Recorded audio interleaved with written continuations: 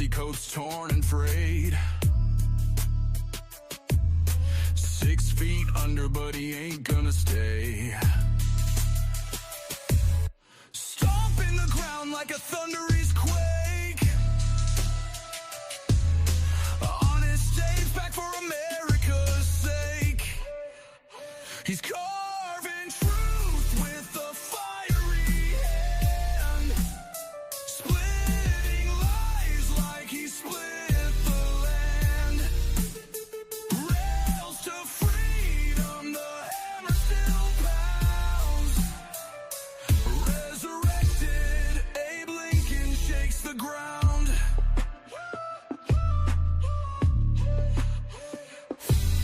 Bloodstained history sees it all. From the courthouse steps to the Capitol halls. A phantom voice with a justice demand. He is here to lead, but not to hold hand. He's carving truth with a fiery hand, splitting lies like he split the land. Rails to freedom, the hammer still pounds. Resurrected, Abe Lincoln shakes the ground.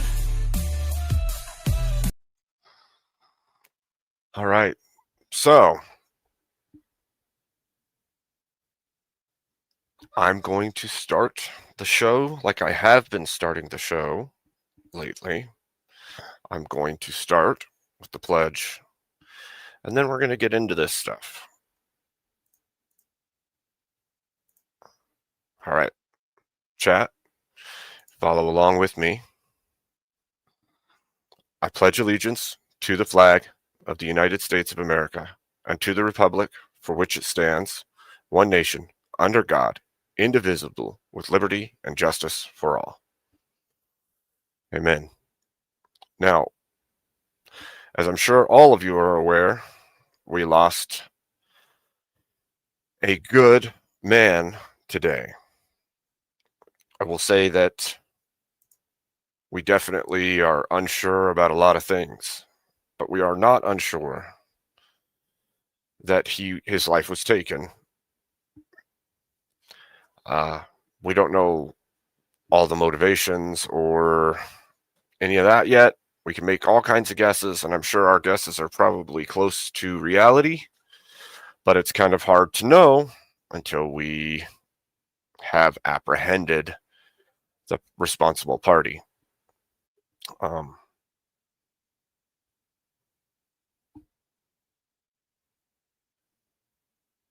I would say that I have felt great rage and sadness throughout today as I've watched what's happening. I've watched a hell of a lot of equivocation from people on, oh, this has always happened. Things like this happen all the time. There's always been political attacks and things like that. And the truth of the matter is, I don't care if there's been ones in the past. It's not okay this time, and it shouldn't ever be okay to take someone's life because of the things they've said, especially because you disagree with them and or cannot refute what they are saying. You don't take someone's life because you just don't agree with something they said. And like I said, we don't know motivations. We don't know all of that well enough yet to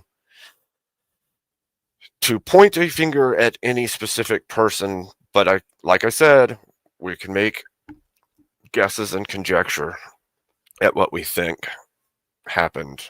Kind of feels like our country's going to hell in a handbasket. And if nothing else, people out there, to me, this screams of wake up. Freaking wake up.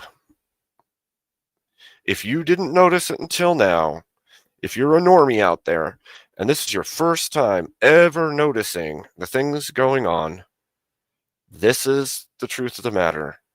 From here, if nothing is done, if people don't stand up and start speaking, talking about this, condemning this, pushing back against this, pushing back against the falsehoods, the lies, the shifting of language, all the crap that we've been talking about on this channel, some of the time being silly, but very honest about these things.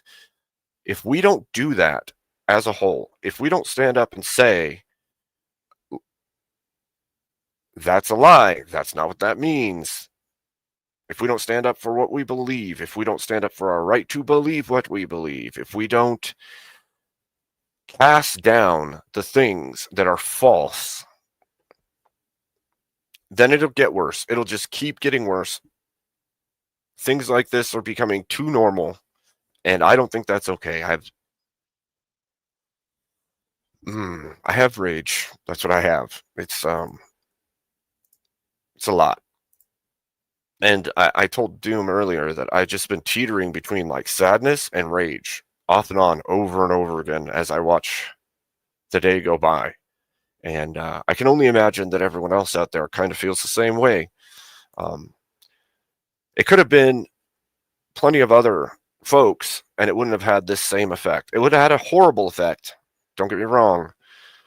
But you took a good man who's a young, married man, a father of two, who goes out and speaks to people he disagrees with, and he's barely abrasive. He's not extreme. He's not over the top. He's fairly respectful to everyone. And I wouldn't even say I've never seen him be flat out disrespectful. Even when it's people that say idiotic, stupid things to him, he still keeps an air of respect when communicating. And that's the one they pick. This is freaking ridiculous. So, in my opinion, wrong one, wrong time. I'm not really sure how people are jumping in. That seems a little weird to me. What are people saving my link so that they can jump in the next time? Seems odd. I didn't even open the panel yet. What is that? So, I think we need to be honest with ourselves. And I say ourselves. I'm talking conservative peoples. I'm talking Christian peoples. I'm talking, we need to be honest about the situations that we're seeing. We can't let things just get spewed out there. We can't let people look when this reminds me actually, Steelman coming in and talking shit from my freaking chat. And then when he finally gets up here, he talks more shit. Then he gets freaking out because he's getting timed out in people's chats because people disagree with him. Then he screams about, oh, you're going to make an echo chamber if you don't allow us to say whatever the hell we want. Guess what? That's a tactic. That's a tactic to cow you into doing what they want, which is allow anything they say and do. Because if you feel cowed by the claim that, oh, you're making an echo chamber, oh, you don't allow people to say whatever they want when they're around you, neither do you. Neither do you. That's a thing everywhere. It's not like, oh, the people who are Christian and conservative have all these standards that nobody else has, and that's not okay. Bullshit. Welcome, Nacho. Good to see you. What's up, man? How goes it? Oh, just enjoying my Goyslop news feed for today. Yeah. Seems we still haven't apprehended a person, so we can't say what motive is. I said we can make guesses. Obviously, all of us probably have made assumptions in our head, but Yeah, I mean, either way, it's all to serve the same purpose. You know what I mean? yeah, to shut them up, So, to chill, in one way or another, yeah, to chill our speech. Well, depending on, I guess, who they discover is the culprit. I would say it's most likely the opposite, though. I feel like it's to accelerate this Oh, stuff. you know. That makes a hell of a lot of sense, actually. And when you think about it too, I mean, there even the last guy, the guy that just shot the Catholic Church up. Hmm. Those groups, if you go, I don't know if you know who BX Bullet is on Twitter, but she's a mutual of mine. She has a really good like 5-part series where she is going over all these groups that basically are specifically their goal is to churn out these accelerationist or these sort of like mass casualty events. The larger groups are all like satanic in nature, and they're basically encouraging any form of extremist, regardless of what it is. So whether it's racial, whether it's political, whether it's like ideological, like the transgenders or whatever, they're just looking to accelerate all that to throw fuel on the fire. They're looking to churn out, as many of these mass casualty events as possible. So it doesn't matter what, you know what I mean? They're not interested in Well, yeah. one. I guess the only unifying belief is that they all tend to be satanic, but So she did a it's really good job of laying all that out. so it's just the extreme version of divide and conquer. Not just divide and conquer, but also make the fighting so forced that everyone's rising Yeah. against everyone all the time. Yeah, they think it's like the Remilio stuff that you see on Twitter sometimes. Like that's what that is. Great. They're always saying this after these like, you know, big events like this. But they're basically just looking to throw gasoline on the fire. It's the same old trope. You can find them across the aisle. You can find them on the right and on the left and wherever. Like they want to see the chaos come to fruition, and they think that they're going to be standing on the ashes. They think they're going to be the phoenix rising out of the ashes after all the dust settles. But the Right. reality is that the same people who were in power when you went to war are most likely going to be in power when the war ends. So Yeah. So you're saying you wouldn't estimate that this is an independent actor alone, or do you think it not is an independent? anymore. Okay. Earlier, I was thinking so, yeah. But the fact that he's still at large seems kind of crazy to me. Well, that's what I was saying to Doom earlier. We were just talking outside of the stream, and it's like, dude, it seems really wild to me that somebody can take a 200-yard shot in an area that is so crowded. You can see how massive that crowd was. Take that shot and then not be caught. Like you're 200 yards from the person, which means the Yeah, crowd is reaching all the way to you, which means the police have to be somewhere in the vicinity. yeah. I Pin that don't really down. know. I don't really know that, which is weird because there was different people on. I don't know how hard that shot is to make, to be honest. 200 yards is an But easy shot. Like a that's what a really lot of people. That's what I was getting. Some people were like, "Oh, it's easy," and then other people were like, "Well, no, it's not." And some people were that's like, "Well, if it's sighted, it's easy, like whatever." So no, I honestly don't know. even open sights. Like, okay, here's a for instance. When you're in the Marine Corps, your first target, your closest target is 200. Your second is like 300, then 500. So like that first shot in your training is that's the closest shot you would take with open sights on the range. So if you have Okay, any kind of optics, oh man, that's a cakewalk then. That's what I'm to saying. hit Like him in the that's neck so okay. Well, the net. Well, even with optics, or the that is head, I'm assuming significantly they were easier. aiming for his head. But you would still hit that I'm assuming on they a wanted it silhouette. because it seems like since they got him in the neck, they were probably aiming for the head. They wanted it to be like dramatic. They wanted it. They wanted people to see his brains explode on camera. I feel like, but they missed and hit the neck. Well, Bullet see, drop or something. That's what that's I think. something that's okay. So when we do range, it's silhouettes. So it's the shape of a human in a realistic size silhouette of a human, right? Yeah. So like you're going to be hitting center mass or in the head vicinity anyway. But like I said, that's open sights. That's an AR or an 16 with open sights. So if you put optics on that and those optics that are zeroed in, that's a really freaking easy shot. And like the neck part, that bugs me because it's so similar to what just happened that it weirded me out a little bit. I'm like, I don't know what to think about that. Like it's very strange to me, I guess. Yeah, I don't. Yeah, I mean, I have to take other people's like word for it. Whoever, people that shoot more often. I don't. I've never taken shots like that, but yeah, there were different opinions on that, so that was weird.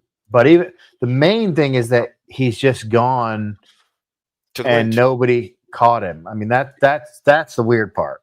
Yeah, he's in the wind somehow. So, like, there's the campus, right? Mm-hmm. That's really not that far, and he's got elevation on it, so the bullet drop is going to be far less. You have a projectile moving at a downward angle at high velocity. The shot's going to be much easier to make.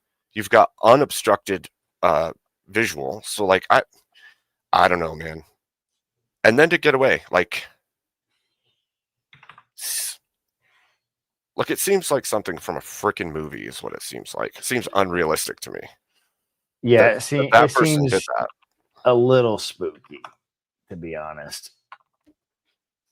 Sorry, I'm trying to adjust my stupid thing on my end. Okay. It's going to be a DM kind of night, I think. And then the whole idea that like Israel just bombed, did like a strike on the Hamas or whatever in Qatar, and then right after that, Charlie Kirk, because everybody was condemning the attack, even the Trump administration was finally condemning, the behavior of Israel, and then here goes Charlie Kirk, another piece to distract, the American public. So it does seem a little too like perfect, too intentional. Like, yeah, it just seems like it all just kind of benefits itself or whatever, Right. Did you see that video of somebody walking around before the show, before he took the stage? I didn't know.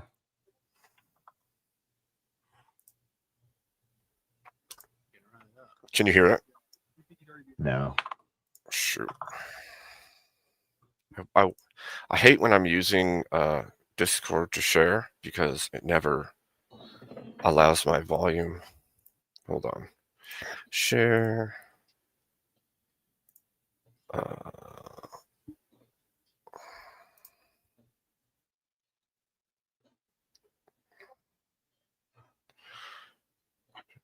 Tab instead. Entire screen. We'll just do entire screen. We'll see if that works. Okay. Hear it now?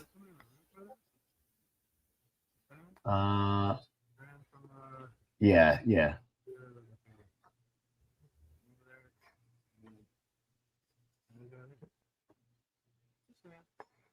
That's exactly where they expect on the map, right?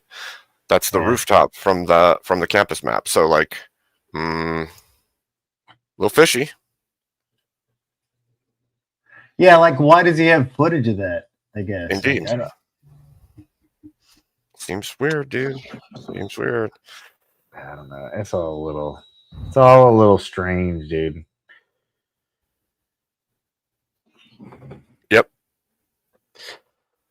Yep. So I don't know. Emmett said he wanted to come on too. I'm kind of waiting for him to show up, but there is people in the back also. Oh yeah, OpEx. I know OpEx. Okay. By the way, because I know he hasn't been on here before, so we were just talking on stream before I came in here. Okay. His thing says it won't let me up because his mic or camera needs added before he can join the stream. And then Teriak's in the back and half hood is in the back. Yeah, Teriak stopped by too. I was like, yeah, we'll see you over there, dude. Okay. But yeah, I'm down to do Okay. some open paneling. All right. See what the boys got to say. All right. Well, I will start bringing people in then. See how this goes. Welcome, Teriak. That's correct, boys. What's up, man? How's it going? Yeah, pour one out for Charlie Kirk, man. Yes. Fuck me, man. Like the most enraging part was like he was for Israel. He was like attacked by even like right wingers people because he was like too centrist, all this kind of shit. And like what they don't understand is that you took out Charlie. What's going to replace him is 10 times worse. Yeah. In actuality, because I've said this before, he was the nice one. Yeah, he was the kind, good one. see, and that's the only reason why I think it is possible that this could be some kind of psyop or some kind of like deep state sort of setup, something a little more than just like, because you're right. I mean, Charlie Kirk is the moderate. I mean, no matter how you want to chop it up, like Charlie Kirk is a moderate Republican. Yeah. He's not he's a standard typical GOP shill. He's not a radical like right wing or right kind of guy. And who does that really leave young Zoomers to? You know, Nick Fuentes and other players like that. And True. I don't necessarily dislike Fuentes, but he's definitely going to radicalize people a lot more than Charlie Kirk was. Yep. And if you have different factions that are fighting over power within the government, you know, they want to see things accelerate too. So I was watching an earlier discussion about some of the stuff that's going on right now, and it was like, look, you can only have like political violence and all the other stuff going on, and then push and push and push people and call them things before they become those things, before they start embracing that title. If you're going to run around screaming everyone's racist, if you're going to run around screaming you guys are fascists, if you're going to scream and then you're going to take political violent actions against people, you're going to get exactly what you're calling them. You're like pushing them into that framework that you're saying they are. Yep. Yeah, I mean, I'm there. I feel this. I'm completely I've become completely desensitized to those types of statements. I'm just like, hey, you know what? I hope you're right. I really do at this point. I hope that you're right. Yeah, that's what me and OpEx were talking about even before the stream. Was like, I'm kind of ready, you know what I mean? Like, I don't, at this point, I'm over, like, you know, whatever the results may be, as terrifying as Palantir seems, and I don't want, you know, a social credit score in America either, but I'm over, like, I'm down for, you know, Vance and Trump to seize power. I honestly don't give a fuck. I would rather see the administration seize power and get a fucking grip on this country and get some semblance of the country back, even if it's temporary, than to continue to go through what has this hellhole, you know, has become essentially. Because at this point, it's like, how many times did they try to kill Trump? Now they killed Charlie Kirk. What's the message that they're sending? Don't fucking disagree with us, or else. Or else, yeah. Well, that's what it feels like. You know, there was a moment, and it's allowed. The people that are, and I was saying this earlier, the people that are right now that are going through the social medias and they're posting all this stuff and they're making all these comments about Charlie Kirk, even as many of them as you can catch, even if you catch them, even if the right plays the same game and they dox them and they call their work up, their work's not going to fire them. They're going to slap them on their ass. They don't give a fuck. Most of the people that they're working for are also left wing. Is it Jason? You're in the. I see you in the back. Are you? Is it really you? Can you say something in yeah, our? Jason said he was going to come over in our main chat just to make sure, because I don't want somebody impersonating you to jump in and then I bring you up and it's not actually you and they do something stupid. Since that's happened, awesome. There was a moment. Perfect. So, welcome, There was sir. a moment. Hey, what's up, gentlemen? in Captain America Civil War, where it's at the end where Cap's telling Tony, look, Tony, this is not going to change the past. And Tony just turns around and says, I don't care. You killed my mom. Like, Yeah, that's where I'm at. That's what we've crossed. There's Yeah. not going to be conversations. This whole thing of like, let's bring the temperature down. There's no going back. The train has left the station. That's what I Yeah, said earlier. This is the line. You just actually crossed the line. Like, you didn't come close. You've actually now crossed the line. I was arguing So with far past it. yeah, I was arguing with Connor points earlier on Twitter, and it's just like he's like, if you guys don't know who he is, he's like a Destiny orbiter. He started off doing 40K stuff, Warhammer shit, and then he became like a Destiny orbiter, Mhm. and then he's bills himself as like the centrist, the moderate, the enlightened centrist position, whatever, the radical centrist or whatever the fuck he is. But he's a leftist, essentially. It's always the claim that's he made. worked for Progressive. He worked for Progressive Victory PAC to get, or to try to get Kamala Harris elected. So he was on their dime, supposedly, because we've gotten into it on Twitter before Wow, about how it. And he's centrist. yeah, I know. Supposedly he's not now. There's no way to determine that, but and then he's doing that shit right now.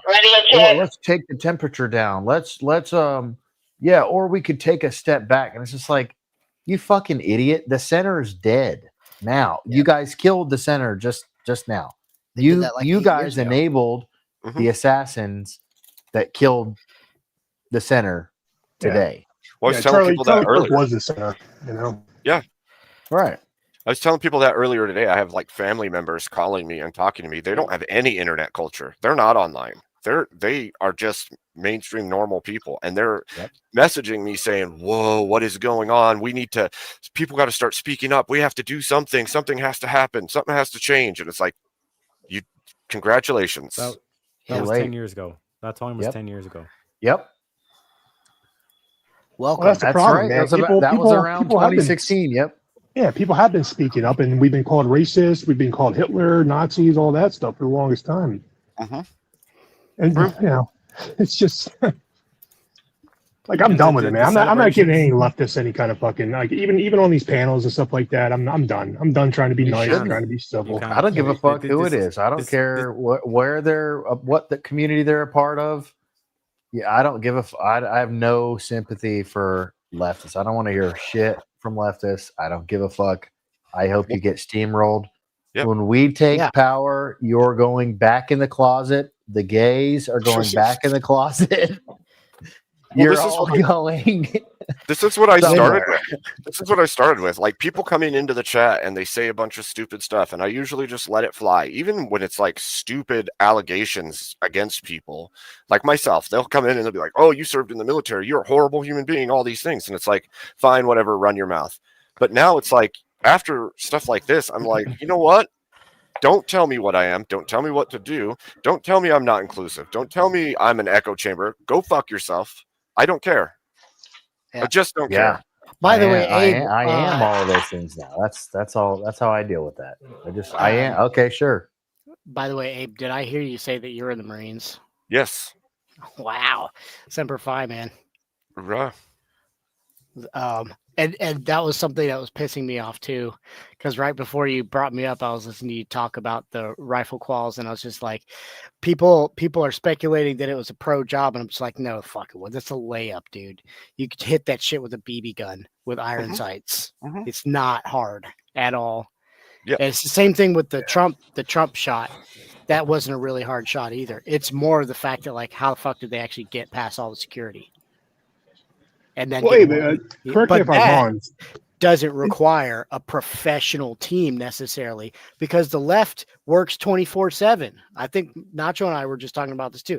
They don't fucking sleep. I went to a super progressive college. These people are way crazier than we think they are, and they're probably way crazier than the person that shot Trump as an aggregate. And they're willing to go even further than that. They literally don't sleep. They obsess about this stuff. So, like, them coordinating, even improvising something like this on the fly, that's totally in the pocket for them. they're like that because they got to cope with their, flawed logic. Well, they're like that because they're allowed to be like that too. It's like half of this thing. That is their amygdala class of behaviors. Like, this is survival for them. This is how they debate. Well, that's half of why we want that you see this huge push for like semantic shift. Let's change the meaning of all these words. All this crap is to make it either reality doesn't matter, or it's so confusing that you're not sure if what they're saying is accurate or not accurate. Like, it just shifts everything to a place of chaos. That's what it does. I think it's just crazy because like a whole lot of stuff got shut down because after the whole thing found out this morning about Charlie Kirk, like Easy shut down his live early because of the whole thing. Andrew, they stopped the debate. Yeah, Jim Bob. Jim Bob. I was live with Jim Bob, and he shut it down after he saw it. Well, it makes sense. A lot of streamers shut down. Yeah, well, immediately, I was going to do some stuff earlier in the day today, and I immediately, upon finding out, I was so filled with rage, I wouldn't even go on somebody's panel. I was like, dude, if I go on there, I'm going to say a whole bunch of stuff I shouldn't say. I'm going to get people shut down, and that will not be all right. So I'm just going to keep my mouth shut and wait till later this evening. But we're supposed to keep our mouth shut while they're dancing on TikTok. Right. Yeah. That's why there's no going back from this. But that I'm not saying like they're dancing. Shit. They're dancing on top of the vans.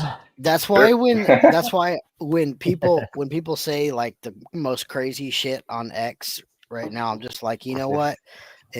I don't even want that. I want worse. Like, whatever you're fucking saying, dude, I want 100 million times worse. Barefoot in the back. Can you throw up a peace sign for us in your camera? So and why? Yeah, and why shouldn't we? I mean, it's like, I don't care. Like, why shouldn't we want that? Why shouldn't we want martial law in all these fucking cities where there's, crime, where you can't even ride a fucking train, in peace, where you can't walk down the street at night, where you can't, go to the wrong grocery store or in the hood. You're like, what the fuck is going on? Like, why shouldn't we want that shit? We should want the National Guard should be in all these fucking cities.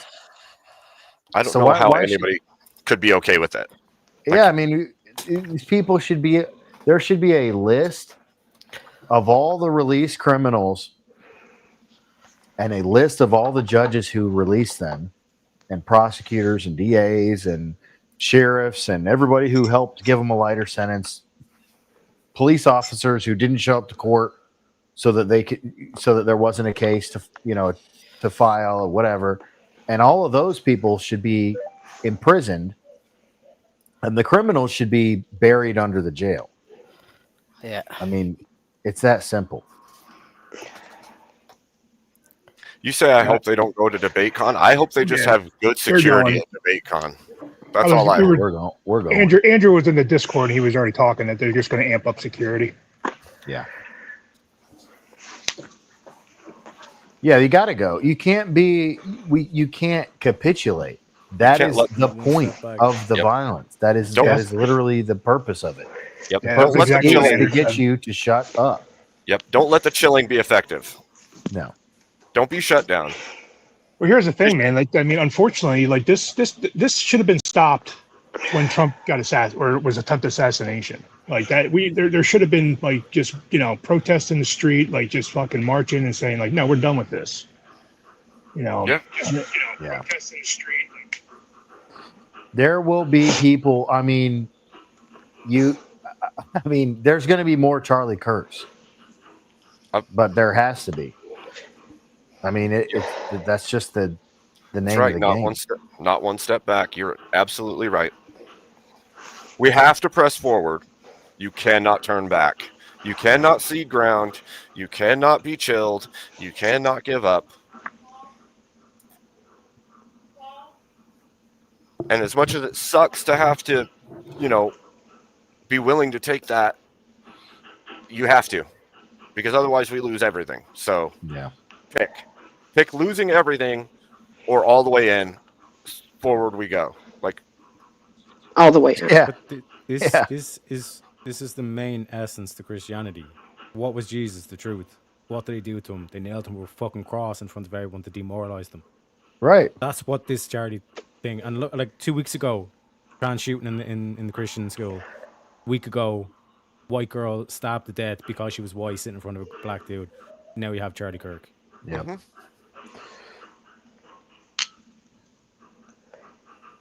Guys, I think this was done on purpose, and especially today. I If you don't look at even what was disagree going on with that, today, yeah. if you look at everything that's been going on, you look at everything that started today. Today they started the 9/11 investigations. Yep. Netanyahu came out not minutes after talking about it. Yeah, that was weird I'm sorry, too. but That was a little strange to me. yeah, and you know where Charlie was such an Israel loving, of course, Netanyahu came out. You know, I would so say of course, I would tell everybody keep your eyes open. Pay attention. I would say though, I think Charlie was starting to push back against what Israel was doing. And he was, which yeah. is why they had to I've get been rid of seeing him. that a lot. So Yeah, they I've been didn't seeing like that too. Which is why they had to get rid of him. I'm And sorry, it's I weird, don't I want to saw- cause any problems or anything. You're not. I'm open I- to it. I mean, anything's possible. Yeah. It's in character for Israel and it's in character for the left. So that's the problem though. Like all these things are possible, and Yeah. until we find out, and the thing that really sucks about it is that we may never find out. You know, it's going to be another like, hey, oh, we caught the guy, he got shot, we killed him, and that's it. And Yeah. sorry, and like people are going to want to know the truth and all that stuff, and they're just going to push it under the rug as much as they can. The views are mine. All these views that are espoused tonight are my views. Yep. all right. So All let of me. Yeah, sorry about the TOS. I should have been watching what I was saying. We'll just Sorry. look, if I have to private it after the fact, that's what I'm going to do. But this discussion has to happen. If we have to clip stuff out of it that we want to be seen, then that's cool. But like I even told Nacho earlier, like if we have to just shut down the YouTube site and go over to Rumble, then that's what we'll do. Because like Yeah, we this talked about has that earlier. we have to freaking talk about these Yeah. things. And so I've been over on Rumble over at Myron's channel. He shut down and went over there just because. Yeah, I mean, That's what because they want that- you to go into silence. That's the whole reason Right. why they do this shit. Exactly. But what was Charlie doing? Charlie was the guy who was saying, "Let's debate this. Let's keep communication open because when we stop talking, funny, crazy shit happens." But that's the thing. That's when the Well, violence Somebody said that happens. earlier. That's right. When you said earlier, I think OPEC said that. Well, it's in character for not only Israel but also for the left, which is why we need to continue to talk about both of them. Yep. You need to talk Yeah. about all of it. You It's can't, actually- you know what I mean? You can't attribute it to just the left. You I would have say to paint it with a broad brush and get them all Yeah. in there because right now the guys at large, we don't even know, Treat them and all we like probably they're won't. treat them all like they're guilty until proven innocent. Fuck 'em. Exactly. Yep. So Well- I mean, it's fucking. I don't know about you guys, but it's America first over here. Well, yeah, and like I Okay. said at the beginning of this, I'm done with everybody using these little prods. That's what they are. They're little prods to get you to be the acceptable party in the society so that they can get away with doing things. That's what it is. Let's keep prodding them. Oh, you're not inclusive. Oh, you're an echo chamber. Oh, just go somewhere else then, because I don't want you here. Just don't come here. They want Sure, you to I mean, sit down and shut the fuck up and not talk about the crazy shit that you're saying. And this is why it's like, this is what you should expect. I mean, but don't shut your fucking mouth. Because at this stage, living in a world like this, if that's the fucking controllers, then I'll gladly take the bullet. Yeah. Yeah. Okay, so Whatever it is they want you to do, you have to go in the opposite direction to the nth. we'll be careful about exactly what we say while we're on YouTube. If we do switch over, then we will. But I'll show some of the stuff that's being sent to me because there's a lot. So Have you guys seen the video with the man that's behind Charlie that is making the hand signals? And I saw that too. Yeah, this was going around like crazy. I was They're seeing talking this about the earlier, too. security guy, or are they talking about the guy that's holding the cell phone? But the security guys, there's two of them. One does one's like got his baseball cap, and then the other one's behind him, like doing the fucking Macarena or something. If Dude. I gotta see that. If it's an inside job like that, then they really fucking trust each other. Yeah, I mean that just seems. I don't know about all that. They go to the range a lot together. You know what I'm saying? Because he didn't fucking move at all when that shot came through. Okay, so when we go to Rumble, then I'll really start telling what I think. I mean, just fucking send it, dude. I don't give a fuck personally. Is he really dead? I don't want to speak for Abe, but I don't want to be insensitive.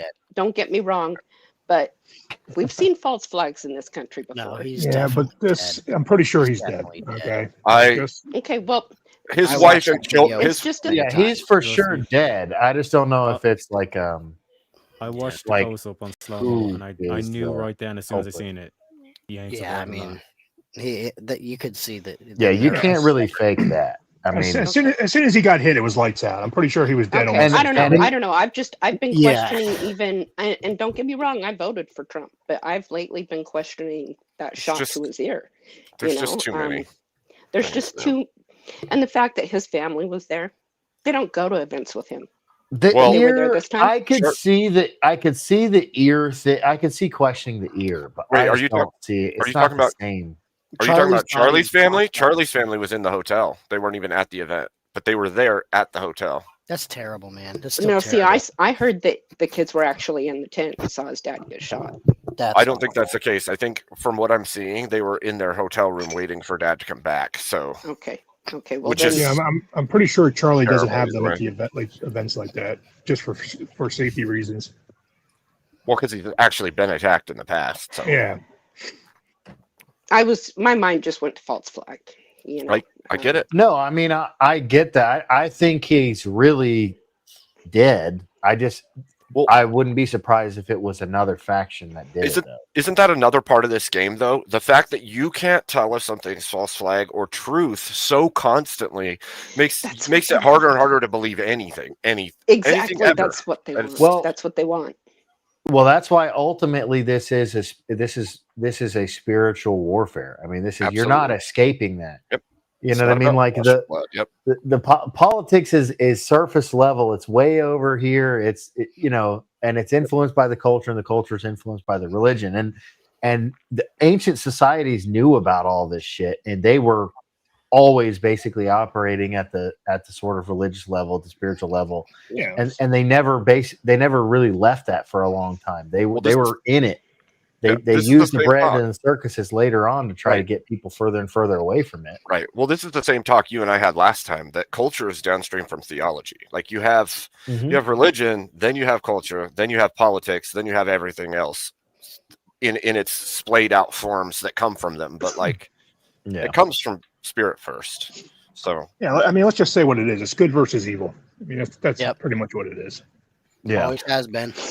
Yeah, and it's funny because it's like you get these kind of secular perspectives, and you get, I mean, because I got pretty like secular and agnostic and atheist in my like 20s, like early 20, like when I was like 19, 20, 21, and it's like you think that it's like, oh, this hooey, and it's all just this whatever, man, you guys are crazy, and it seems that way, but then when you really if you're actually searching for the truth, if you're actually searching for an answer, then you find yourself right back there again, and you're like, oh shit.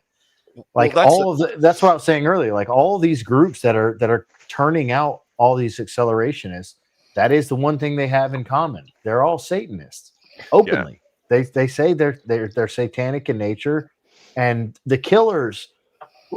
So like the guy at the church shooting is drawing a picture of himself and looking in the mirror, and in the mirror staring back at him is some demonic entity.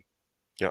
Like, yeah, it just is what it is, man. There's but they'll tell you, Nacho, that they don't actually believe in the devil. They don't actually believe in the devil. Right. It's just, it's just about a rebellion. That's all Part like of a BS. Yeah, well, part of the problem too is Just to like piss your parents off. it's real easy to not care or not believe when you're not invested, right? When you're young and you've got nothing into the world, you've got no children, you've got no legacy, you've not done anything real yet, it's real easy to dismiss everything. You have no investment in the reality of the world you live in. And that's where they try to catch them, right? That's where they try to brainwash. That's where they try to fill them full of all these things like every feminism, freaking all these movements get implanted during school age children into college when they aren't invested yet and they have no idea how this is going to carry through into the world they live in. Well, that's what's funny about that is it serves two purposes, right? Because if you can't catch them while they're young, if you can't trap them into those ideologies while they're younger, you'll get them when they're older because the women are more susceptible to, you know, like taking on these ideologies. The women, that's a big part of why the, you know, pushing back against all the feminist garbage is so important too. I started to realize, because then I start to think about, like, for me personally, what radicalized me is, you know, the most has been having children of my own. And I'm like, how can any man have children and look at their children and not come to the same conclusions? And I'm like, the only way is if your wife or your partner is, you know, part of this shit. If they're indoctrinated to the teeth and you can't even get a word in edgewise, you know what I mean? But now you have these children, you're just going to go along to get along. You're just going to be that, like, sitting in the fucking chair in the corner type husband. You're going to be that dumbass wife guy that just, you know, goes along because I'm just doing it for the kids. Well, and it all fits with the social idea of, like, compassion, right? Which is women's one of the greatest things women have is the compassion for their husband, for their children, for the world. But that gets twisted and used against them, right? Yeah. And that is exactly what we see when we look at the left doing things like, oh, you wouldn't want an echo chamber, you wouldn't want this, you don't want that, you want inclusion. That's all compassion-based language, right? And it makes you go, oh shoot, yeah, maybe you're right, because it pulls at something in your head that says, oh, I care. Yep. Well, and that is the beauty of of women, right? It's their nature to be empathetic, to be compassionate, whatever. I made a funny TikTok, like, kind of alluding to this the other day, you know, and it was like, as much as it is like I'm just being a little, like, hyperbolic and funny, you know, I was like, hey, you know, it's your wife's job to, like, show you all these things and make you feel happy and emotional, and, like, she's showing you cute outfits for the kids and, like, wearing you down essentially, right? Like, she's making you feel things as a man, but it's your job as a man to some degree to reject that shit, because you need to have a stoic mindset. You need to have a logical mindset to address, you know, dangers and incoming attacks and things like how to defend your family. And I did it in a funny nature on TikTok, but there is truth to that as well. Like, we have different natures.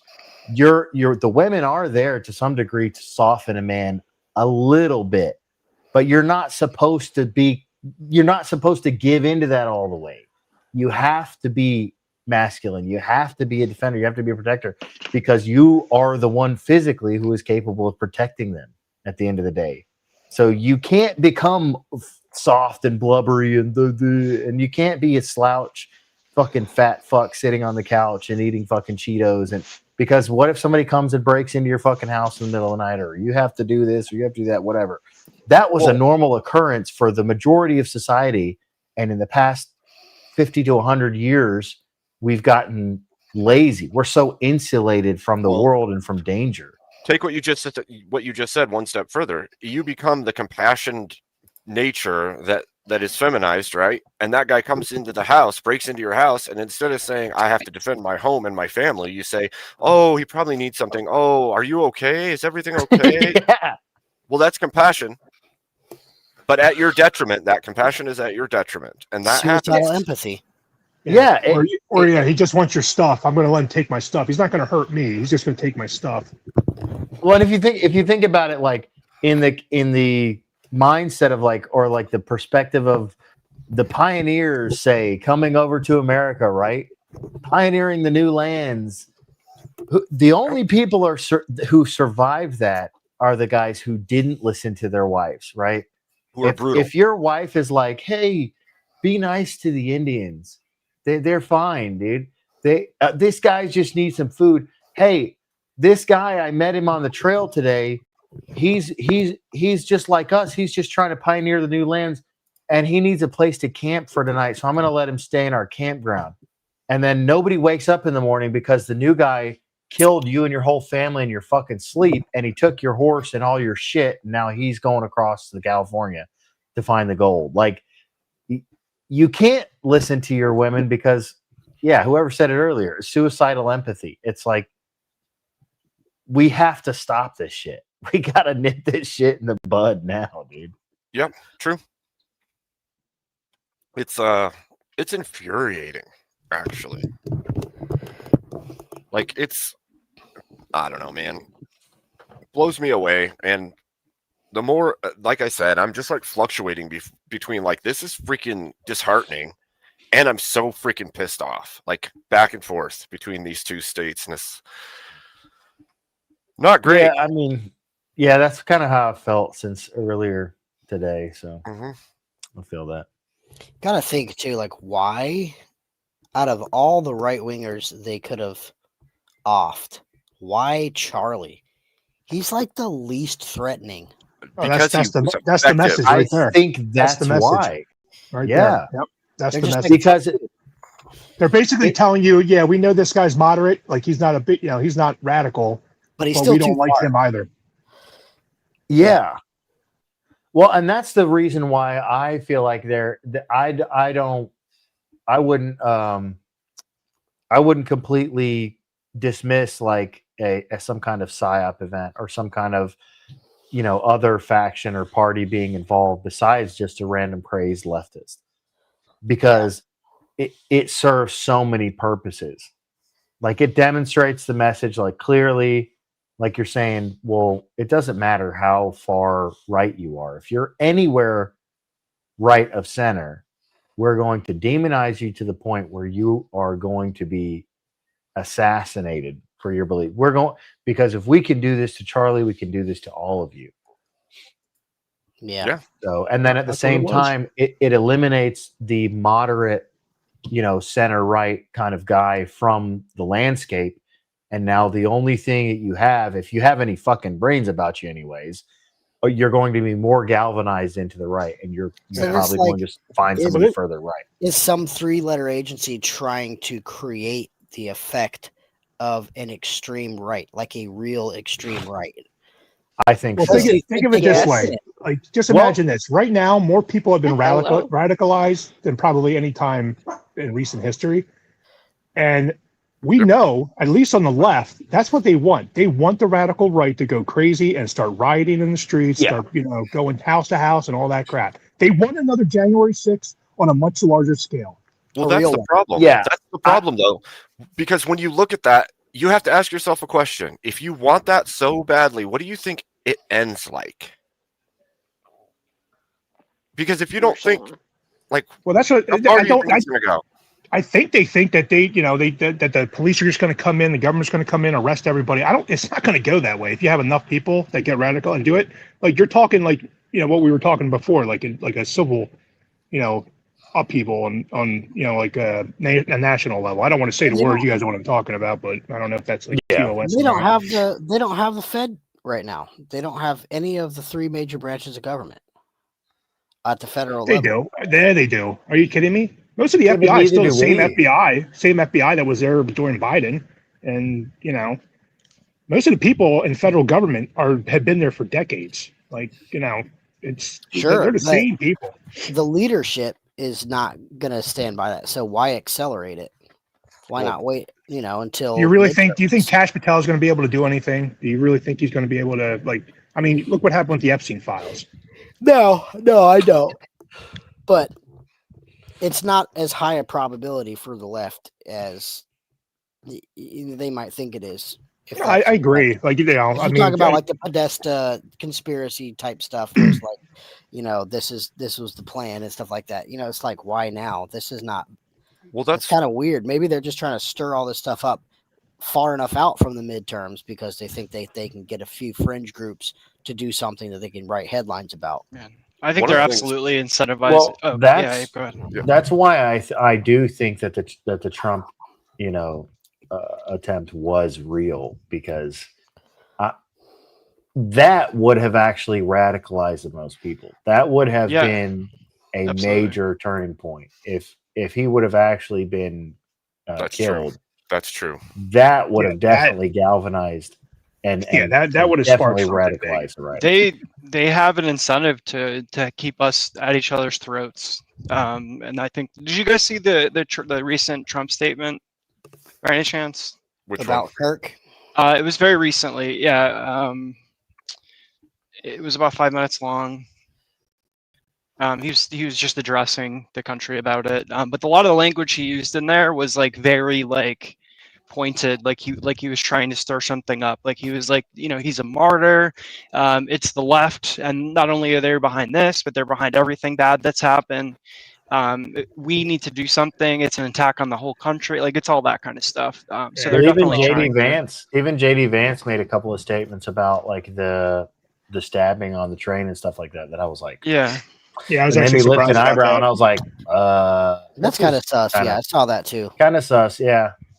So I mean, but like, I mean, I don't actually care if the right seizes power. To be honest, I mean, because I don't either. Yeah. I've been watching what seems like to me since I've, you know, my short span of entering politics and kind of observing all this stuff is that we're at the end game. Both sides are racing towards a socialism. Both sides we're either going to get right wing socialism or left wing socialism. I don't really prefer either, but I prefer less left wing socialism. I know which one I want more than So the other. Yeah. that's what me and OpEx were talking about earlier too. Like, I mean, I'm here for it, I guess, to some degree. I just wish it would come from the top down. I mean, I think people would support it, but the road to it is the that's part, the scary biggest part, issue. Because what okay, like something that hit my brain earlier today was like, what is being pushed for here? Because if they're pushing for like a right wing version of BLM, it's really not going to go well. It's going to be terrifying. Yeah. They're both bad though. Not what they want. Bro, there's no way. That's what I mean. The train has already left the station. Like we don't realize. Yeah, I mean, you're this not at putting the the genie moment. back in the bottle. But Exactly. Well, this There is no stopping us anymore. this act today was crossing the Rubicon. It really pushed us that direction. It's and emotional. I just don't based mean on the the context. shooting itself. I mean the reaction of literally people dancing and cheering and all this. You cannot reason or rationale with these people. That's the thing. It's That's why I'm disgusting. like, you know, if the right's going to do anything, it's just going to be like 100 or nothing. It's going to be like a bloodbath. Because here's the thing: if the right I don't even think, even currently, if the right does nothing and has a moderate, like kind of like a lame duck, boring ass, like if the Trump presidency did nothing else from here on out to the end of the term, it wouldn't actually matter. If the left wins next, which they most likely will, because I don't think anybody likes JD Vance, they are going to bring the entire fucking system down on the right. Like they are bringing everything. Right. You know they and would. they just demonstrated that with Trump. Look at what they did to keep Trump out of office.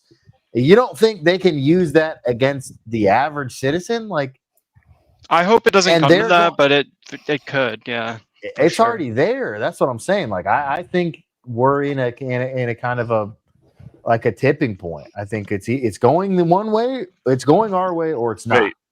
I don't disagree. So, all right. I think we're kind of damned if we do, damned if we don't. Let's play this. We're going to play a video real quick that I have. It's recent here. President Trump addressing the nation after fatal shooting of Charlie Kirk. Oh, this might be it. Yeah. Americans, I am filled with grief and anger at the heinous assassination of Charlie Kirk on a college campus in Utah. Charlie inspired millions, and tonight, all who knew him and loved him are united in shock and horror. Charlie was a patriot who devoted his life to the cause of open debate and the country that he loved so much, the United States of America. He fought for liberty, democracy, justice, and the American people. He's a martyr for truth and freedom, and there's never been anyone who was so respected by youth. Charlie was also a man of deep, deep faith, and we take comfort in the knowledge that he is now at peace with God in heaven. Our prayers are with his wife, Erica, the two young, beloved children, and his entire family, who he loved more than anything in the world. We ask God to watch over them in this terrible hour of heartache and pain. This is a dark moment for America. Charlie Kirk traveled the nation, joyfully engaging with everyone interested in good faith debate. His mission was to bring young people into the political process, which he did better than anybody ever, to share his love of country and to spread the simple words of common sense. On campuses nationwide, he championed his ideas with courage, logic, humor, and grace. It's a long past time for all Americans and the media to confront the fact that violence and murder are the tragic consequence of demonizing those with whom you disagree day after day, year after year, in the most hateful and despicable way possible. For years, those on the radical left have compared wonderful Americans like Charlie to Nazis and the world's worst mass murderers and criminals. This kind of rhetoric is directly responsible for the terrorism that we're seeing in our country today, and it must stop right now. My administration will find each and every one of those who contributed to this atrocity and to other political violence, including the organizations that fund it and support it, as well as those who go after our judges, law enforcement officials, and everyone else who brings order to our country. From the attack on my life in Butler, Pennsylvania last year, which killed a husband and father, to the attacks on ICE agents, to the vicious murder of a healthcare executive in the streets of New York, to the shooting of House Majority Leader Steve Scalise and 3 others, radical left political violence has hurt too many innocent people and taken too many lives. Tonight, I ask all Americans to commit themselves to the American values for which Charlie Kirk lived and died, the values of free speech, citizenship, the rule of law, and the patriotic devotion and love of God. Charlie was the best of America, and the monster who attacked him was attacking our whole country. An assassin tried to silence him with a bullet, but he failed, because together we will ensure that his voice, his message, and his legacy will live on for countless generations to come. Today, because of this heinous act, Charlie's voice has become bigger and grander than ever before, and it's not even close. May God bless his memory. May God watch over his family. And may God bless the United States of America. Thank you.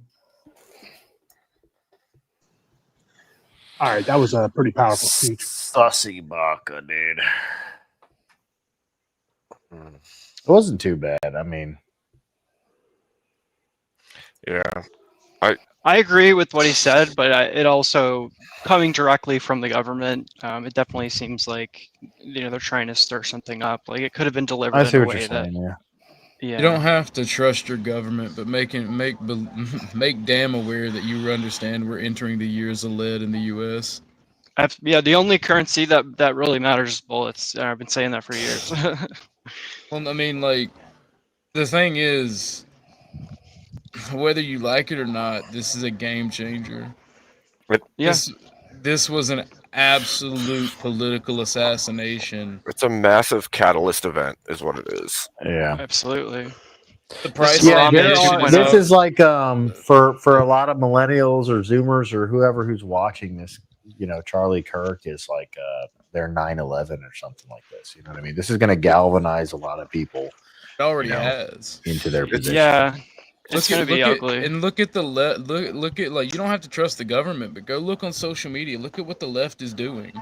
Mm-hmm. Oh yeah, making a lot worse. Oh my god, it's outrageous. It's terrible. I actually I've been on TikTok today. I have it all lined up. Actually, Dude, those people are dude. dude. Send some of Mel, them. Mel came on my show today, and I just let him do it because I want people to see the left for what it is, and then like and then people were like, not a hashtag, not all leftists, and I lost my fucking mind. I'm like, it doesn't have to be all of them. It's like 30 to 40%. It's enough to be a problem.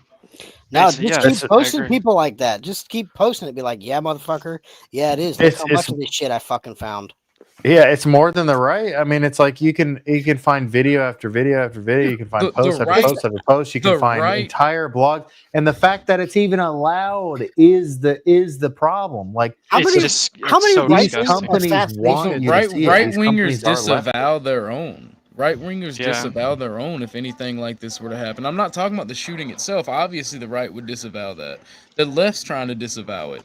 But then whenever you would have people celebrating it, the right would disavow it. But I don't know if y'all saw this fucking Senate try to have a moment of silence for the man, and Democrats were like, "Fuck you, no." The Democrats were freaking out. Yeah, it's absolutely just sickening. Yeah. How many? The reason I'm taking this serious is I'm not trying to fearmonger. Before the Spanish Civil War, the day before it broke out, the same fucking thing happened in their equivalent of the Senate. With that ship getting blown up. The Spanish Civil War, in their parliament or whatever it is, one of their speakers accused another party of having irreparable damage, and no fighting, no caning happened. They just had an argument. Just like the Senate had it today. Yeah. You're not. I don't think you're a fearmonger. I think you're right. Unfortunately, it's too big for it to be nothing. That's the problem. And I feel so freaking terrible for his little girl, his daughters, or his kids, dude. Like what?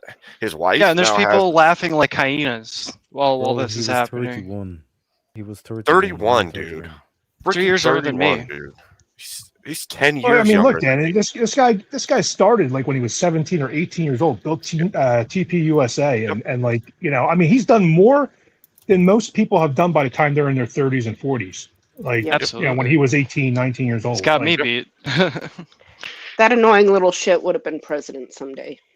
Well, I agree. I can see that. Yeah. And don't get me wrong. I mean, that's the claim that's been made. That might be the other reason. A lot of the stuff that he was talking about, I was seeing videos getting shared around earlier where like this is why they offed him, and he's talking about just basic American, bringing back basic American values. He was reaching a lot of stuff that JFK was talking about. Like he's just talking about being able to live a life in America, American values, going to church, raising a family. Just the basic shit. Like not anything crazy. He was talking about bringing the temperature down. That's why they got rid of him. He was the only man in politics that just wanted to have a conversation. I don't make no mistake. I don't like Charlie. I don't like Charlie Kirk. Like even though I don't agree with everything, I don't like his positions on. This is wrong. Really geopolitically, but I could see myself voting for a candidate like Charlie Kirk. The problem is, if I didn't have there's two children that are going to grow up without a father. Which we would. Because we allowed leftists to get away with all of the rhetoric pushing. We backed anybody who stood up to them. We beat down. We allowed it to happen in our society, and now we're reaping the rewards for it. That's what I was saying earlier. Like all the little henpecking, all the little push to keep people from saying or being open to things or feeling like it's a play on your compassion. That's what it is. A constant play on your compassion as a human being. It's false empathy being weaponized. This is like one of the most disgusting things. When they will literally push for violence and insinuate violence, and when it happens, they'll walk it back as a pressure relief valve, and then they will push more and more violence when things cool down. That's what you already see it now. Like, do. So just go on X and there's people like. I mean, I'm gonna keep my mouth Well, shut. there's really only two classes. I mean, the Republican and Democrat is fake, and all the like the left and the right is pretty kind of fake at the end of the day. Ultimately, there's those with power and those without. So I mean, yeah, honestly, Both sides are correct. not to be like a doomer, but like there really isn't a lot we can do. No, believe me, I except completely be agree. aware of what the fuck is happening. All right. Yeah. So and try to navigate that appropriately. We'll show some exhibits of the things being said and I going just put on. something in the back chat too. I'm gonna try to keep it cool. Okay.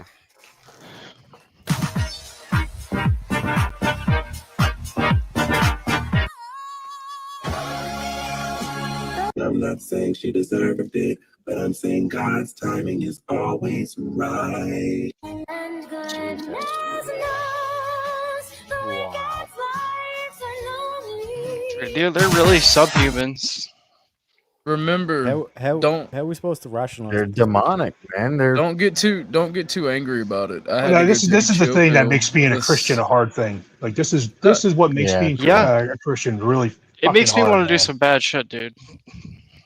Yeah. What Bible are y'all reading? my God tells me anything done after this point is a defense. Yeah, and that's okay. We're gonna have to say Old Testament for the next couple of No, years. the New Testament even. Well, I'm talking more about what I want to do to them, and like I'm not talking about just getting revenge. I'm talking about like torturing, like suffering.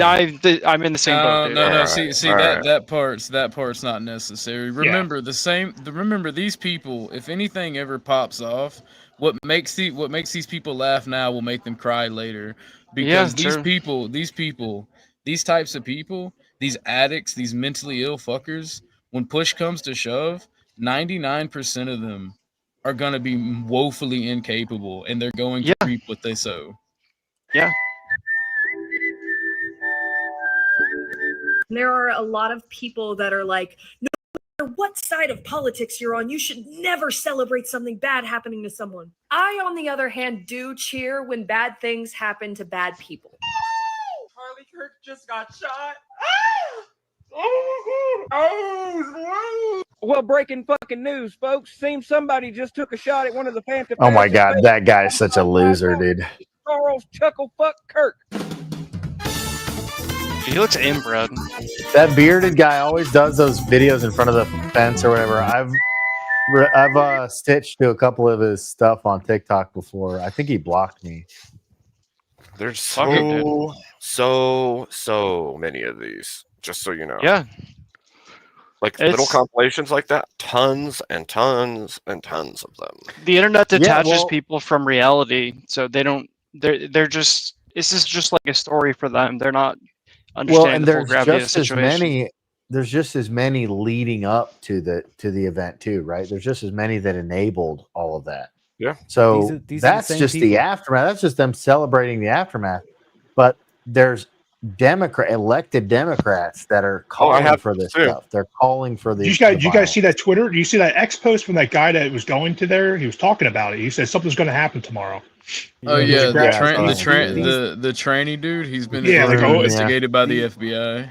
Yeah. These videos are from the same people who say, why don't these Republicans have sympathy and empathy for this man who just wants to wear a dress because it gives him an erection?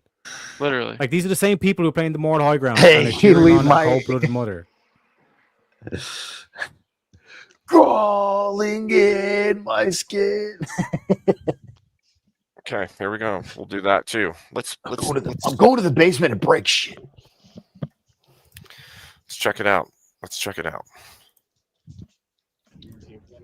has just transpired is tremendously disturbing. It is the latest evolution instance of political violence in the United States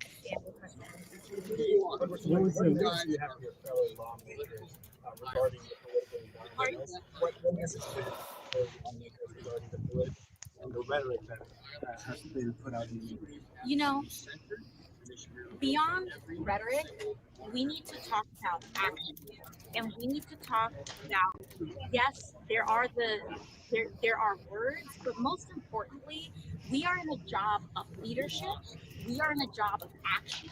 We are in a role and a position where the American people are looking to us to do something about this. And every single day, people are dying due to gun violence in America. Oh yeah. I fucking hate these people. Fuck off, you Shut fucking- up. Here we go. Oh yes, we're going to assassinate your leaders, but please give us your guns. They Yeah. continue to support legislation. Put her that back in the also bar. Move anyway to block the mentally ill, to block Dude, put her in children, jail, to dude. block people with You hear that, right? records of domestic violence from getting guns in their hands. So are we going to do something about this or not?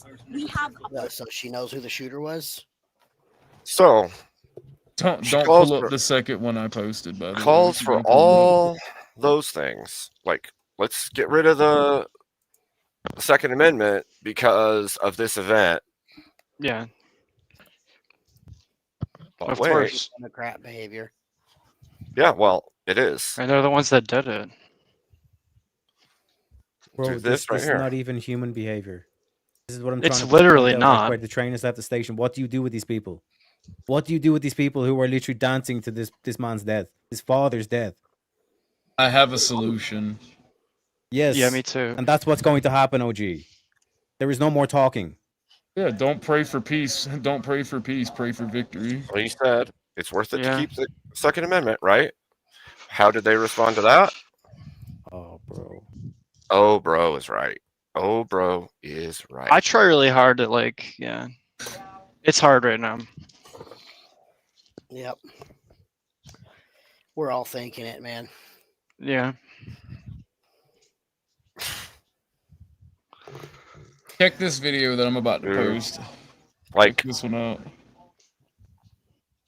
All the gun laws in the world wouldn't have saved that Ukrainian woman. As soon as it happened, look at this Right. fuckwit right here. The one I just posted. But a decent judge would have. A real judge would have. Yeah. Yeah, that's true. Not a fucking DEI hire. Someone who actually passed a yeah, fucking like- bar exam. Someone who has actually been a lawyer before. Yeah, wasn't he? Didn't he have Don't be like a 14 racist. convictions or something? oh my Don't be a god. racist, Nacho. You don't need a law degree to be a lawyer. Oh yeah, actually, my bad. Yeah. Fucking You bigot. just need to be a person of color. There's nothing Yeah. shown in that. You just got to be a OG. person of color. Not that I see. Let me look at it again real quick. I don't see anything in either. I was just making sure because Yeah, I didn't see it. 'Cause in my That Discord, moment I have quite a few angles on that one. Like I thought he got hit in the chest when I saw it, and then I saw the up close one. I'm like, fuck. Yeah. You could tell I he was only- gone from the long distance. You could tell he was Yeah. gone. Yeah. Absolutely. Even before the blood afterwards, he was dead before he bled out. You don't. You're Let's- talking Yeah, sorry. Abe. this is at the event. Like, look at this. Cheering. Yeah, people. just I At- sent that to I'm Yeah. surprised he didn't get the In shit person. beat out of him. At the event, you Dude, guys. I would have At if I was the there. I'd be in At- jail if I was there, dude. No, That's as soon as crazy you hear the to me. shots on that, you like the instant thing is to run all shit. But that dude, oh my god. man. The problem is the right in America is so fragmented and so factionalized, right? Because I'm a right winger, but economically I'm a centrist, right? I go left or right depending on the situation. It's just Culturally, I'm a right winger, Yeah. but we have libertarians, we have So- regular conservatives, Yeah, we but- have nat socks. We're so Like- fragmented and we don't work together. That's the So- problem. Well, there's actual diversity of thought on the right. On the left, there's no diversity of thought. It's just fucking Yeah. demonic bullshit. It's a hive mind. so this goes back to what I was saying It's earlier. just hedonism. We may not know who did this, but regardless of who did it, we see who's cheering. We see who's celebrating. We see who's Exactly. acting this way. You can come up, Marte. You can come up, dude. Jump in. We see the shadow. We see the boogeyman who did it. Come on. We may Come not on. have the individual responsible, but we have the ideology and the common enemy that's Who's responsible. Marte? Means and motive. Oh, that guy from one of those Reyes? panels the other night? He has debated with like as Andrew's partner and stuff like that. Yeah, he's cool. Marte. Oh, Yeah. I thought you were saying against. Remember he done that 2v2 against Chuck? Yeah, That's against what I enemy thought. Charlie. Yeah. I don't know, man. Oh. Yeah. Yeah, here's another thing to think about too, is like what Nacho was saying earlier. Not that long ago, what Charlie Kirk stood for was pretty much, unanimous amongst the right and the left. Yes. Like they literally were only difference on like, a little bit of socialist issues here and there, and maybe some, foreign policy. But for the most part, like everybody agreed when it came to like traditional values. Yeah, like late 90s, early 2000, that it was like that. Did you watch that clip that I posted in the back chat? Hold on. There's so many in there. Yeah, there's a couple. Don't post anything else I showed. It's the one from Alex Jones. Okay. Here, I'll post it. I'll repost it again. So it's No, I got it. She's like, wait a minute, don't show any of that stuff. Because that was what somebody shared, and they were like, I think it was actually Alex Jones. Yeah, it was Alex Jones. Not because I don't disagree with it, but because for channel safety. Okay. Yeah. I'll play that. Hold on. Hey, Saint, I see you. Hold on. 57. Like even Chanky Uger is like, if he's faking his outrage, he's doing a really good job at it. Because I don't believe any of it. I don't believe anything that comes out of that guy's mouth. I don't either. Because here's the thing. He's calling everybody out. These fucking scumbags have continued to do. They've done this for the past like 10 to 15 years. It's all fake. They do all. They get to play both sides of the field, right? And the only people that they're just pandering to their base. So they're just making themselves. They're just using these events as ways to look better for their own base. So they get to go out there and they say, you guys need to get active. Everybody needs to take action. We need to be radical. We need to be this. We need to do that. Everybody needs to step up. They need to take charge. And they rile them all up. They call them racists and bigots and anti-Semites and homophobes and Nazis and fascists, right? And they get everybody riled up. And then when somebody does something, then they get to say, oh, we really condemn violence. We would never endorse that. That's so bad. I mean, honestly, it's at the point where they're not even play it up to their condemning base like, oh, we're the good guys. Right? Don't play it up there. So you get to play both sides. Yeah, they're fake. Go ahead, buddy. Did you say don't play it up there? Or do play it up there? That's just a clip of Charlie Kirk. Political radicalism needs a catalyst.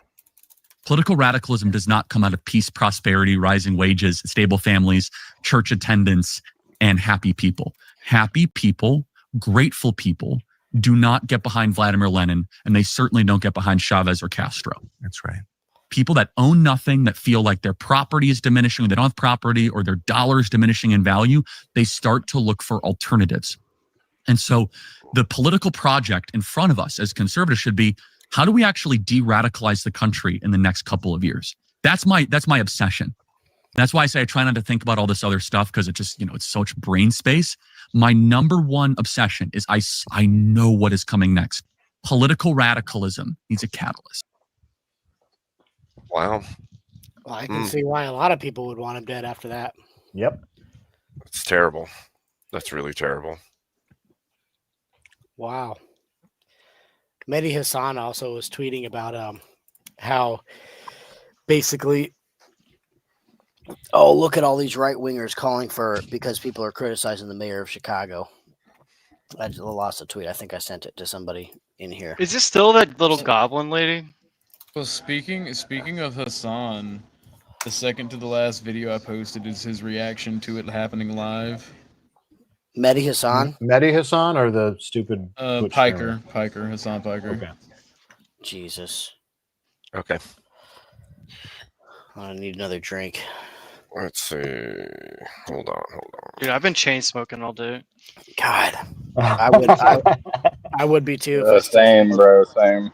If you live in a I'm gonna liberal load a bowl. Anybody stronghold, want to maybe smoke you with should me? leave I left a immediately. long time ago.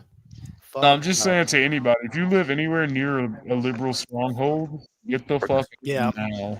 I wanted to tell a bunch of my conservative friends, Just but I like also told them like 4 years ago and they didn't listen. So I'm like, I don't really want to beat a dead horse. Right. Because the left is the one that'll start rounding people up first. Well, no, You can lead a dead horse to water. Yep. This is so bad that I have boomer family members talking about this, getting radicalized about this. Like, dude, I've been working on this guy. Everybody. I've been working on a friend of mine from work for a while. It's kind of funny to see like the change. I showed him the shit today, and he was like, "Oh my god, what the fuck?" He didn't see that. He didn't know about the train girl either. So like every time some shit like this happens, I'm just like working on him. But he started off as like, but right before the election, he was like a Nikki Haley, like a super moderate, like boomer conservative type. Or did y'all see Republican type. Charlie's last tweet? It was about the train girl. Let me see if I can find it. Something about radicalized. Oh yeah, it was, wasn't it? I'm pretty sure I have it, actually. Wait. Hold on. Okay. Yep. Let's see.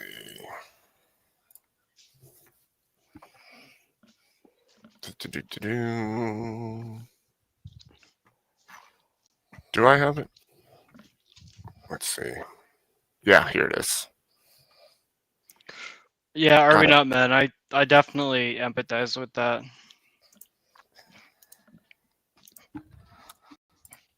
Okay, there's that. Pause. Make big. Share.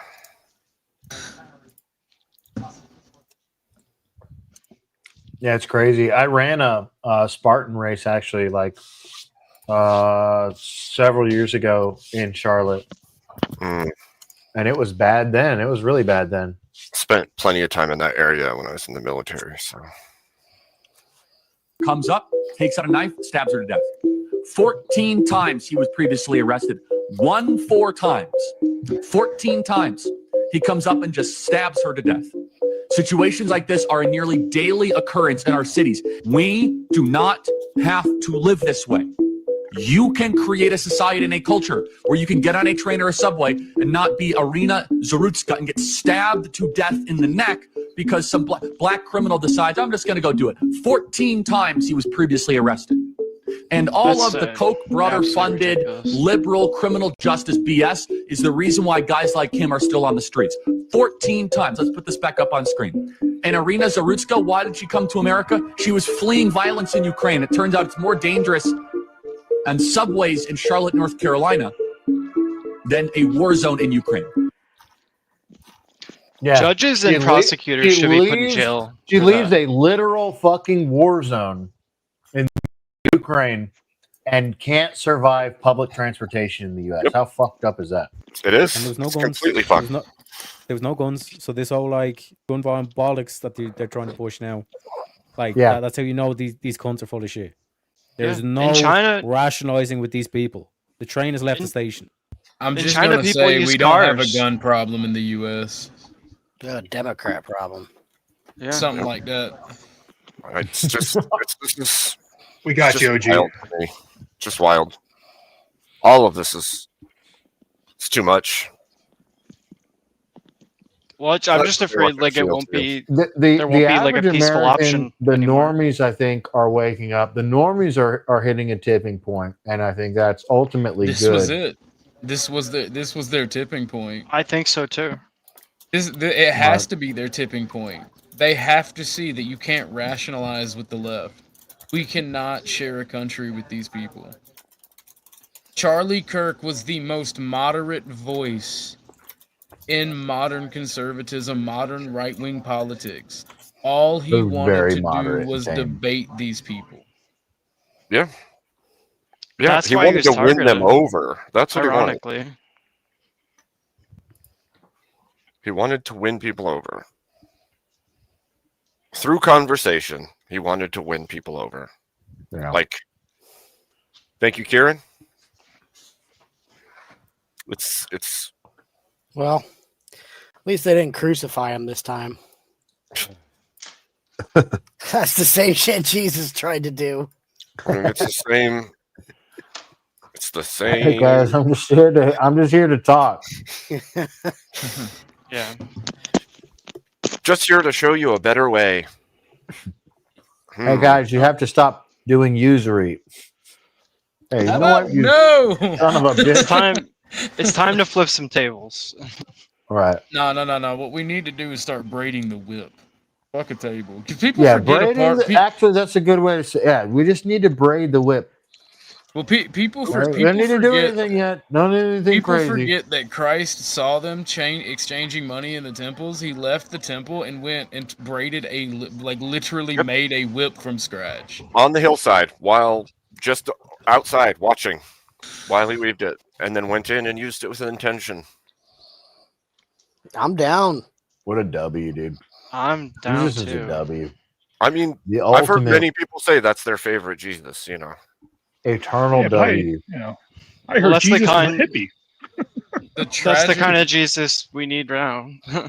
We need the dark tragedy. A friend of mine told me that the tragedy in this, and it sounds fucked up at first, but the tragedy in this is the silver lining in it, I should say, is that people are going to realize that we can't negotiate with. I mean, Yeah. There's a cusp, man. It's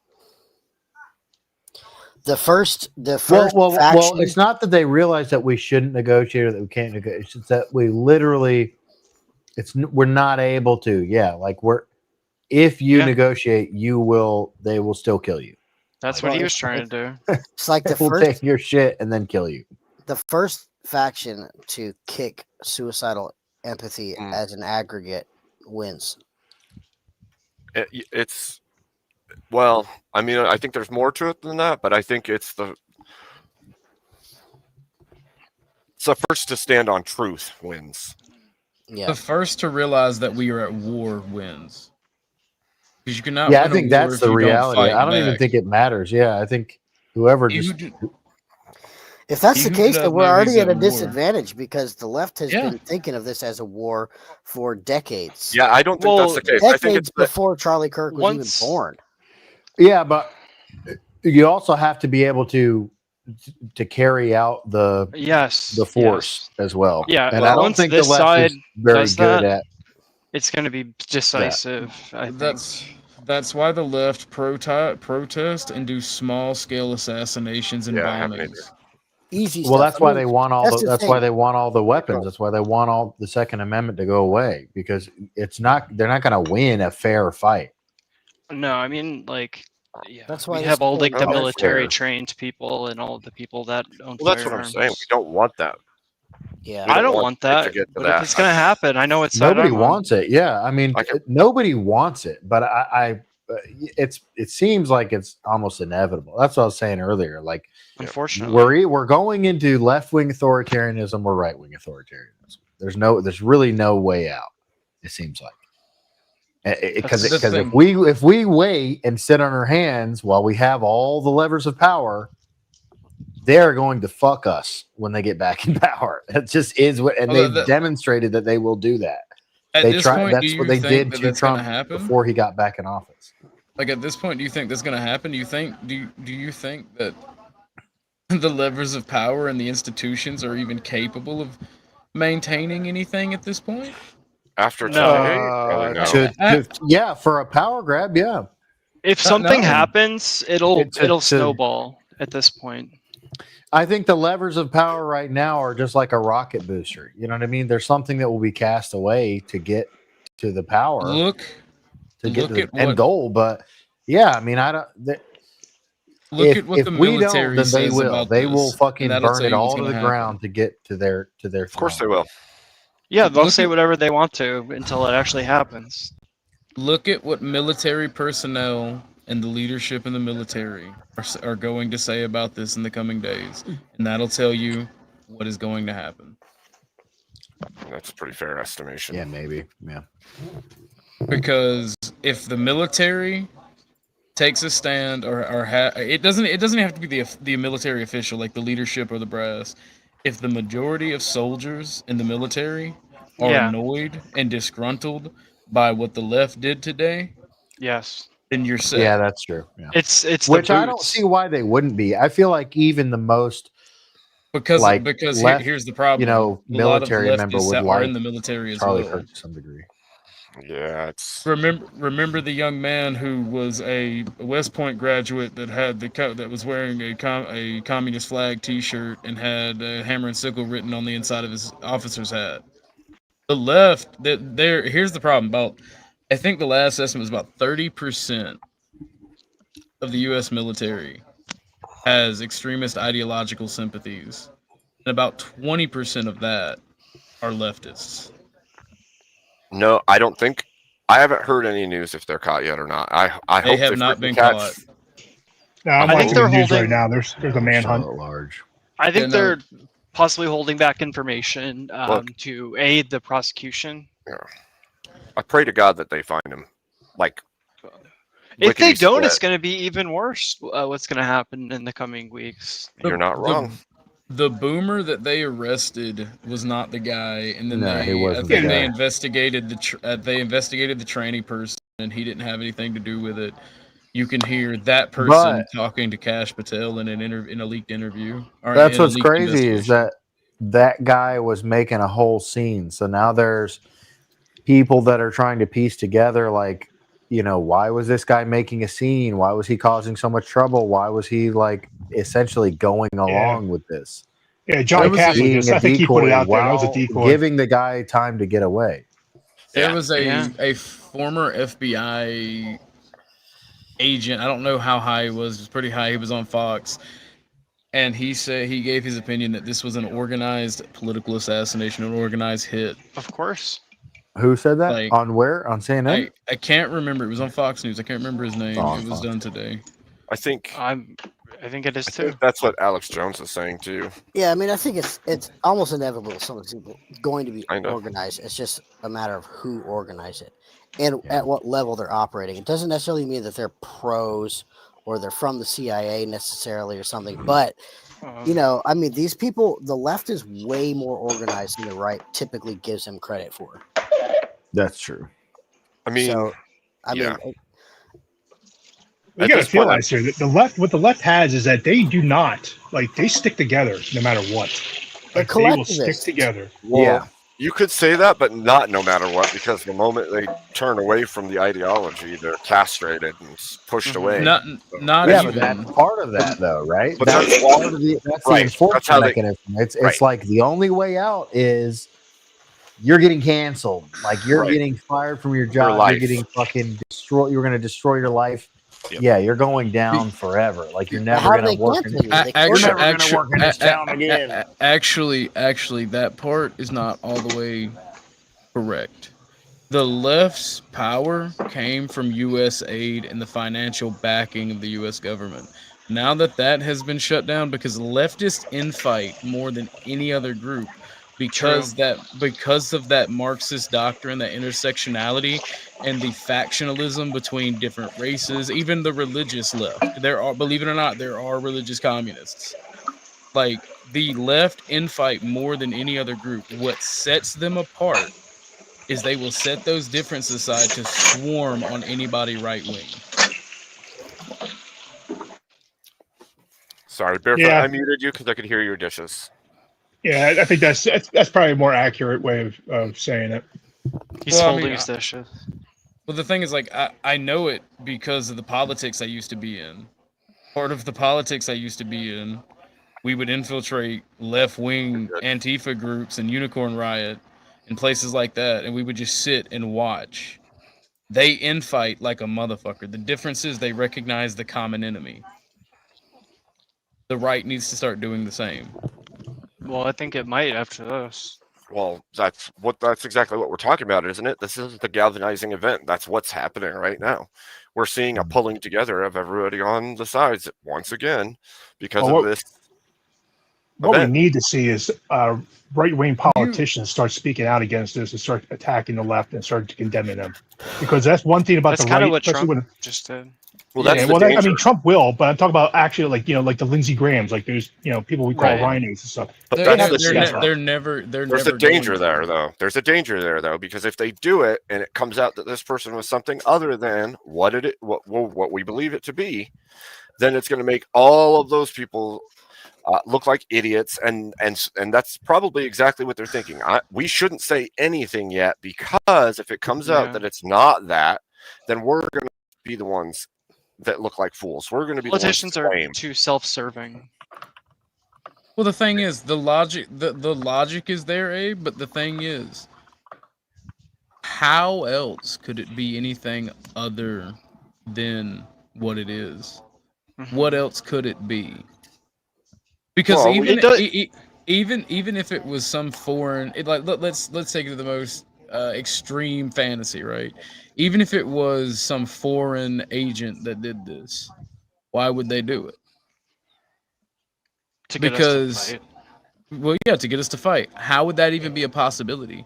Because we're already on the precipice of fighting.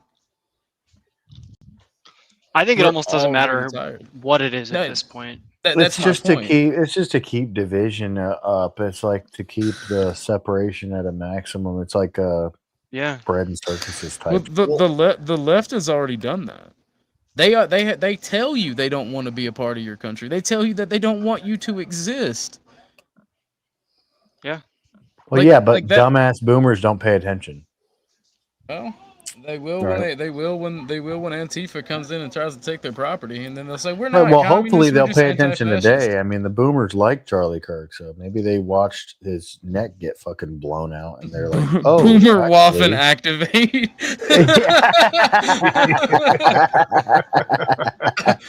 All right, maybe Day of the Pillow is sustained. All right, Boomer. All right, Boomer. Day of the Pillow is sustained. Holy shit! I gotta stop fucking gambling at the casino and actually do something. After I take this next cruise, I'll really get my shit together. You know, really get activated. Fucking dude, I'm Boomer activated Waffen, as dude. hell right now. I know one thing for sure, and I think you can all agree with me, is that the left cannot get back into power. Like Ever. Like the right has to Right? fight like hell. Yeah, you can't. You have to. Yeah. I mean, I fucking hate. I don't like the idea of installing JD Vance after Trump, but I would.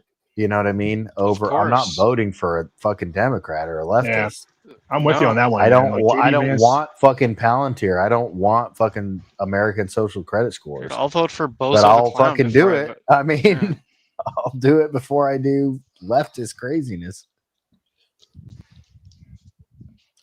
So, but yeah. It's gonna be an interesting few months after this. That's really something. Yeah. Yeah, that's disgusting, man. You should show a picture of his. They hate you. I got so They all angry at the fucking women hate in my you. chat saying hashtag not all leftists. I just pulled up a picture That- of his wife and kids and him, and I'm like, Yeah. this is why I say all This leftists. is the same thing. I've talked about this before. That's that specific versus general, right? If you can't think in general terms and realize that an ideology is bad because the generality of it is bad, but not all specific people in it, then you have a problem. Yeah. You can't jump to specifics every time. Not all, but it's that whole thing. Men are stronger than women. Well, not all men. Okay. Yeah, exactly. Literally. I'm pretty sure Ronda Rousey can beat some men up. Like, I'm I pretty would sure. beat Ronda Rousey's ass. Okay. It's just the I'm an whole average thing. It's guy like, with average fighting experience in wrestling. It always okay, tends but to I'm specifics. 6 foot Yeah. and 230 pounds. I would beat the shit out of fucking Ronda Rousey. Yeah, even Ronda. okay? I think she even said it one time a while ago that she said, like, you know, she's like might be one of the top women fighters, but like pretty much any man off the street could probably destroy her. It's a whole with different one punch. game with men, Yeah. just based on like obviously the arm strength and like the muscle, the ability to just activate our muscles when we need to, especially with adrenaline. Like women don't have any of that. It's just that whole thing, man. It's the general versus the specific, and don't take it to the specific every single time something's a general statement. And that comes down to compassion as well. What do you know? Yeah, I'm so sick and tired of hearing that stuff. Well, whether this person, I'm not like that. I'm not like this. Like it's so old. Yeah, it's always the first thing that gets said too. Oh, I did not mean to post that in general. Not bad, but it's asthma. All right, I'm gonna take off. I gotta go to work in the morning. So. Yeah, me too. Man, But I'm thanks so for like. stopping in. Yeah, have a good day. Do you want to tell people where they Appreciate can find you, Nacho? Yeah, go follow me on. I'm trying to grow the TikTok a little bit because I'm trying to do some multi-stream, some panels over there. So definitely go follow on TikTok, follow on X, Rumble, YouTube. I'm doing a live stream every Wednesday right now. I'm trying to do one Saturdays too, but for sure every Wednesday. So we're doing some goofy shit. We're doing some random stuff. I'm about to start doing some uploads of the men's league.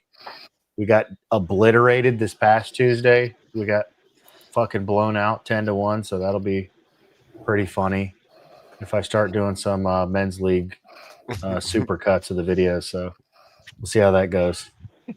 But yeah, appreciate you guys. Y'all have a good night. Yeah, you too, man. See you, man. Be safe. Come on, bud.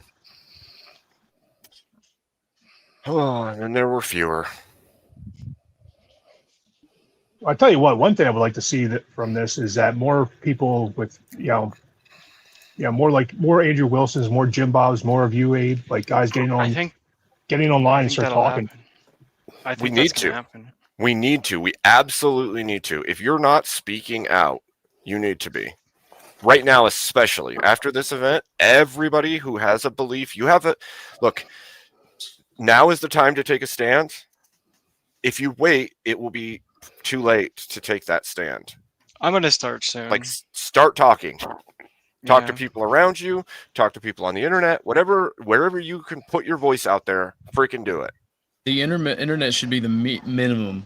What you should be doing is focusing on real life and people around you. Yeah, I already do that. When shit pops off, that's what's going to be the people that you're going to have to rely on. Yeah. The internet should at least be the minimum. I try to keep it pretty anonymous on the internet, and then with people around me, I just look for opportunities. But that's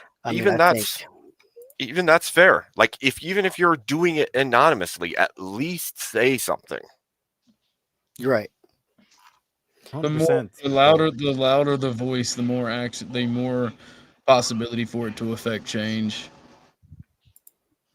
Unfortunately, I think that it's too late to right the train, though.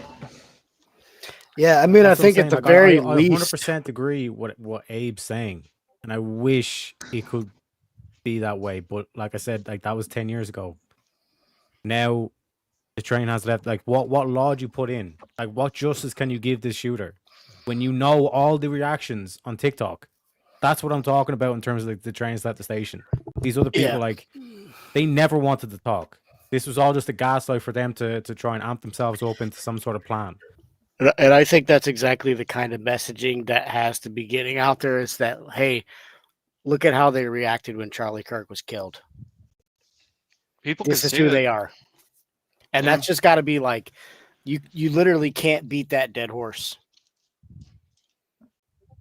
Like, that's who they are. That's all they get. That's their entire identity. And they're nothing more than that. The communists is one, but the Islamists, the Dearborn, Michigan, all this kind of shit that I've been talking about, they're the exact same people.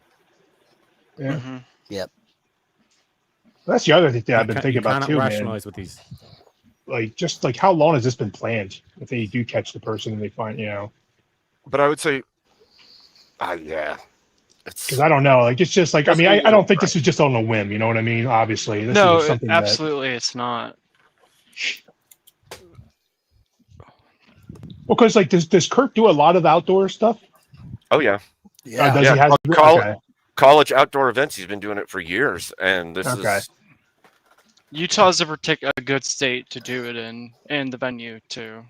Yeah, it seems Okay. wild that where it happened. Actually, to me, when I heard that, I was like, "What? Wait a minute! What? Yeah. That doesn't even make sense. That doesn't track." But Yeah. that's what I you would also want to expect, I find. suppose.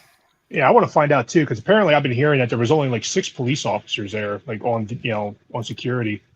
And hundreds or thousands of people in attendance. Yeah, That's I think it was like crazy. 2,000, 3,000 estimated, and I want to know what his other events like. Did they have more police officers? I can't like that sounds really They were really all on a low. lunch break. Thank you, sir. Yeah, right. Yeah, it's crazy to me. Oh man.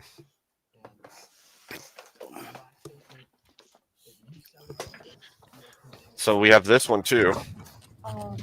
This is just wrong, and my heart goes out to his family. Pocahontas. To his friends, but we just cannot be a country that turns to violence when we disagree.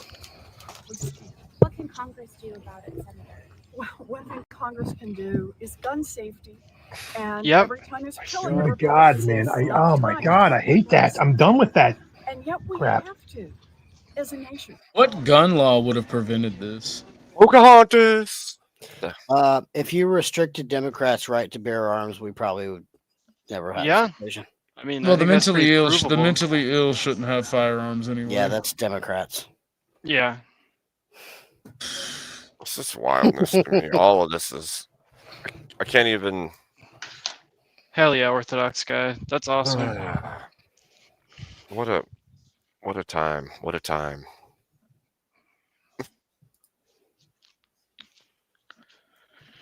Yeah. So, like I said, thank you, Orthodox guy. I appreciate it, dude.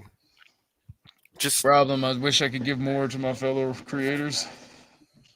Yeah.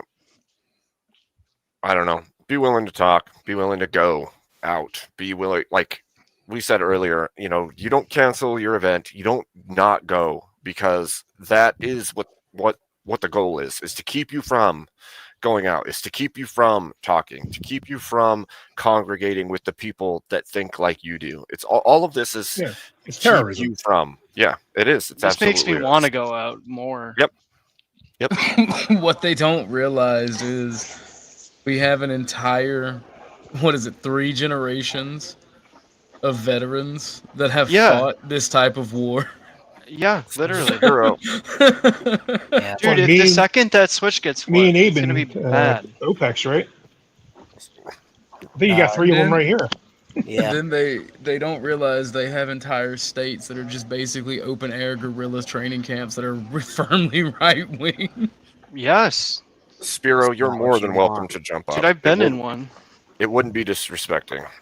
This is it's a forum, and I Come on, value Spiro. your voice. I value your voice and your message. So Yeah, I want to hear Spiro. He was talking about Even something if- with the tech stuff in there, so I want to see that part of it since I'm a fucking engineer. So exactly. Even if you came up and said I was wrong about something, I would rather know I was wrong about something than just sit in my wrongness. So whatever it is, I would rather you come up and say it. Yeah, no one's here is gonna get smoked for disagreeing with each other. Check this one out. Look at the they're already editing his Wikipedia. Oh my gosh, are you freaking kidding me? Animals. But they've been waiting to do that for years. Oh wow. I can confirm. Wow.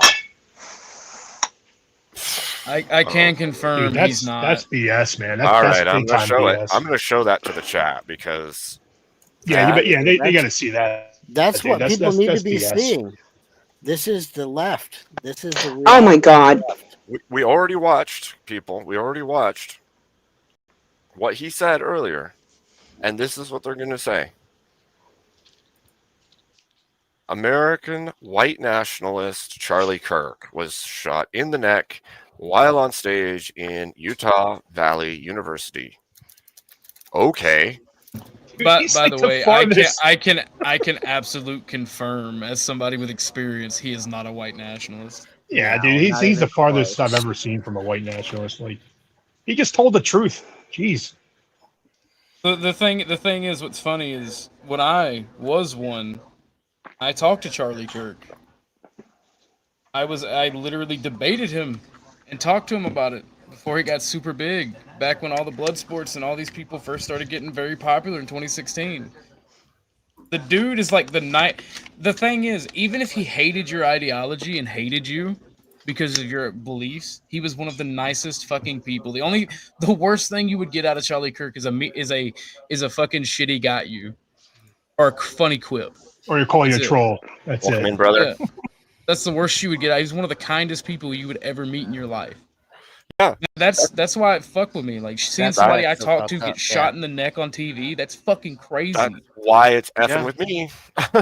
Same. Yeah. Worst part is same. I feel like I identify a lot with the dude because I am generally polite and kind and nice and easy to talk to, and I'm doing the same kind of thing. I'm trying to foster communication. I'm trying to argue things out in good faith with human beings. So like here he is, a married man with his 2 kids. Like everything mirrors me, and I'm like, you what always have the like shit, all kinds dude? of crazy leftists on here. Yeah, you already got assassinated once too, so be careful, you know, buddy. You know. Oh, it's not the time for jokes, but that was funny. I'll give you that. That was funny, especially with the meme. Silent there for a second. Especially with the meme of Lincoln at Ford Theater. So whenever Democrats don't get their way, they get violent. Dude, literally. Yeah, I saw that post.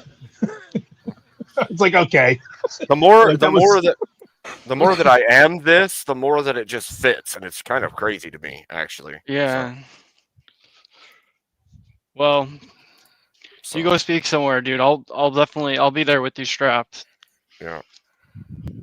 Yeah, who's all right now? Let me ask you, who's all going to the debate con in Tennessee? I can't make it. Look, if I can afford it, I will go, but I live so far away from it, it's going to cost. So I'm not trying to fit. I'm not. My bad, Abe. No, I was just saying I've just been trying to raise the money. We'll see.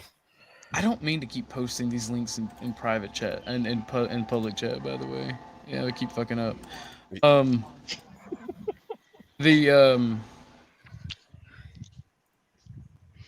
Okay. I'm not trying to fearmonger, but I would stay away from big areas like this. Jeez, Yeah. I got a really full back of the house here. Who's the coolest? Rate them by coolness. I'm not doing that. I know. I'm just kidding. So they're all cool. They're all cool. Can we? There's another angle someone posted on some obscure thread where it kind of looks like the bullet entered into the right side of his head. I don't know if you guys want to watch it. You have the stomach for it, but I haven't seen it before. I'll post it if you want me to. Well, yeah, I mean, you could post it in the back if anybody wants to see it. I don't particularly need to see it again, but yeah, I don't think we need the. I've seen it too many times, and like he's dead. You know what I mean? It doesn't matter where he was shot now. He was dead as soon as the bullet hit him, man. He was gone. No, I saw that. I agree. I'm saying it looks like it maybe could have entered the right side of his head, and someone was speculating that it bounced off of someone's plate armor, ricocheting back through the neck. That wasn't a bounce. That wasn't a ricochet. I don't think he was hit. He was hit straight in the throat. You can see it from the. You can see it from the long distance. Like you can see it from the long distance. The way he jerks, it looks like it's the chest. Yeah, right? I mean, you can see the impact of the. You can see the impact how he moved. Yeah, that was an impact. Not everything: spine, neck, jugular. Yeah, but like when you see the up close, vast majority of them are T individuals. I've been taking screenshots and recordings because everybody's been paying attention to what's going on, and I think they're getting reported a lot, so they're taking a lot of their stuff down. That's why I'm recording and screenshotting. Good. Because I don't want them to get away with it. No. There's a guy named Grums on X who's covering this. There's a guy named Lunduke on X who's covering this. Asmund Gold might do a video on this tomorrow. His father is going through pancreatic cancer right now. He took time off to be with his father, and he's going to come back tomorrow because of this.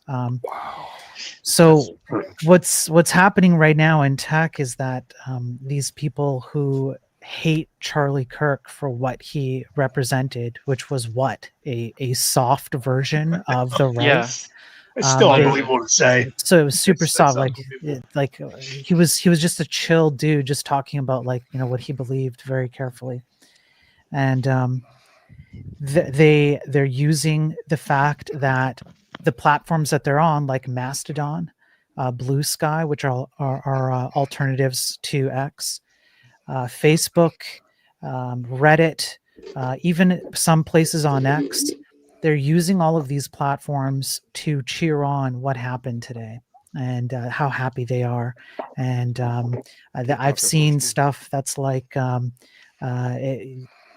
live by the sword, die by the sword. I've seen stuff that's like, he did what he loved doing, participating in school bang bangs, like things like that, or something like that. Some comments like that. I've seen all of it. Yeah. Wow. It's really bad. And what I don't think people realize that there was already a battle before this. This is why I was doing the streams that I've been doing on my channel.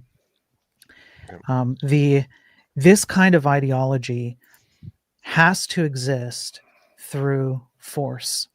That's why you guys you were just talking about it earlier, getting deplatformed, things you can and cannot say on YouTube. You have to go over to Rumble, things like that. The left primarily has been in charge of technology for a long time, for years. That's what I've been covering. And not just that they are in charge, but also how they got to be in charge. I've been covering all of that, going back decades even. They now get to hide behind that. So now you have somebody who, I, as a father myself, I did a short stream earlier, and it's difficult for me to imagine the concept that my daughter might have to grow up without me, or my wife might have to continue living without me, and that I would not get to, you know, see my daughter grow up and hopefully get married and so on. There's a life lost right there, and these people don't have any respect for it. And they get to hide behind the technology that they control to promote this message. They get to do so with impunity, as they have been operating for a long time now, as I think a lot of us have seen. And my concern is that tonight, what I'm seeing is the one side is having a cheer, and the other side is having a mourn. And it's going to quickly lead to anger, and rightfully so. I'm not saying that it's not justified or right, but there's going to be a battle coming up. Tomorrow, people are going to wake up having some level of processing this, because right now we're here just talking about it and whatever. Yep. And there's going to be a lot of anger. And that retaliation, imagine what happens when the right decides that they're going to try and take back control. Do you actually think that the people on the left who currently have control are going to allow it to happen? So what's one of the first things that's going to happen? Well, you don't need a pew-pew stick to eliminate people and destroy their lives or eliminate their lives. I've covered this on my stream before, where technology, programming, code, the hardware that runs on these things, websites, social media, AI now, it's being used to destroy your life, and it has already robbed people of their own lives. It's already happened. There's already evidence that this is a tool that can be used to enact force on people. It's just that you just don't hear the bang before it hits you. You just don't have it play out right in front of your very eyes. You just don't feel the effects of seeing someone being rushed to a hospital. You watch it from afar through digital pixels, and it's different. It doesn't hit as hard. It plays out differently. It's far more subtle, but the tool is there. It's been used before. These people know how to use it to leverage it for themselves. And that's what I think is going to happen. There's going to be a battleground in tech. I'm trying to process how that'll play out and what I could possibly do. But there's not much I can do single-handedly at the very least, but there is going to be an inundation of AI generated pictures and videos. There's going to be an inundation of seeing all of these messages, pictures, etc., even if they are real and truthful, you're going to see them being blasted out everywhere. And it's going to happen on both sides because they're both going to try and utilize technology first. It's the quickest thing that both sides can reach for to attack each other. And I don't see how it in the short term it's a good thing. So I just wanted to bring that up. I'm going to be covering it tomorrow.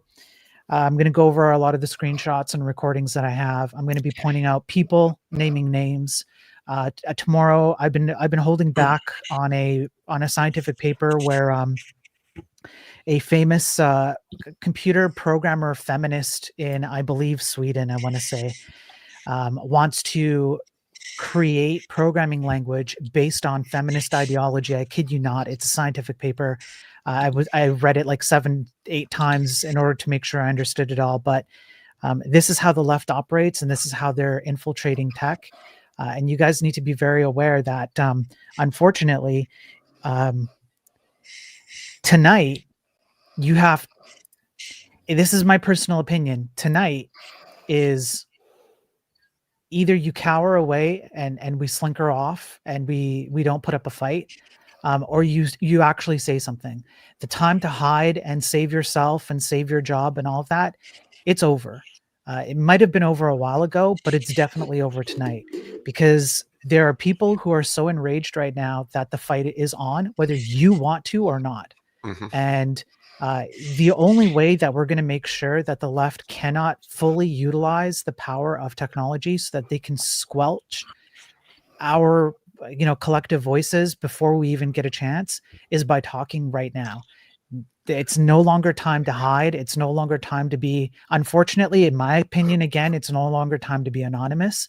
It's time to show strength in numbers and speak up, because if you don't, then what they have is the levers of power. They have the levers to say, oh, but those people over there, us over here, we're a small group, but we're a bunch of, I don't know, flat earthers, anti, whatever we are. I want you guys to be aware that this is going to spill out soon, probably starting tomorrow. Can I ask you a question, Spyro? Yeah, go ahead. Yeah. Are you familiar with Richard Brody, the author of Richard Brody? He was huge. He joined Bill Gates. He was like one of the key founders that helped build Microsoft into what it was. I know of him. I'm not very familiar with him. Have you read? He wrote a book called Virus of the Mind. Yes. This came out in 1996, and it talks about what we're going to see in mimetic language and mimetic cultures and systems. Yeah. And I always tell people that is such a huge key to understanding a lot of what's happening, because everything is being mapped out into these kind of migmatic quarters where things are and I think obviously you've covered the tech aspect of it. There's the tech aspect, there's the cultural aspect of it. But now we're going to, I think, see the force aspect of it, right? Where that these things then get duplicated, and then to become to the point where now, and you see it with memes, where we spread memes to counteract memes, right? And it's kind of this idea of how we counteract ideas with copied ideas. And I think that bears what you're saying, which is if you see these things and these patterns before, they're just going to get doubled down on, But I just don't know if you'd ever heard of that guy. And for him to like predict what we saw in memes in '96, and he's talking about migmatic, scientific and cultural concepts, is pretty significant. Yeah, EDB in chat. I can post a link after, or if maybe one of the mods or something wants to post a link to my channel. Totally. Definitely shares linked out, please. Yeah, I was talking to somebody on X about that already. With I guarantee you're going to start seeing supposed X posts from Charlie Kirk that make him in a bad light. Guarantee you're going to see all kinds of crazy crap. That they're going to do everything to justify this I already have been seeing stuff like that. Yeah. Yeah. Well, that's exactly what these people are doing that I'm taking screenshots of. They're rehashing previous statements of his, and they use the platform to say, "Ha, this is what he said." He got what he said, right? It's a different variation on he got what he deserved.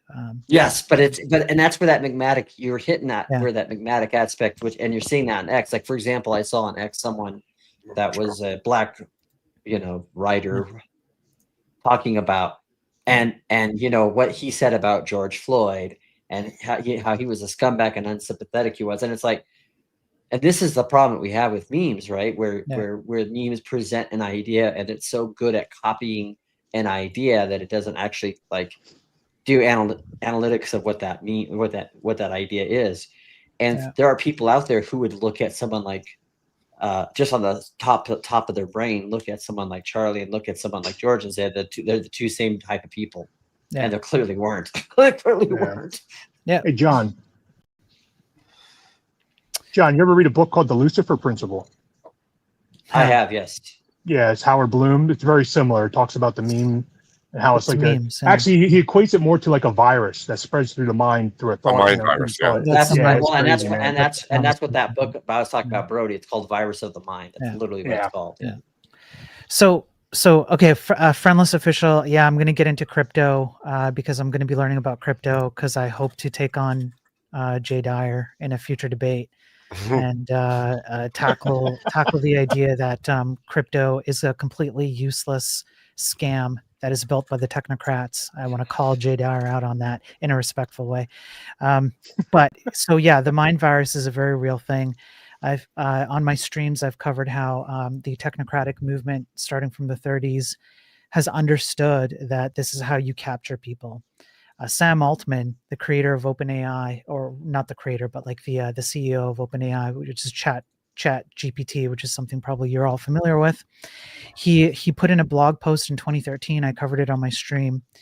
He literally said that the best way to create a company is to create a religion, literally word for word. These people know how this works, and they know, they know how to use they know how to use social media. They know how to use tech. They know how to use your phones. They know how to use all of this stuff, the stuff that you see as inputs into your brain in order to do things like capture you with a mind virus. And I think everyone's right. We're going to see the doubling down. Why? Because it's worked so well so far. It's worked so well for them. Most of the tech industry is mostly left leaning. And then if there's anything left, they're people who have a very legitimate reason to be afraid to speak up about it. It just is what it is. So, and yeah, you also have to be careful too. Bots are a real thing, and a vast majority of the internet now, as is proven by almost every stat in existence over the last few months, shows that over 50% of the internet is bot traffic now. And bots have been proven to also be very effective in changing people's minds, changing people's political landscape, et cetera, et cetera. So be careful of bots. Be careful of seeing large numbers of these things and assuming that it's real. They want you to believe that, just like they want you to be fearful of going out in public now because you see someone like Charlie Kirk getting hurt the way that he is, and it's the instillment of fear, right? And they do that in the digital space, and they know it's extremely effective. Fear short circuits logic. That's how. Spyro, had a question for you. Yeah. Normally, when I stream to Twitter via YouTube and things like that, I only get a few viewers and everything. I streamed a little while ago. I had 10 times that amount of viewers. I put it right now. I'm still getting quite a few more viewers than I normally do. Is that just because of the recent events, or is there some sort of bot kind of thing going on possibly at that point there? I'm talking like 100 times the amount of viewers that I would normally get on Twitter. Like what? Yeah, that could be recent events. They did also make algorithm changes. That's that's something that you don't have any control over, right? YouTube Yeah, recently but made some algorithm changes too and like tanked 4 viewership. viewers to 40 viewers. It's just like, wow. Yeah, and that, algorithms Sarah's are channel the other day, like she went up to like 14,000. Like 40. She was at 40. 40,000 for Oh, a she was while. at 40. Yeah, that's too much. That's definitely bots. 100%. It was almost 50,000 where it capped off. Yeah, that's not algorithm, that's bots. But a factor of say 10 for a small channel, that could very easily just be an algorithm change. You just happen to get lucky in the algorithm lottery, just recently got changed, and so you got more attention. There is what would you say? Or it could be that Elon started boosting videos because the tweet that I did isn't getting any more views, but the fact that I went live, that's what's getting a lot of more views. Yeah.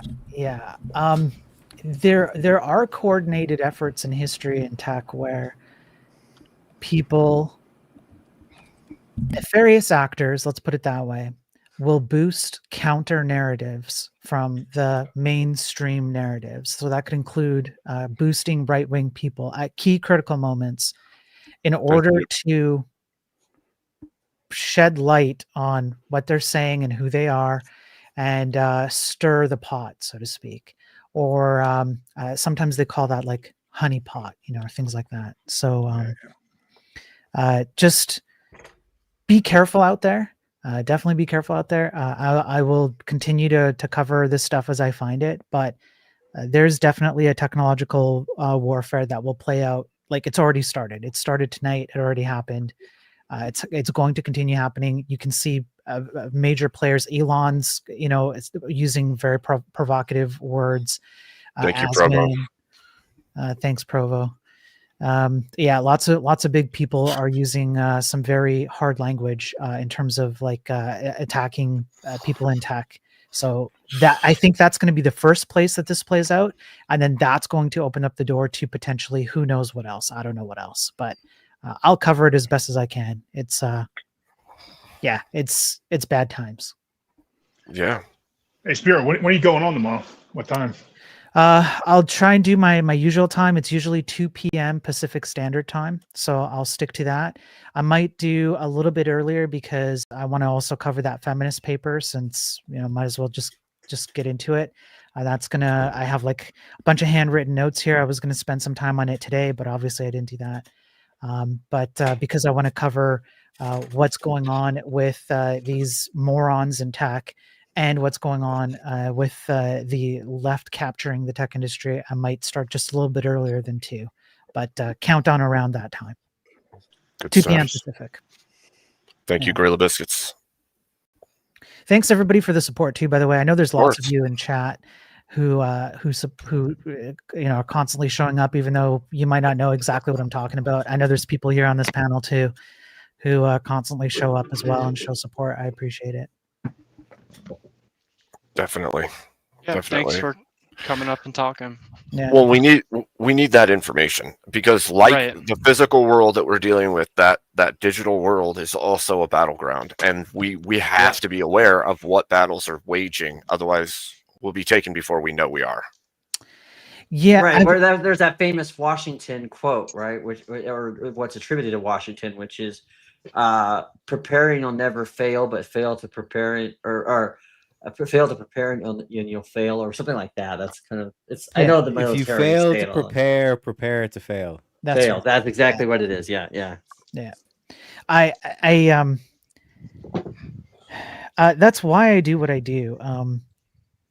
The information is important because when I cover things like cybersecurity articles, when I cover things like the amount of money that goes into, the amount of money that gets lost as a result of say cybersecurity issues that are exploited. So it's not the cost of like companies having to shell out money to pay off like people who've ransomed their data.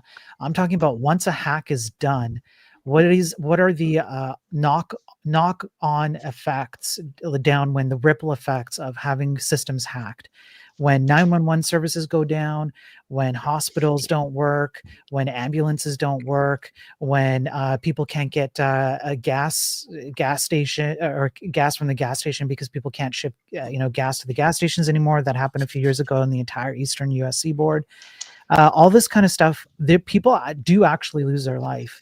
And if you look at how technology is being played out militarily and across the world, it is my opinion that technology today is at the very least in some ways equivalent to what we would consider something nuclear or atomic in a lot of different ways. It can just completely destroy an entire nation like that. Our energy grid is captured by loads of third-party Chinese hardware that isn't even tracked. The military's exposed that. There's tons of stuff going on.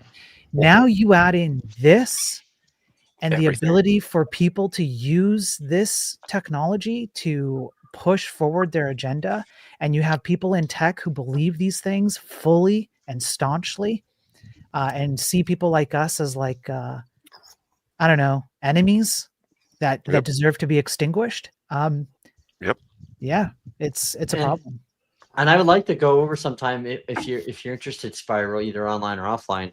I think you'd get, if you haven't already heard of it, I think you'd get a lot out of it, because I think you've also talked about the cultural ramifications of some of these technological things. Yeah. But I don't know if you ever read the book The Technological Society by Jacques Goulot? Yes. Yeah. Okay. Good. Yeah. He's one of my favorite writers, and he saw things before they. Yeah. Yep. In fact, yeah. But you're right. It's linked into everything in our modern life, like all the power, all the communications, and like everything is linked through these avenues. Yeah. Yeah. And that kind of control is terrifying to be in the hands of you could call it enemy. Yeah.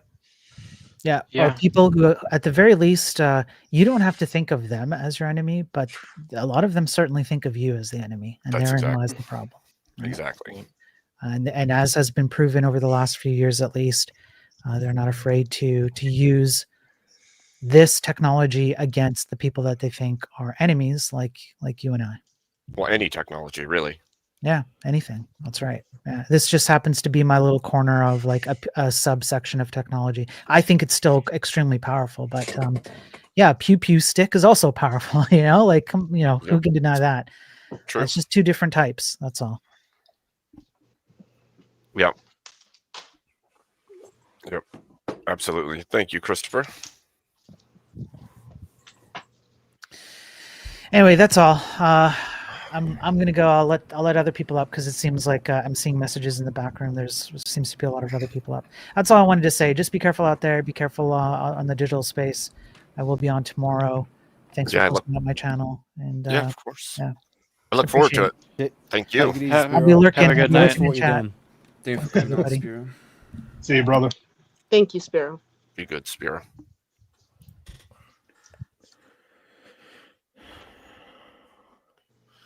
Yeah. All right. So that just plays right into everything else we've talked about. There's a battle going on in the front and in the what you could almost call ethereal space of digital land. So yeah, I even see it on my Facebook things right now too. You know, as you're going through there, you see a lot of sort of fake posts like that makes no sense. That can't be true. But like in sports or whatever, certain NFL players that I like for some reason all of a sudden are Charlie Kirk fans, which I never knew, and it's very unlikely or whatever. So they're trying to sort of make it, oh, that's cool. You know, let me click on that. Like, it's not true. There's no reason for me to click on that. These bot type things, whatever they do on Facebook, are just like right. Well, nonsense. Some of them might be true, but even then, if it's a bot, how much do you know about it? And then what ideology are they trying to capture you in with that bot, right? So you're going to click that, and then who's making the bots? Yeah. What ideological bent do they have? Where are they trying to take you? What are they trying to manipulate coax you into? To do, or get your information or something to that effect too. Just yes. Yep. IP, if nothing else. Welcome in, Emmett. I'm glad to see you. Yo, Emmett. You all. What kind of bot are you, Emmett? Are you a big bot or a little bot? A big bot, I think. He's a big bot. Yeah, I'm a big bot. It's the fatness. It just makes me big. Did you catch much of the stream before you No, I came? just woke up like a moment ago. I don't know. I went out today. I didn't sleep much. Sure. And I went live, and I crashed for a little bit, and then I wanted to come back up earlier, but I woke up. And when you say you crashed, it's not when you were going out that you crashed, right? It's after you came back.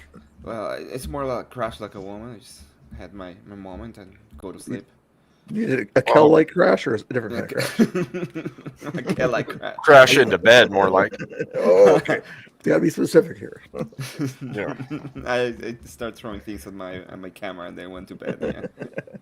Well, today would be a good day for that. Throwing stuff and being angry, right? Yeah. Yeah. Just saying. I got in a decently sized fight with some people about this today. Did you? Yeah. Lower class? Good to see you. Like in your lower personal class. life? Yeah, my personal life. Wow. Wait, yeah. Who would fight with you over this? Like, I may have I've broken up with my girlfriend over it. What? May or may not have, allegedly, right? Yeah. She was saying some kind of not cool shit, and I'm just like, I don't want to be with someone like that. Wow. Yeah. Love it, brother. That's awesome. That's good stuff. Yeah, well, her and her friends were like doing the, all the shit that we were just playing videos of recently. It's like we didn't really talk politics that much, and there is like the fair amount that we actually agree on, but like, I don't know. I think that her age group is just like egging each other on to react that way, and it's just I found it kind of disgusting. Peer pressure. Yeah. Yeah. I Well, peer pressure when I was a junior high. My oldest son is with a woman like that. And, Yeah. Damn. Yeah. That's Get rid of her while you can. Yeah, I just, I don't want to be with someone like that. Well, when I first heard of the situation, I heard it from my wife, and I thought she was joking at me. I was like, "Do not say that to me." Like what the hell? Like, this is kind of, she's like, "No. If I ever made you think that I'm like, no, you haven't." So I couldn't process it for like 20 minutes. That's how shocked I was. Yeah. Especially seeing the footage and stuff. Yeah. Like I had to do a double take. I was like, "What?" You're not talking it's about crazy. Michael Kirk or Russell Kirk or it's like Douglas. If you're gonna say Kirk, something far fetched or whatever, say that Trump was abducted by aliens or something like that. That you're probably not going to believe, but don't say something like that as a joke or something like that. When we know that something like that could happen to this day. Could happen. Yeah. Indeed. Well, and I think the the alien thing thing too could is, happen too. yeah, but at the same time though, where it's one thing to make a joke about, there was I had to be careful when I was writing something backstage because I was like, I was like, that could have been conceived as a really bad pun, and so there's something to be said about these kinds of times of self-editing, and I said that on my Facebook. I don't know all the details. I don't know what's going on. Pray for the family. Pray for his friends, his colleagues. I don't agree with everything he said, but you can't deny the man his genius, what he did, and the fact that he was 31 years old, that he was a father, that he was a husband. Yeah. Like, he was born in 93, and Abe, you and I remember that year. I mean, I remember seeing Jurassic Park that year in movie theaters, and it just blows my mind. Was it 93? 93, yeah. Yeah. That's what I was saying. Like, the guy was 18 years old when he created, TPUSA. Like, wild. He built an empire basically from nothing, and he did. Right. I don't know if you guys saw.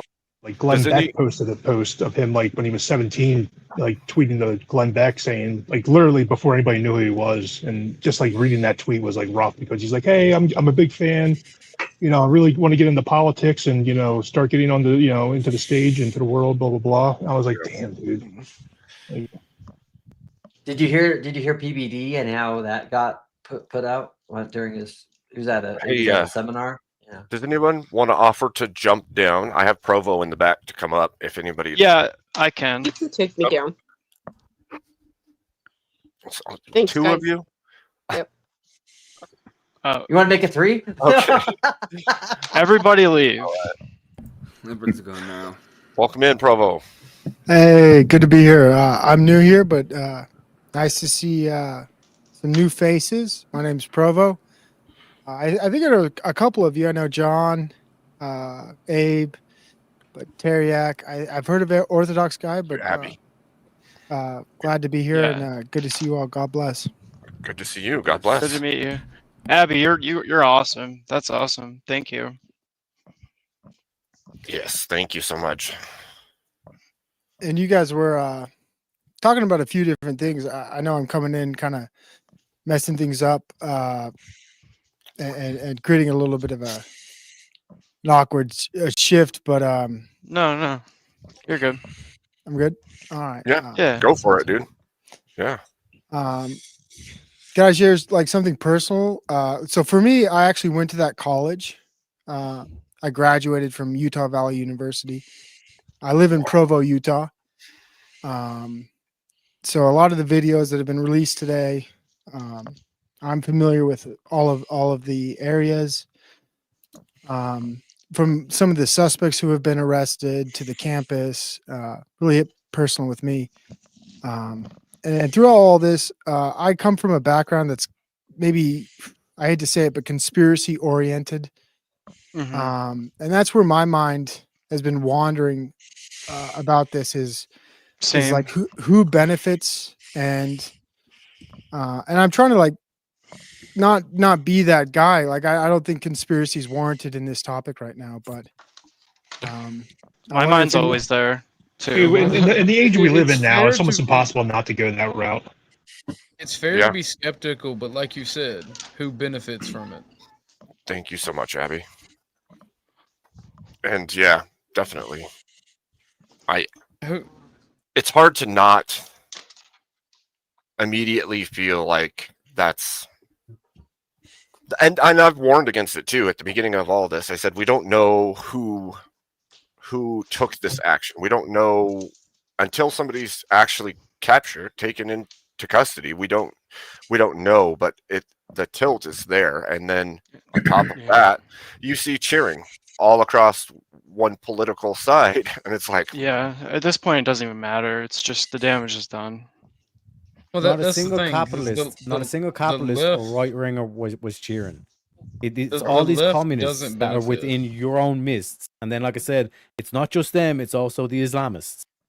Yeah. But I do want to say though there Subhumans. have been a few people that genuinely feel like on the left that genuinely feel bad that he was killed today. Like Those are the humans. Yeah. Yeah, Ethan Klein Yeah. was like actually crying on stream when he was doing H3 earlier. You know what I mean? Yeah. And that's not me sticking. I'm not left wing. You guys know that. Yeah. But I'm just saying, You're like, good, dude. there have been people who realize like this is a terrible thing on the left. You know, it is a terrible loss, regardless of who you are or what you believe. This is a bad loss. Like, the guy was doing good work. He was out there trying to bring people closer to truth. And I don't care what the belief system you hold, what political sway you're on, like, he was doing good work. The things he was standing for were all the things that we would also agree for. You know, have the conversations, talk to the hard to talk to people, get them to understand where we're coming from and why we believe what we believe.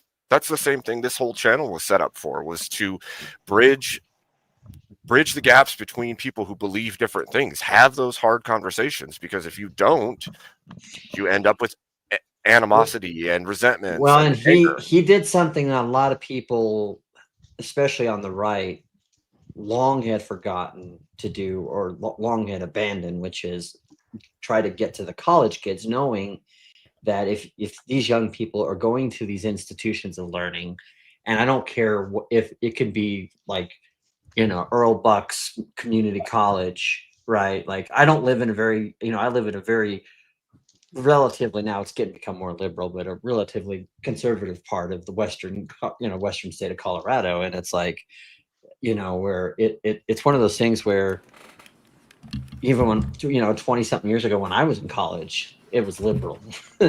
And so he understood that these kids weren't being given something that, like, for an education, they weren't being taught things. And if there's one thing he did is he made you, it's the same thing with people like even Andrew, when he makes you debate, it's like he makes you think for a second, and that's worth something. Even if you don't agree with the outcome, even if you don't agree with the premise of where it starts, it makes you think, and that's a benefit no matter what. Yep. I will say this. This is one, you know, it's like a nugget of gold in this, right? But one thing Charlie Kirk was very serious about was making TPUSA, basing that in Christ. So TPUSA is the kind of movement, it's the kind of thing where it was never based in Charlie Kirk, and he was very serious about that, you know? So with him being gone, it's not going to fall apart now because it was never based in Charlie Kirk, right? It was based in Christ.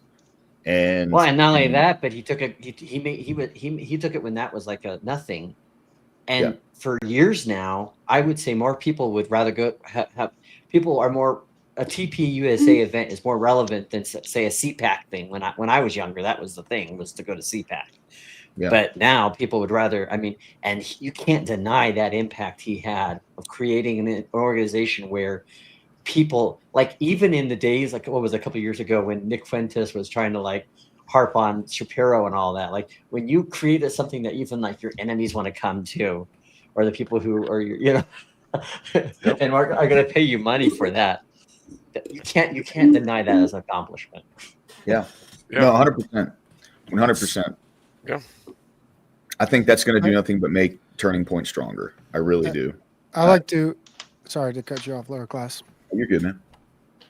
I like to, some of my initial reactions are that, you know, this event is actually going to isolate the discussions Abe and other people are trying to have. Instead of, you know, people creating more bridges, they might just turn themselves into gated communities because they're going to start looking at the opposition and saying there's no hope, right? These people, they choose violence. Their animosity is too high to an open discussion. It's not worth it, where we become more isolated as in our own thoughts and our own views in our own political circles. I think a consequence of this is just inevitable political isolation and fermentation of animosity towards the other population. And I think maybe now more than ever, is as much as people don't want to do it, is to try to keep doing what Abe's doing and what other people are doing, and saying, like, look, regardless of what happened, I'm going to still keep having the conversations Charlie Kirk was having. I'm still going to put myself out there. And I think it's maybe even more difficult now than ever. But I think I'd like to hear your thoughts on that, or anybody else's. I think you're absolutely right. One of the things I said is people still need to go out. People were talking about, don't go to DebateCon, or we shouldn't have it. And I'm like, no, you still should. You still should go out there. You can't let fear of going out and talking and doing things keep you from doing them. It's still the right thing to go out and talk. It's still right to have those conversations. It's still important to do those things. I'm not saying that animosity isn't founded, but you should still have the conversations. Absolutely. Right. Well, to a point, to me, like, and so, I believe in. Welcome, Tony. Lower class, you're going to learn this about me. I try to put everything within the basis of the Bible with all my most important views.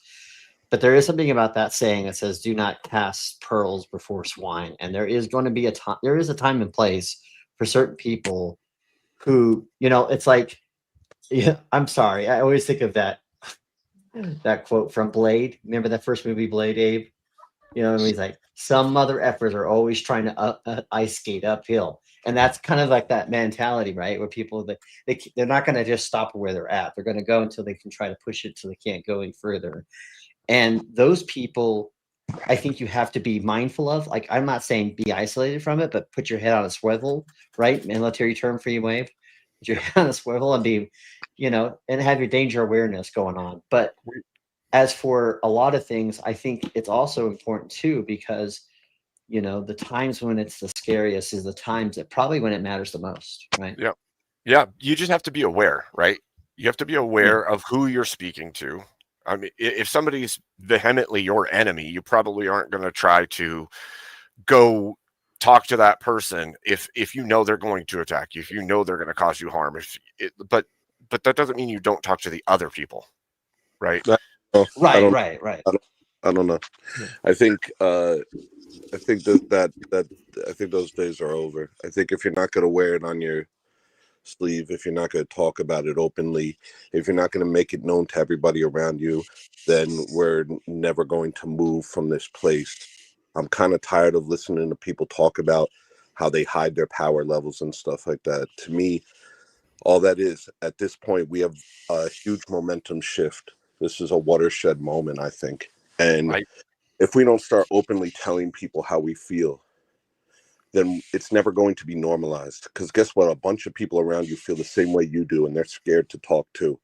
So no, I think you got to be like, come hell or come high water, I'm going to tell you what I am. Well, that's always been my motto. Like, that's why I'm well known with my beliefs in my mouth. Well, here's the thing too, is that they just showed us that they don't care. They just don't care. They don't want to listen to you. They don't want to hear what you have to say. They just want to kill you. Wait, who's that talking? Jason? Yeah. And when you say they, well, first of all, I agree with you.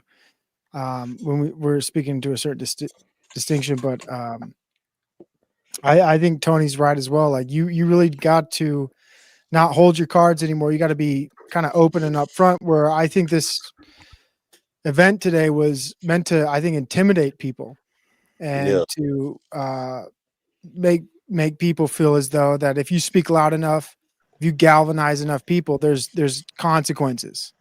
Yeah. Yeah, it was a terrorist attack. That's what it was. I think the opposite's going to happen, though. They want to shut us up. It really seems like the opposite is what's happening. What do you mean?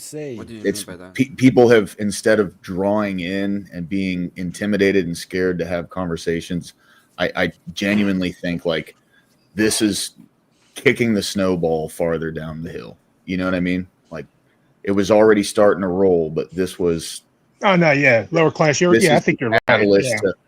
to really make people go, "Fuck that, we're done." You Can know I what I push mean? back a little bit? Yeah. But lower class, what do you say? Like what can we say after an event like this? What law can we pass? There's only one thing that's going to happen. And it's going to be bloody and it's going to go bad.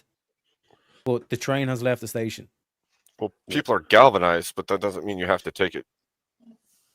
Well, take it from some. No. Let me clarify. I'm not saying from somebody that came this from a country where that did happen.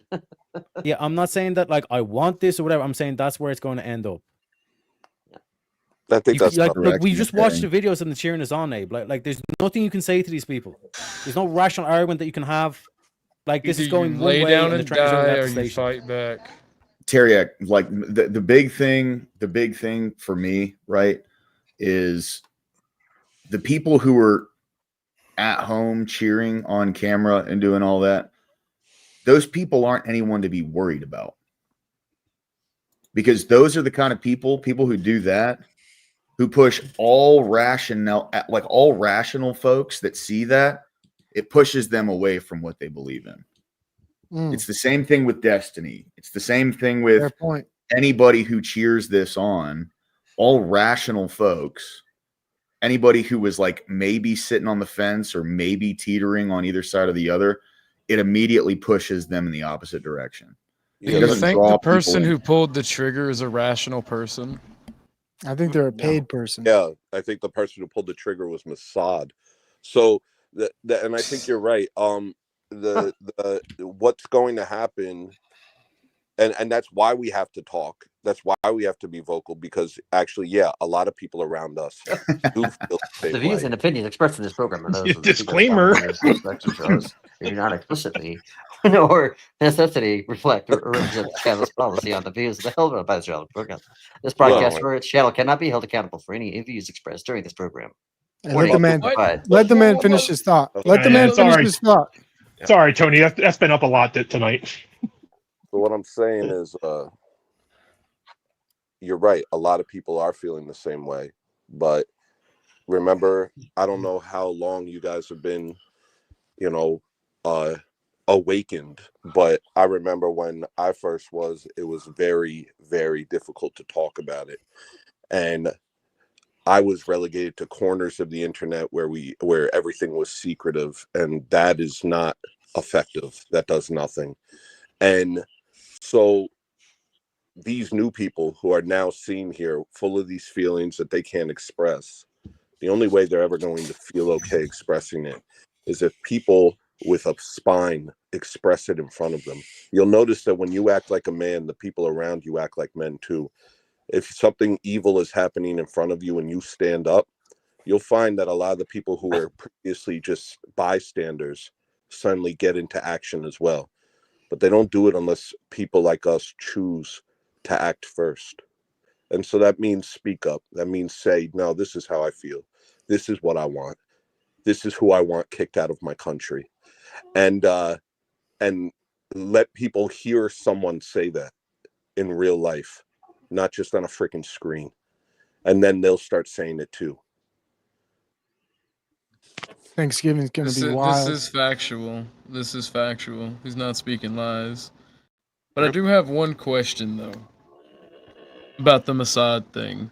What benefit would Mossad have to take out a person that is a high Zionist? The fracturing of the U.S. That is literally one of the only reasons that the next generation of Republican or conservatives still have a high opinion of Israel. Because the past, couple months become more and more vocal against Israel, against Mossad. He's become more and more vocal against these things, and even parted ways with Trump about certain things about free speech when it concerned the Amish. And so, and even he allegedly was saying that he was afraid that they were going to take him out. I've seen videos all day, and this all day of him saying that he can't back this movement anymore, and they're trying to malign him and stuff like that. And this blew my mind. I thought Charlie Kirk was a patsy. I didn't realize he was just a young man figuring it out. And I think he was figuring it out more and more. And I do think someone prominent, if they start, well, there's obviously manipulation going on, because when you see the things that are happening between Tucker and Candace and stuff with the G boys, I'm telling you right now, there's something there, but I don't know if it constitutes this. My theory is that I do believe that this is more of a race thing than is anything else. Is someone that prominent, someone who's become almost a figurehead for young Republicans, suddenly becoming J-woke, if you will, is not a good thing for Israel. And so I would definitely, and I could see it being that I'm fairly certain that's who's behind it. Fairly certain.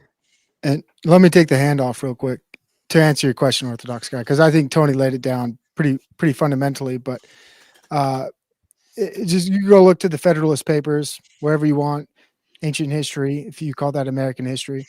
But when there's domestic unrest, the country usually points to international foreign affairs. So how does this benefit Israel? Well, when America has domestic unrest, which I think this is what it will lead to, our country will inevitably find itself into an international or foreign affair to outside itself from these domestic issues. So I think this is going to lead to more domestic inner turmoil issues for the United States, its political conflict. And I think we're going to find ourselves in maybe Venezuela, maybe more Iran, maybe more Middle East stuff. But I think Definitely another wag the dog situation for sure, Provo. you come out of this situation not in America, but you come out of it outside of America. That's how we get out of this inner turmoil that the United States is in. You go outside of the United States. That's the next, I think, step for America. Well, All think I of it have this to way say to you too. two gentlemen is say it louder for the kids in the back. That's why I asked them to re-go over and expand upon his point. Well, Because think there's a about it lot of this way things we too. can't Look, say on YouTube. yeah, look at the party. What party in America right now hates Israel and are defending the Palestinians? I mean, if we could. It's the left. Yeah. Well, not So I just mean, the entire dissident right. well, I'm just talking about like, if you really wanted to, if it, let's just say the the Amish were involved, and that would be one way of doing it, is taking out one of the biggest heads of the Republican Party, or Conservative Party, and blaming it on the left. That's true. I mean, it's going to cause turmoil, and they definitely benefit from us crumbling. Obviously, that's what they've been working on for a long time. They've kind of ruined the fabric of our society through a million different means, and now everything's crumbling before us, and that's absolutely by design. So yeah, maybe it could serve a dual purpose, send us into a civil war before we all completely wake up and separate from them. That could be a thing. I haven't thought about that part because I don't know that's not accessible. My only hesitancy about putting this, and trust me, I'm not beyond putting it on the I people, because on that country, because they're corrupted and a corrupt, but it is the timing itself, because when you look at the last couple of days before, where he was really hitting it hard, he was hitting it hard with what was going on with Charlotte. He was hitting it, and he was going like, he was like he was like putting the gauntlet down on Van Jones. And to me, I could see this being someone that gets pissed off because of those racial issues being a big part of this too. Well, this is exactly why I said I hope they catch the damn guy. Well, he's always straddled the Charlie Kirk has always straddled the line. Can I tag in as well? It's also interesting if you guys were maybe my Twitter feed yesterday, or the content I consumed was completely encapsulated by the pharmaceutical company, the previous 5 years that our country went through, the lies and all the distortion that occurred. And it was fascinating to me because I was about to prepare a show to discuss all those things, the corruption of the pharmaceutical companies and so on and such forth. And all of that stuff now is memory hold. Like the content I was preparing to deliver on rather. Now it's memory hold. And to me, like I understand it's maybe minuscule to the whole greater scope of things, but what occurred yesterday with the hearings with the Stanford doctor, what's his name, Aaron Rossi or whatever, the lawyer, and so on and so forth, with the news that came out about the pharmaceutical companies, that to me was that was big. That's culture changing. That's culture shifting. And within a day, now it's not going to be discussed. I can almost guarantee you're not going to hear any shows or any people talk about that issue, period. Because we have this issue on our hand, which is, I think, monumentally more important in the moment. And then after that issue, after we discuss this, there will be something next, and then something after that again. And it was strange to me, like the news the day before, and how it won't be covered again. It's almost forgotten. And there's definitely a pattern of doing that. They did that with 9/11. Well, the only thing I would say is I'm not like a subversive mastermind. I can't follow all those plots. You know what I mean? And it's like you could get lost in the details of like all the different motivations, and instead of acting based on what you know is right. You sit there trying to figure out what they want you to do so you can do the opposite, and that all that really does is paralyze you. That's right. Yep, I would agree with that. It's it goes right along with all the other things we were talking about, how the complete discouragement through all of this stuff all the time, the poking, the prodding, the overload of information, everything's to keep you docile and scared and incapable of taking the actions or saying the things that you need to do and say. Yeah. Well, and if you think about it, a lot of people, I don't know, you know, because obviously you'd look at me and not think I was as old as I was, but but anybody that was like watching news, paying attention to news cycles in 2001, it's amazing what got memory hold right before 9/11, right? Like you had AOL that was allowing Chinese markets into the allowing China-owned companies into the cable market. You had the Monica, not the Monica, but the what's her name, the Condoleezza Rice, not the what was her name, Shonda Levy or whatever, the gal that disappeared in California. You had the fact that Bush and them had invaded Iraq.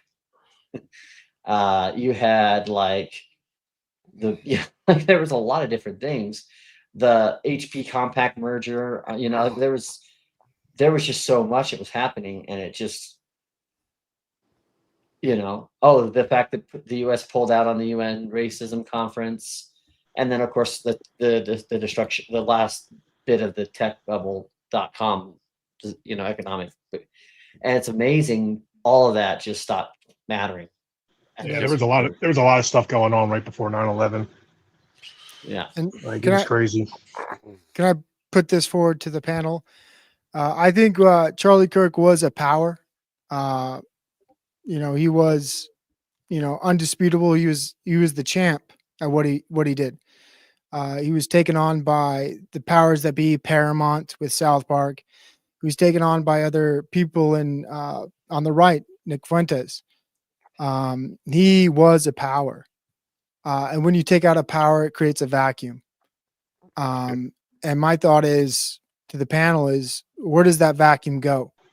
Where does that audience go? Because you could say Turning Point, you know, who, like it's like a UFC maybe, like you think of Charlie Kirk as the champion, but outside of him, I can't think of anybody that's related to Turning Point. Unfortunately, I think Turning Point's done. I think they'll stick around for a while, but there's no Charlie Kirk was Turning Point, so they're not going to be able to replace him. It's I don't know who's going to pick up the mantle, Provo, but what I'm telling you is it's going to get more extreme. If people weren't radicalized before, that close-up video has now radicalized thousands of people who thought we can talk through this, who stood behind Charlie Kirk's message of debating your opponent. Yeah, because he was like the calmest guy. He was a rash, this is what I'm calm saying. guy. This is over because those same people are saying we believed in that message for the past 10 years. We got behind this man. We went to his events and we pushed him. And what did he do? He shot him right in front of them. They got visual proof. That's what I'm saying. And Terry, I'm in agreement with you. And so if I'm looking at the flow of water and I'm thinking about this huge congregation of young college kids and young Republicans who were listening to him, I think an outlet is Nick Fuentes. Like you name somebody else. Name somebody else who's going to pick up. He's the closest thing. Like Tucker Carlson. Are they going to? Where's this huge ocean of followers he had gathered? Where are they going to flow to? They're going to flow to someone who is charismatic. They're going to flow to someone who is charismatic and is close in some way to what Charlie already was saying. Close. Right. Doesn't mean the same. Yeah. It's not just that he's near him. The thing is, Charlie Kirk was the buffer state between two sides. He was the one willing to pretend that these people were enough to have a conversation with. He was the one willing to do that. And then when he goes down, I saw a meme of like a dam breaking, and that dam is the dissident right, and it's about to pour out on these people. These people think that these people are celebrating like they got a win today. They have no idea what's And about if and if what's his name, They don't. James Lindsay thinks he's seen the quote unquote woke right, he hasn't seen anything Yeah, yet. that guy, man, that guy. I saw some of his posts today. That was. Hey, I'm about to head out, but thank you, Abe Dinkus, Tony. Good to see you. Lower class, Emmett, John Castle, John the Neo Jason. Evangelist, only Mr. Bill, Teriyaki. It was a pleasure talking to you, gentlemen. God bless you. Wish you a wonderful week ahead, and nothing but the best. Thank you so much for having me on, and I'll hopefully catch you later. If you're watching live right now, don't be afraid. Don't be afraid to hit the like, subscribe. The super chat button works. I tried it out myself. You can try it out yourself. God bless, and we'll see you guys next time. See you, God bless, bro. Thank you. I like that. That was good. He went right into show mode. I actually have to dip out too, but thank you for letting me on for a minute. Of course, see you, Tony. God bless. Peace out. Yep. See you, Tony. Everybody go like and sub to those gents. Please do, and mods, you can throw out their links so that people can get to them. There's plenty of people out there. Riley Gaines or whatever does a great job out there. I mean, she's mainly one issue oriented, or one or two issues, but put her together with Brandon Tatum or somebody like that. Somebody who can energize people at that point there. I don't think they're going to lose any. They'll lose Charlie, of course, but no. But do you think they'll draw a crowd? They won't draw as big a crowd possibly as Charlie, sure. But do you think they're mental? Riley. Do you think the mental mind frame of all the people that were following Charlie's movement and now witness this event are going to be the same after this event? Because there's going to be some galvanizing that has just happened to everyone that's connected to the movement. Yeah. But they're still not going to push away anybody who wants to have a conversation at that point there. If you want to have a conversation, they're not going to hate that person for still wanting to talk to the right-wing person in front of them at that point there. They might sort of, if that person defends what happened to Charlie Kirk, if they're speaking there, then yeah, the red hats will be a little bit upset at that point there. But I think the right wing is still, IRL people are still going to engage at that point there with the other side. I have a link posted in the back chat if you guys want to check it out. It's just one of Charlie Kirk's last live streams over the past few days. Yeah, I've seen this. But this is what I mean in terms of like this train has left the station. It's not just going to be the Jays. It's going to be the Jays, the LGBTs. Like everyone's going to be thrown into this thing, and you're about to see streets are going to be red essentially. Yeah, I mean, I think with the what, TOS. You got to realize that people that were there that followed him, like there's a lot of people that he was a mentor to. They looked up to him. They wanted to be him. Yep. Probably even thought about getting into that, similar job or opportunity that he would probably want to work for the guy. They're not going to want to go to another. They're not going to want to go find somebody that's just going to talk more. They're going to want justice, and they're going to want it fast and swift. Mm-hmm. Yep. And they're done hearing Which is why the Groypers are only going to get more powerful. I mean, they've already been on trajectory, but like one of the last things I heard Nick say was basically like, "Look, we're tired of the talk. We're tired of the boomers and the Gen Xers and the Republican establishment saying one thing and allowing these guys to get away with another thing." And I mean, it's there in a lot of ways. It's already there. But I think the thing that's sad is, like I said, even though I didn't always like everything he said, he did try to reason with people. And I think, and I think Teriak's onto something because, as he would know, his people know, when you get that time and place where blood can't, all there is left is for there to be bloodletting, right, Teriak? It's like the point I'm trying to point out is like this is like Franz Ferdinand in terms of the World War I.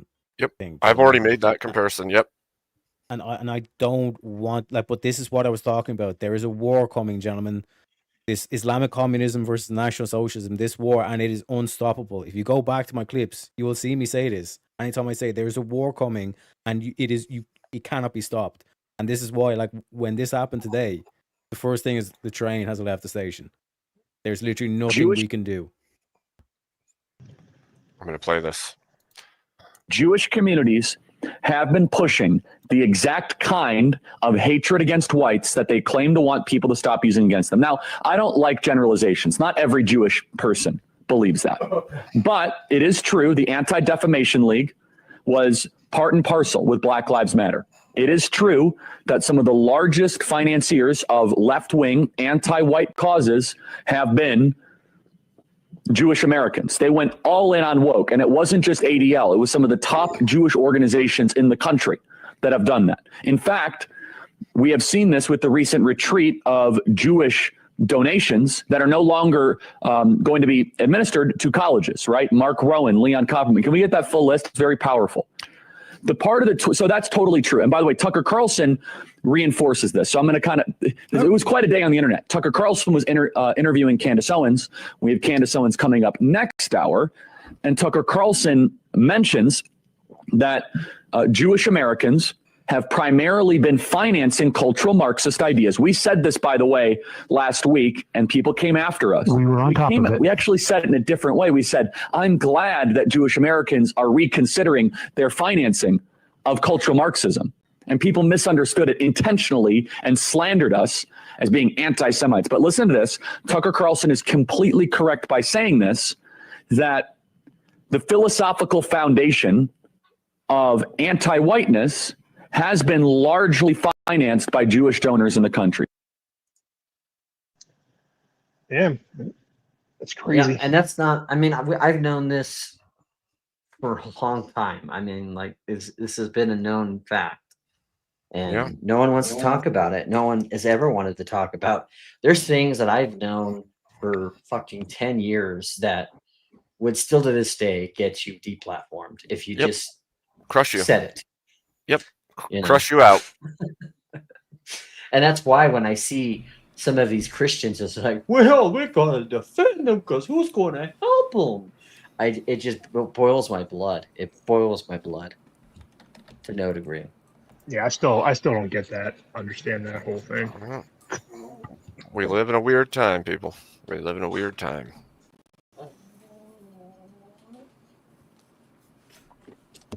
A lot of that's the Hagee stuff too. I mean, a lot of that came from Hagee. Yeah, it's. I don't know. I think we're all. This man, I'm still so mad. I mean, like this stuff just it's like people act like, and it's so funny because like people talk about things now as if this just came out, and it's like it's been a little secret that no one wants to talk about. Wherever, I'll say this much: wherever this gets directed is going to change our country. Wherever it gets directed, because you know for a fact, depending on whether or not they catch them and what motives are assigned to this, is going to change the perspective of enough people with enough sway to make a huge difference in what's coming. So, well, here's the thing too, man. Your eyes open. If it comes out that it's some kind of radical leftist that did this, like I think the left will be done when it comes. Like they're going to have to lie, cheat, and steal. Like not that they haven't done that before, but I think this will like I think the country will be like, no, we're never. You guys are done. Like we're done with you. Yeah. And they're going to fight. They're going to fight tooth and nail about it. They're going to fight with everything they got to stop that from happening. Because people with power don't want to give it up. Piggy bank. We've been their piggy bank. We've been their exactly. Piggy bank. We've been the nice little. I always call it the everyone that has like, well, it's like I call it the master blaster thing, like the little guy that's got the big guy behind him. Pay up, boy! You're gonna get your kneecaps.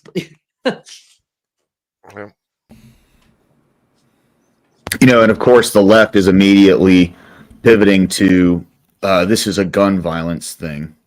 Like that's one of the good things between like the vast difference between people who are anti-gun and people who are pro-Second Amendment is the way that they look at the issue. So the way that like people on the left and these anti-gun people, the way they see the issue is gun bad has nothing to do with the person, where the way that people who are pro-Second Amendment and on the right think is person bad has nothing to do with the gun.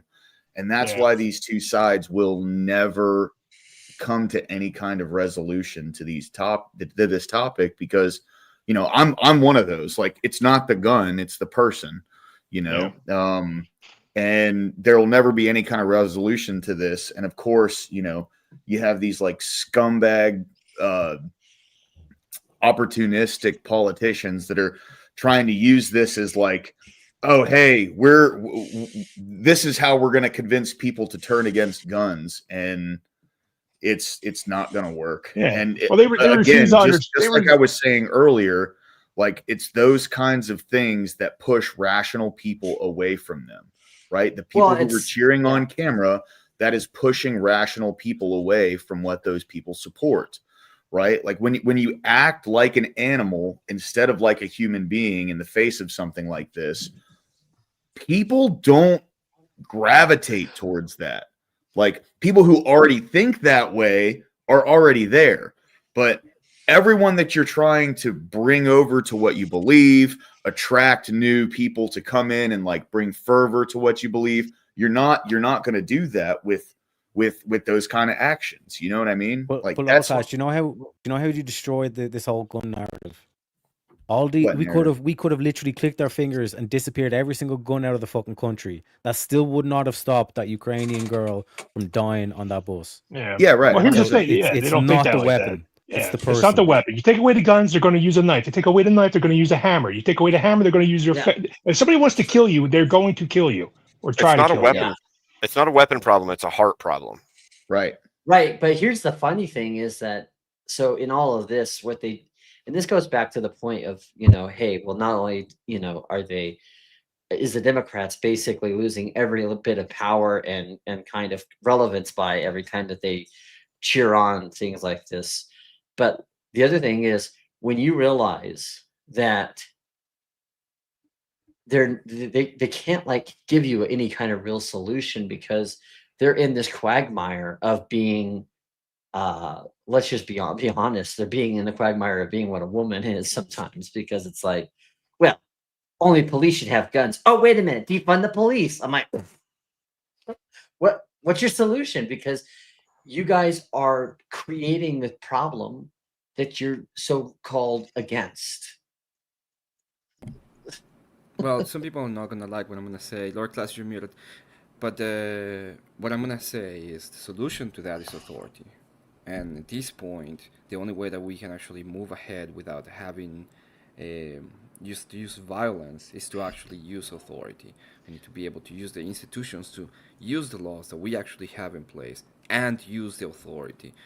When I was there was a question I was pondering not long ago about the death penalty, and one of the things I realized is one of the things that I see when it comes to death penalty is that whenever it's gone, it's not making the things better. It's not like we're pretty much defending the people that are doing the worst things in society, and it just creates an avalanche of problems at the end. So when it comes to these, what we have to do is use authority and use it well. Because otherwise what we have to do is we're going to get increasingly more and more polarized, and the use of violence is going to become more and more done. And guess what? Somebody else is going to, you know, take over and do it. Like, people are going to start rising up and start taking things into their own hands. Well, at this point, I think that's going to happen. At this point, what's going to happen on the other side, right? We're a bunch of psychos. We have a bunch of psychos on our side too. I'm not advocating for that, obviously. I'm saying that the way to do it is the use of authority. I don't see any other way. But authority cannot be given unless it is one or two things. One, recognized freely, or two, taken by force. And so this is the issue, right? We already have an authority, and it's there by force. It was God. Right. So the question is the variance of what people consider force, and that's part of the problem, is that people look at political violence as a justifiable force, as a justifiable authority. So even guys, I'm the not being setting that we smart. have I'm right really now. not being smart about this, Emma. But like what will authority do? Like, this is what I'm saying. Like, it's about to turn into mob. Like, you cannot control a fucking mob. It's really easy to control a mob. Oh, I'm with you, Terry. Like, I don't think that like even if they catch this guy, there like there's going to be demand for shit to change, and if they don't do it, actually start doing it, then the people are going to start doing it for themselves. Well, and Tarek is saying it's beyond that point, even though it's Pandora's box. Literally, like, we're literally just sat there, and Pandora's box just exploded open in front of us, and I'm literally sitting there going, "Oh fuck, this is literally a nightmare that I cannot wake up from." Like, that's basically how I've been feeling all day. I agree with Terry. And it's like, well, we got the shrapnel on us, and people are like, well, but maybe we can still get the shrapnel into the box. No. The bomb's already gone off. Yeah. Like, I just feel. I can respect all day. that. I think in general, people don't realize how big it is that this has happened. Like, people look at this from the outside. We're gonna find out. People look at this from the outside. You say something like, Charlie Kirk was shot today, and he died. To people who don't know who he is, that means nothing. But it's such a big event that everyone's gonna know. Yeah, like everybody's going to feel the everyone is going to ramifications. know. And I don't think people get who that would yet. normally not give into politics, or people who would not normally give into news stories, my Facebook feed's already being populated with people saying, "This is an incredibly sad day. What the fuck happened to this country?" Like, it's one thing to have people like Emmett say that, because or people who are like ultra right wing say that, but when you have everyday normies tell you that. Well, I guarantee you, man, you just made a whole bunch of new alt-right, what they would call alt-right people tonight. Yeah. Like that has definitely happened. Oh yeah, without a doubt. I mean, what happened today just radicalized a bunch of people that were on the right, and then seeing the reaction from the people who were cheering and stuff, because that cheering shit is all over the internet as well. It just pushed a lot of people towards our direction, bro. Like, that's the thing. You know what I mean? Oh yeah, I mean, they're to the point where they're gleeful about it, and they're happy about it, and they can't contain themselves, because this is how miserable their lives are, and how much of a victim that victimhood that they buy into of themselves, that they're celebrating a quote unquote oppressor dying by political violence, even though they're glossing over the fact that this is a guy who was a father, a husband, and a man who cared about his community, whether you agreed 100% or not. Like, that's what Abe was saying earlier. One thing that's hilarious too, man. Like, say what you want about Charlie Kirk. Like, he was a real guy. Like, he was the real deal. Like, he believed everything he preached. He wasn't some guy. He wasn't a politician trying to get votes. Like, he wanted to just do discourse and have a conversation. Well, and like his debates, he wasn't out there debating like a lot of us do online for like entertainment value. And no, he was doing it for a cause. Exactly. Yeah. Like, that's why he wasn't really even debating. He was just having conversations with people. And he was the bridge between the right and the left. One of those people that would be out there to where you can actually hear both sides and hear what they genuinely have to say.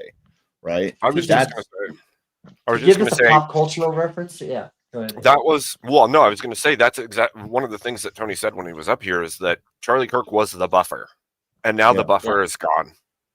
Yeah. The way I would say, do you know that meme? I would say it is like this from that holds back everything. Reference. Oh yeah, that was Charlie. Yep. Well, and to me, for a cultural reference, I will say this: Charlie was Dale from The Walking Dead, and now we just have fucking.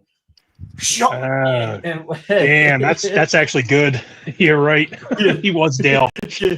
You know, it's Dale, and he's talking about the humanity of people, and the last two are these guys who were once friends, and they're kind of like they see things completely different. And it's Sean and it's Rick, you know, and it's like Rick's like he was after the this, he's buffer like between those he's two. like he's like stay close to me, bitches. We're just gonna like go in there and shred them. And the craziest thing with all of this is that it could have been many different people. It could have been anyone else, and it could have had a similar effect. But this was the worst possible one that I can think of. That's why I think it was organized. Like, like I mean, you're right, dude. Like, I'm not like a going to name good names, man. but if it was like a more far right person or alt right person, it would have had a bad effect. It would have caused a lot of trouble, but it would not have it wouldn't have had the same effect. It wouldn't radicalize the people that I think, the large majority of people that have been radicalized tonight. Like, you know, some of them people might have been like, oh well, you know, he was really crazy. He was a supremacist or whatever. They probably deserved it. Like now, like you know. So Raging Homo sapien in the chat there says Nick Fuentes and Alex Jones are way more crazy. I agree with that, but had they been the ones in this position, it would have had a big effect, but far less effect than who was. Charlie was seen as a genuine good person, even by people on the left. Most of the left hate those two anyway, like full on hate them already. If you were a centrist, you probably didn't like them either. But centrists liked Charlie. Some leftists liked Charlie. Most of the right liked Charlie. And even the ones on the right that didn't much like Charlie knew he was genuine and good and in good faith at all times. And so guess what? He's the worst possible target for this to have happened to. Well, I mean, I think I'm pretty sure it wasn't a secret that Charlie and Nick didn't really like each other, or at least they were contentious.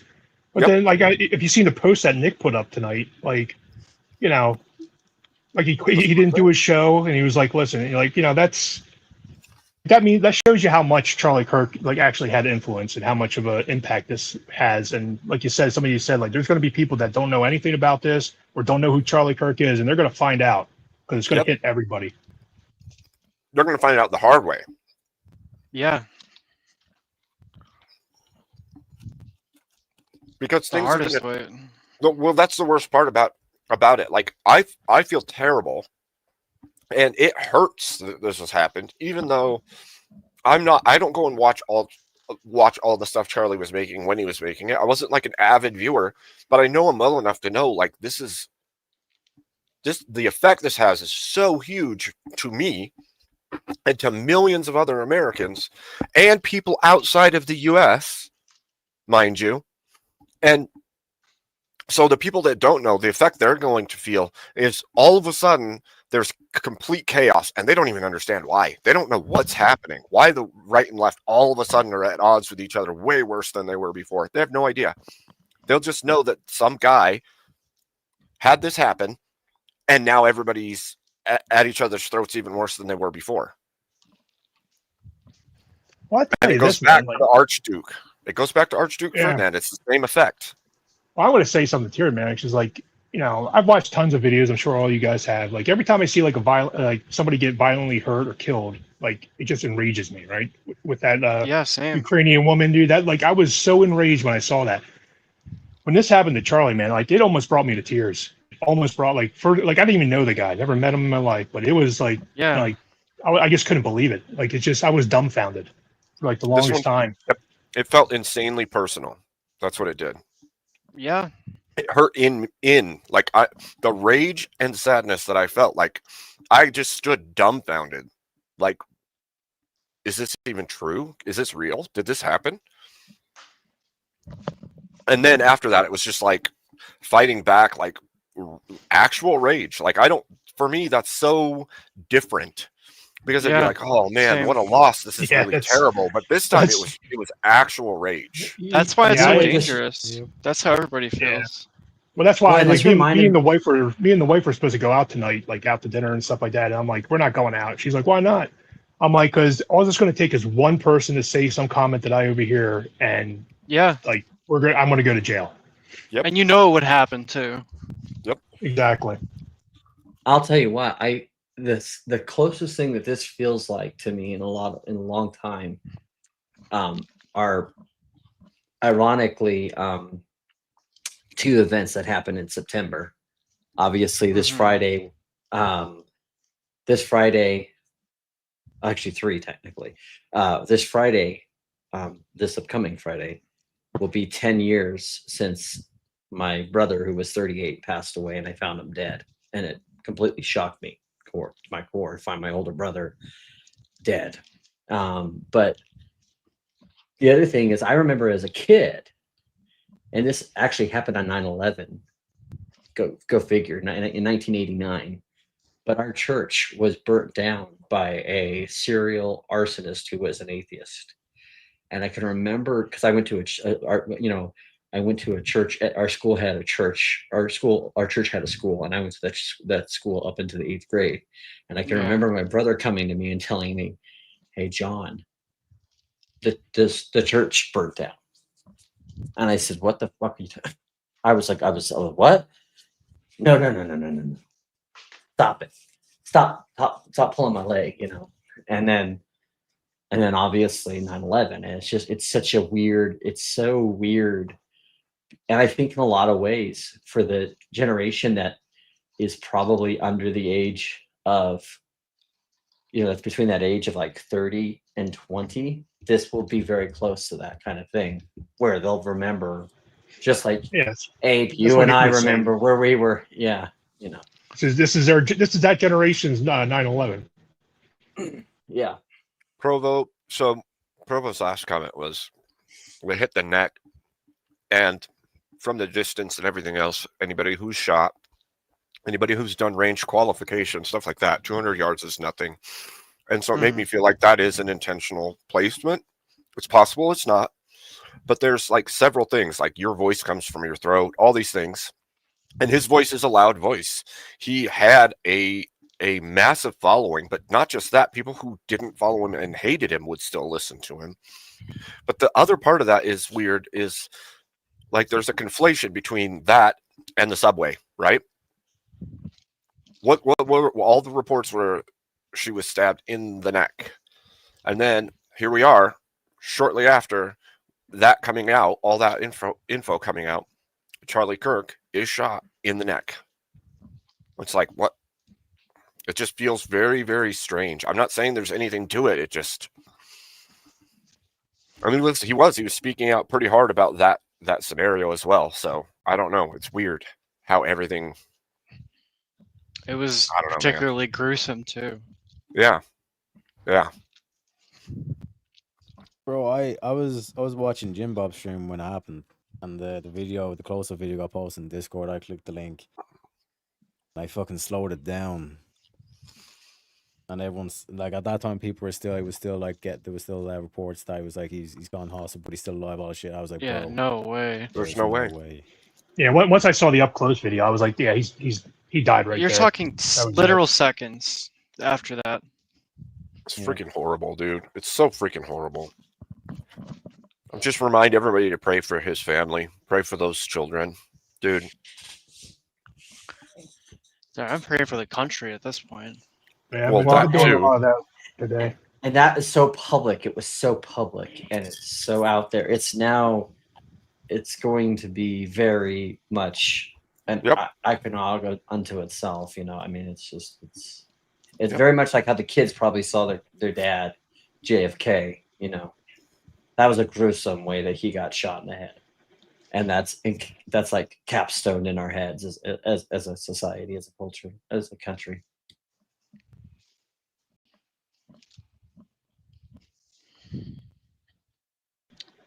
Yeah, it just angers the hell out of me, man. Like, that's one thing I'm gonna miss too, is like, I love the blood sports debates. I love coming on, like seeing you guys debate and go on the panels. Like, but when if I needed some time to maybe see something a little bit different, I'd go watch a Charlie Kirk debate because he's a little bit more civil. I'm like, okay, they're not at each other's throats and stuff. So it was a nice different perspectives, like seeing a different type of debate. But and that unfortunately, there's nobody out there anymore on that that was like that. Right.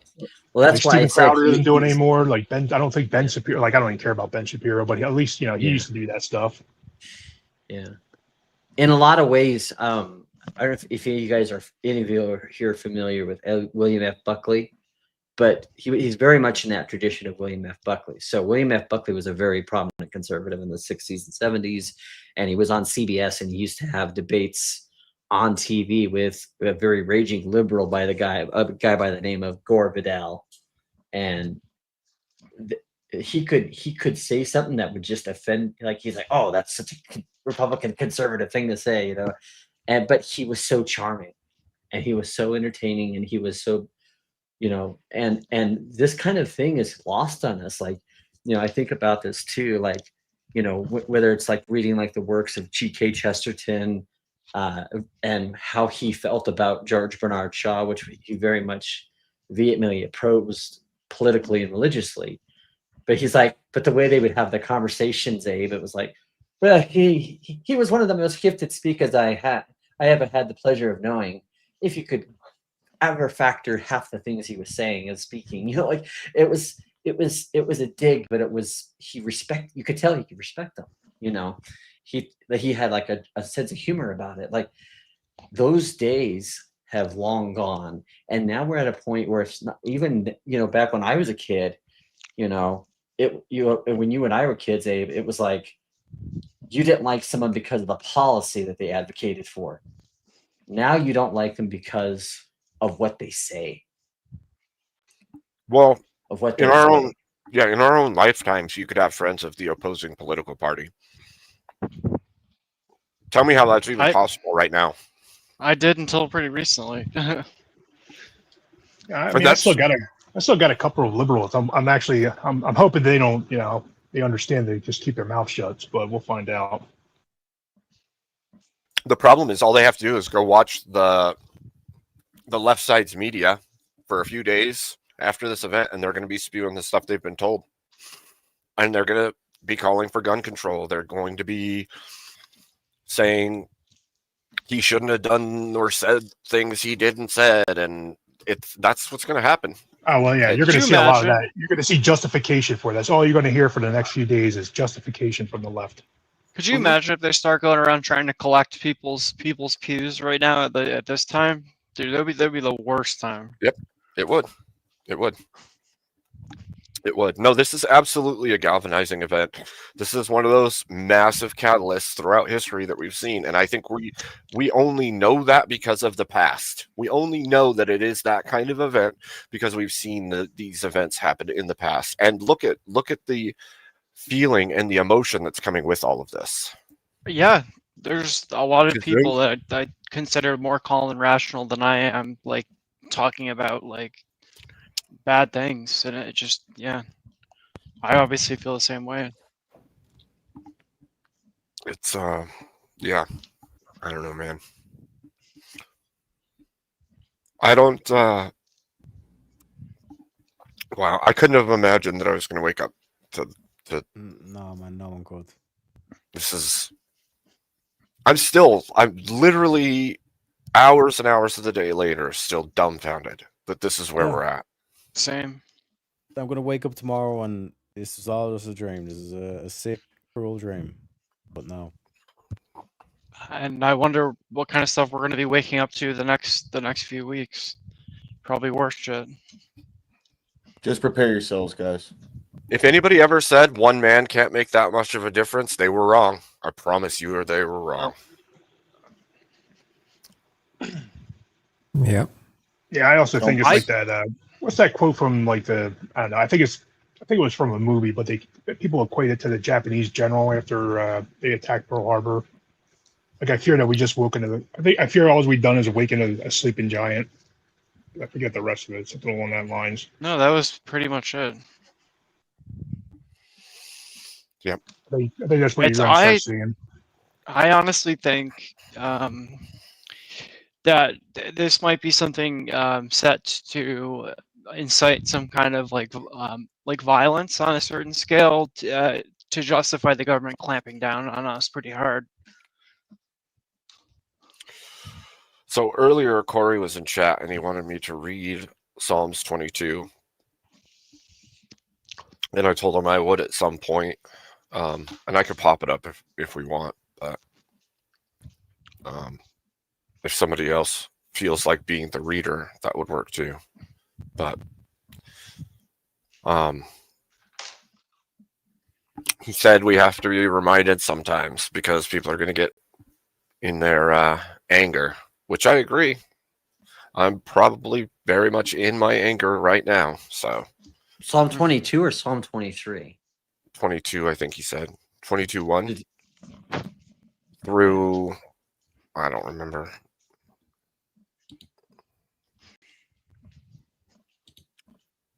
Are you about the one that says, "Why have you forsaken me"? Is that the one? Yep, I think so. Okay, that is 22. Because sometimes people confuse 23 and 22, but I can read it. I can tell you this. To the why have you forsaken me? To the choir master, according to the doe of the dawn, a psalm of David. So obviously this is written by David. My God, why have you forsaken me? Why are you so far from saving me from the words of my groaning? Oh my God, I cry by day, but you do not answer, and by night I find no rest. Yet you are holy, enthroned on the praises of Israel, and your fathers trusted, and they trusted in you, and you delivered them. To you they cried and were rescued, and in you they trusted and were not put to shame. Why is my X feed full of fucking Democrat politicians decrying political violence? Because they know what's bro. Like all my X feed was that this is war. They're trying to get That ahead is of it. the common thread. That's what's happening. Yeah. They know that the right is going to react in some way, and they're getting ahead of it as quickly as possible. But like all of these, like Chuck Schumer, Barack Obama, Joe Biden, Bernie Sanders, Elizabeth Warren, Cory Booker, Nancy Pelosi. I mean, like people I don't follow actively follow things that go against everything they believe. Chase Oliver, J.B. Pritzker, David Hogg. Are they reposts from somebody you follow? No. This is their posts showing up in my fucking For You right now. Maybe they promoted it. Maybe they're being promoted to the front on purpose. Maybe Elon made some sort of weird change. That or they even the conversation, the question. Do you know the question that I was answering as he got? Well, I think the most important thing is the fact that they're all saying the same fucking thing. That I did not listen to, Teriak. I did not listen. Yeah, I did not. He was answering. He was getting asked a question on the trans mass shootings. And again, like I said, because I've been in multiple different panels, all that kind of shit today, because I've tried to make an effort to listen in what everyone's been saying. One conversation got turned into this is going to be a race war. Another conversation says we need to end this whole trans thing, and it's like who's throwing in with the trans, the gays, and all this kind of shit as well. So they're going to come after that community. The Jays are another community that people are talking about as well. So this is what I'm saying in terms of this backlash. It's going to be the exact same situation. They're all going to be put into one bucket called the deplorables or degenerates or whatever, and that's who they're going to go after. Hold on, Abe. Yeah. Do you mind? I'm going to share my screen on X. I went through to make sure there's nothing like bad that comes up, but I want you guys to see something. This is crazy. All right. Political violence has no place in America. That's from Chuck Schumer. Bernie Sanders, political violence has no place in this country. Elizabeth Warren, political violence has no place in our country. Cory Booker, political violence, we must call political violence what it is, evil and attack on our most fundamental values. Nancy Pelosi, political violence has absolutely no place in our nation. Chase Oliver, where is... Maybe they put that at the forefront for this day. After this happened, they made it so that... Yeah, it's just like the media, right? They all get the same talking point. Exactly. Yeah, but I'm saying like the same words over and over. Political violence has no place in our country. Gun violence and political violence have to stop. They get told what to say. Well, no, they get it tested. They get they probably all got together with some. Yeah. Every word's poll tested by some. a Yep. certain agency or whatever within the DNC, and they say these Yeah. words are going to resonate with a certain audience and everything. So use these words in this kind of an order, and it will be the best way to do it. And then on top of that, you can see X putting a temporary algorithm in place to show things to stifle political violence, knowing that this happened. That's And weird boom, though, it's lower gonna be class. them I'm that not pops up. getting any of that on my feed. Yeah, I mean that's, dude, literally, like, it was There's so any weird weird stuff. because And then when I opened X earlier, it was like Barack Obama, Joe Biden, and a couple other people. I don't follow any of these people on X. Yeah. And then there's good old Hassan, who's going to make sure he doesn't change his tactics. Trump is signaling that he's going to use Charlie's death to launch a war against the left and the liberal organizing. Yeah. Well, that was going to happen with or without Trump, dude. Yeah. That's the thing. Like, I genuinely, I don't think Turning Point USA is cooked. I think there's a lot of people in that organization that are continuing to go out because it wasn't not going to just have the Charlie same. Kirk going to the colleges. You know, if anything, it's going to galvanize people to want to do it more, right? But it's the same thing with like the actual like Make America Great Again movement is we're going to care about America and advocate for things whether Trump does what we want or not, right? Like people, we're not rallied around Trump. He is just like the one stone in the archway. He's not even the cornerstone, right? Yeah. And what Trump can do also for people who want to kind of go to college campuses, okay, if you guys do not allow them on your college campus and everything, and their quad or whatever, federal funding may not somehow disappear at that point there. So he has that right to do that. That would be a shame. Now here's a guy that I follow on X, and he's a liberal, and he does not like MAGA. But he'll tell you. But look at what he says here. He quotes what Charlie Kirk said, which is, Jesus defeated death so you can live. And he says, may he live forever in Christ. So there are a few people out there that are not complete asswives. No, Well, yeah, absolutely. Obviously. There's always going to be people outside the extreme, right? Yeah. But if the ideology... But so I was going to say, but the ideology of the majority is partially the issue in this. So, dude, I'll be honest. This is just me. I think the majority political ideology in this country is leave me alone. I'm not going to vote. Because when you look at like the voting, like the amount of voting age people there are, only about half of them vote at all, let alone in any particular direction. You know what I mean? Yeah.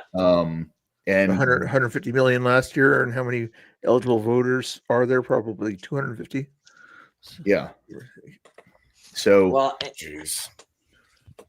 I'll tell you what. The other thing that's interesting in all this is also that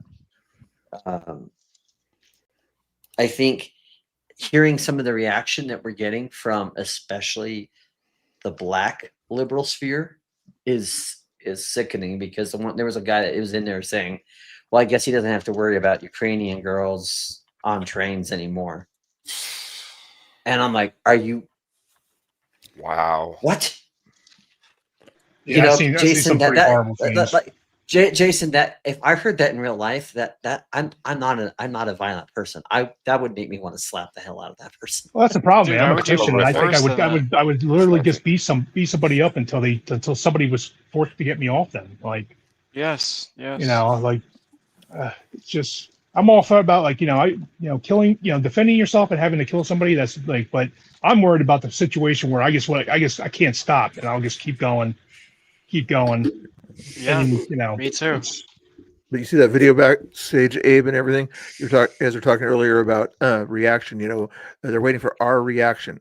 So people are at a vigil in Idaho, basically, just kind of praying in front of the Capitol there. And then what happens? Somebody in an electric scooter and a bunch of other people in rainbow gear decided to sort of invade that vigil and everything. So our reaction was, okay, we're going to pray about what happened and everything for the family, for the country. They don't even want that kind of reaction. the far leftists and everything. And like, we're not doing anything to you. We're doing our own thing. And they said, no, that's not allowed.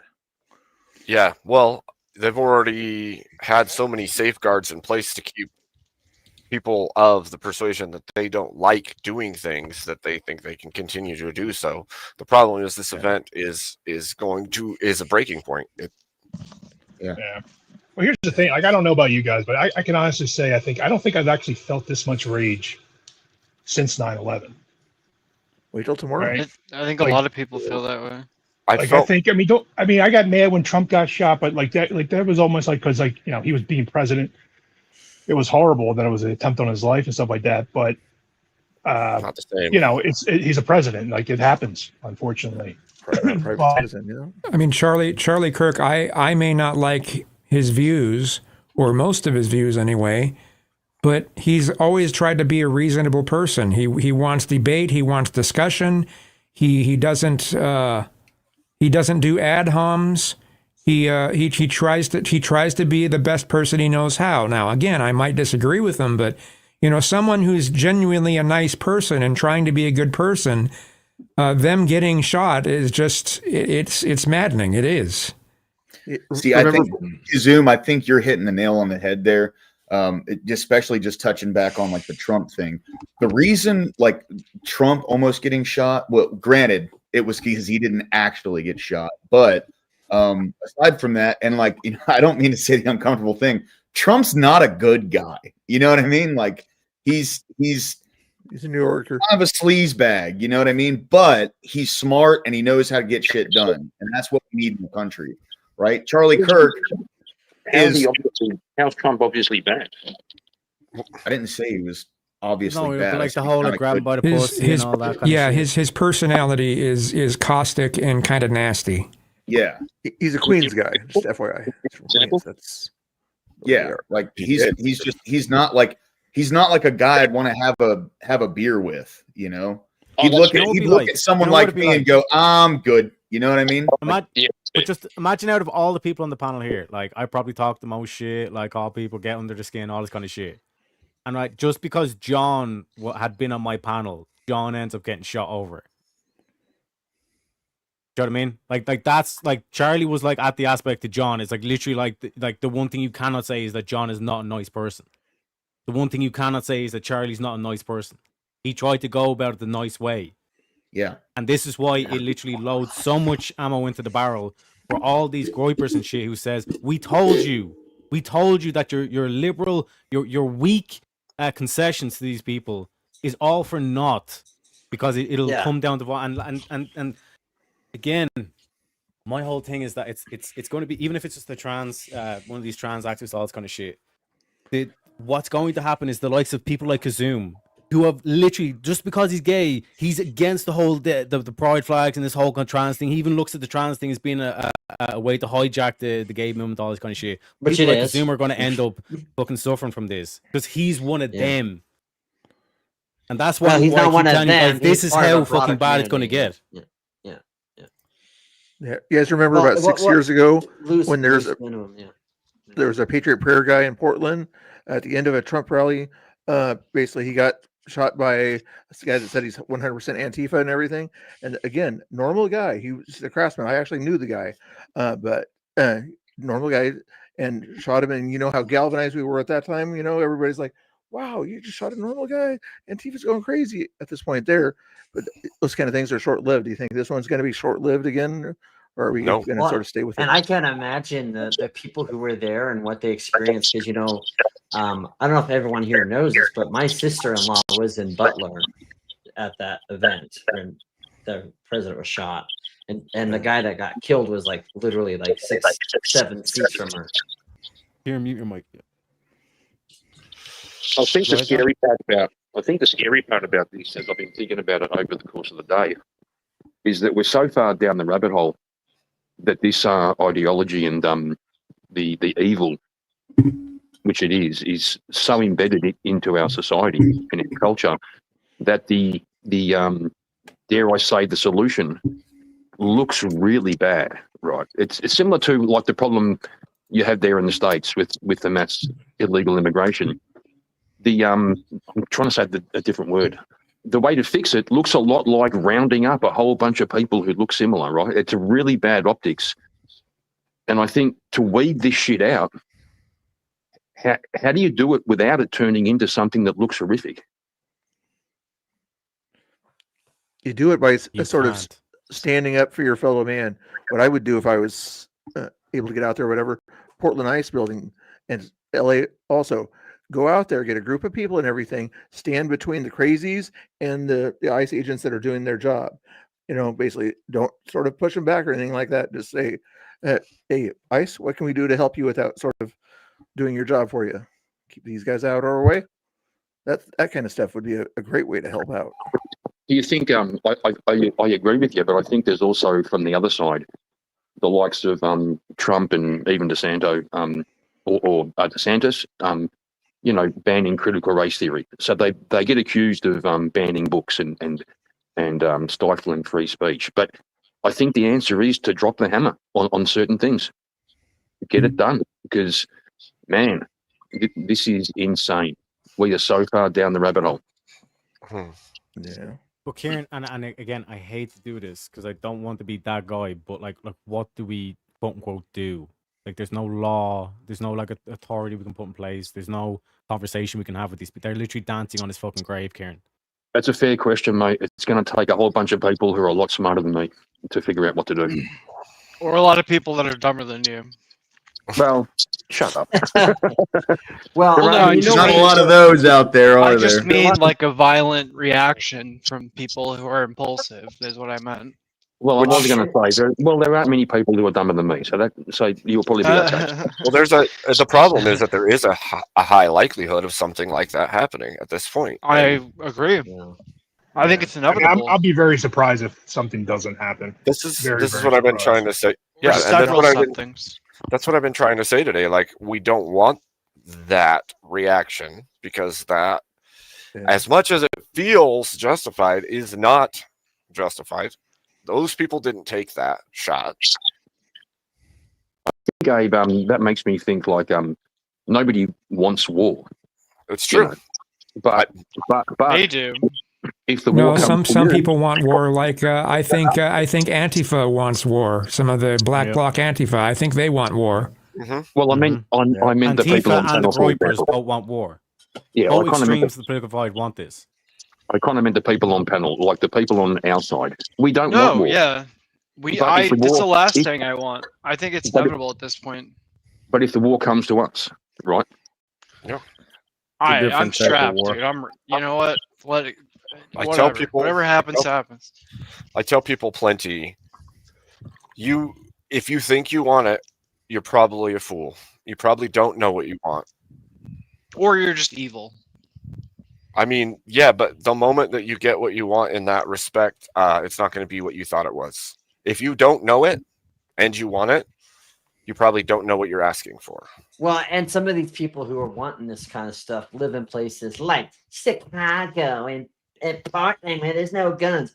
You come out to the country where everybody and their mother and their mother's aunt is carrying. I'm just telling you.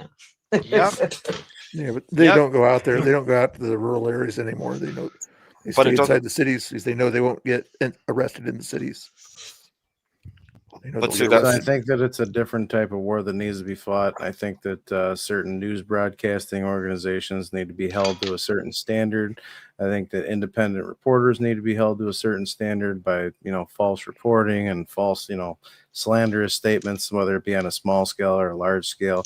This isn't a fucking war that's going to be fought in the streets by rounding people up. It's a war of education. It's a war of informing people what actual truth is, not their opinion of what the truth is, not this my truth bullshit. Accountability for shit that's promoted to the masses.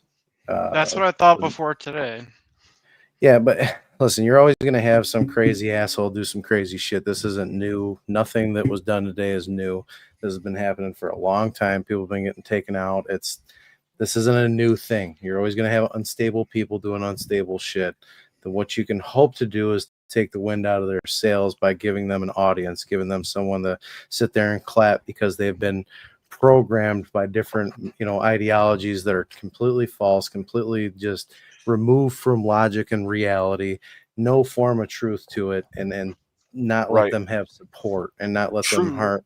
But You know Jamie, what if it's not a loony? What if it's well, not an some people unstable are person? some people are true believers, but the one thing that you can kind of hope is that if a true believer interacts with a logical statement or a logical ideology that's being reported on, hopefully that might change them. You're not going to save everyone, but you can do the best you can. And what if it was an organized thing? Well, that's what If it was an Charlie was trying to organized do. thing, So then- look what they did. Well, no, I totally agree. I totally get that. And Charlie was probably one of the best people at doing what he did. He didn't do the ad hominem thing like you were talking about earlier. Point, sorry, bro. I think that's why Charlie's such a significant figure. Something Abe was saying before. Of all the people they could take out, they took out the one who was having reasonable conversations and he was changing minds peacefully. The most humble one. That's why they took him out. Causing too much effect. I've seen some of his stuff where he's in a college and most of the crowd are wearing MAGA hats. Like they're all kids and they're all wearing MAGA hats. And then I've seen kids actually change their mind on camera because he's talked them through the process. And I think that's why they take him out. It's the same way as the left, It is. Who the left go after are lefties who say something wrong. They'll take the ones on the fringes of their own because you can't say a single thing out of line on that side. And Kirk was doing it. He was doing God's work. And I agree with that. If you want to affect change, take out the person who's promoting the most of it. And that's exactly what they did. So obviously they just gave us a little bit of a, I don't want to say a gift, but they gave us something to really focus on, being that, what he was doing was affecting change. He changed a lot of people's minds on the left. He changed a lot of independents' minds. He changed a lot of conservative minds on a lot of different things. So if you want to affect change, continue his legacy. They had the element of surprise. They had the element of taking us all back. They had an element of basically finding his weakness and getting him where they knew he was going to be, which is at the heart of and this is the thing that these people who call themselves liberals that are like fawning over this happened at a campus. Like that was there were at a time when I had liberal friends who understood the importance of places that were like, when I mean holy, I don't mean like Christian holy, I mean like secular holy, like the library, like the neutral classroom. Ground places. Yeah, right. Place where these things, higher learning, higher ideas were. And now this is the warfare. This is the battleground. And they knew he had a campaign. Well, here's the thing. They did their thing. And it's like a Pearl Harbor situation. Like you only get one Pearl Harbor, right? But you get the response. Hiroshima and Nagasaki. But here's the thing. Let's not do what America actually did in real life, which is help build them back up. Let's just decimate them once and for all. And I mean this not in like a violent sense, but I mean decimate them in the sense of platform sense and bringing this idea of this kind of thing, I don't think that works either, because that just pushes them into a hole, like we were pushed into a hole, and then later they'll emerge and cause the same issues later. That just promotes the cycle. Yeah. So one thing that would be good to kind of go down the rabbit hole on is to find out if this was a collective, if this was a joint effort. If it was a joint effort, all parties involved would be considered terrorists, domestic terrorists, and anyone who financed, anyone who is aware of a certain plan of action needs to be taken care of, and they need to be prosecuted to the fullest extent of the law. Mate, I saw some official from some state official on campus. Actually, I don't know if it was a police chief or someone like that, who he did a broadcast and he did a whole Liam Neeson thing. He literally said, "We will find you. We will prosecute you to the extent of the law." And he said, "I want to remind you, we still have the death penalty here." Yeah. It was really something. It was really something. But I think even if they found out that this guy was some random nutter, he's some crazy guy with a personal manifesto, and they say he wasn't leftist, he wasn't anything. I don't think it matters. I think what's happened. It doesn't matter. It doesn't, because this has resonated. Yeah. People know that this is a cultural. It's a cultural thing. But yeah. People have already decided. Yeah. Yep.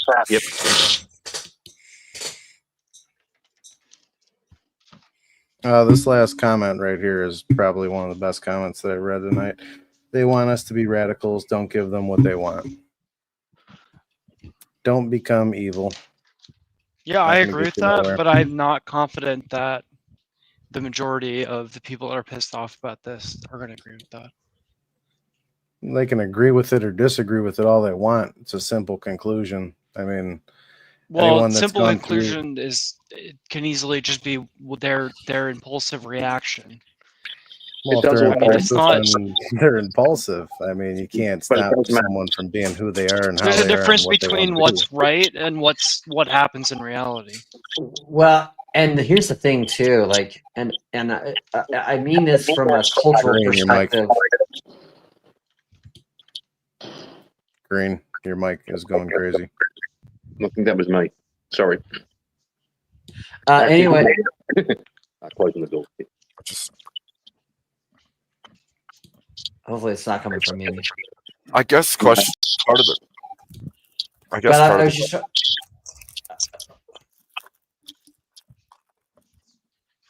Is my mic okay, Abe? Or am I going It's crazy? echoey when anybody talks.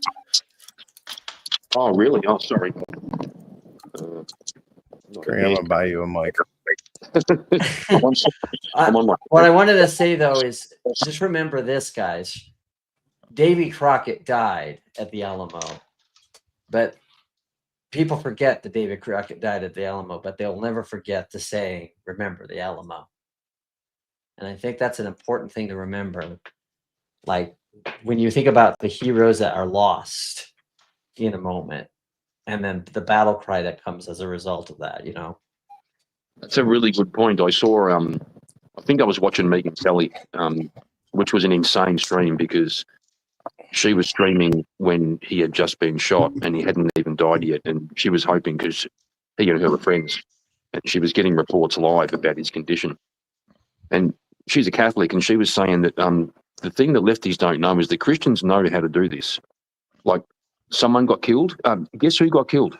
Right? The whole religion is based off the knowledge that if you speak the truth and you're a good person, you probably won't have a good time and you may even die. And over 2,000 years later, here we are still, living that life. So they don't get it. They can kill us. We don't care. We don't care. We'll still win. Another good comment. What would Charlie do? Charlie still wouldn't preach violence. If he could have had a last few words, they took a very moderate voice on purpose. I mean, if you want to play into the hands of people that are unstable individuals, I mean, if you want to be that impulsive, I really don't think that I could depend on you to be like-minded. So I really couldn't align with your thought process. We all agree with that on panel. We're speculating on what's going to happen.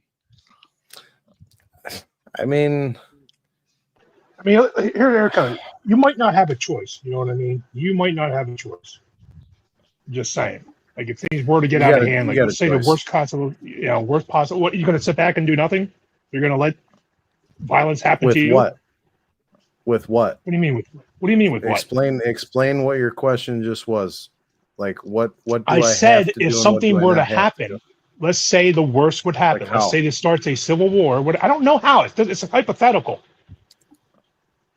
Then you're going to have to choose. Question. Well, okay. If somebody wants to affect harm on me and my family, obviously I'm going to protect me and my family as well as my neighbors and my loved ones. Hey guys, I'm gonna jump out. Y'all have a good night. Have a good night, Lord. Thanks for having me up, Abe. Please. I saw on that point about, when's the right time to fight back. I saw a documentary once called The Fog of War. And it was about Americans had to bomb, I think it was Japan, and their aircraft flew so high that the accuracy of their bombs was off. So they decided, we're going to fly, half the height. And some of the pilots said, we're going to lose half our planes in this mission. And the general said, well, do you want to do it now, or do you want to wait until it's on the doorstep of your house? Right.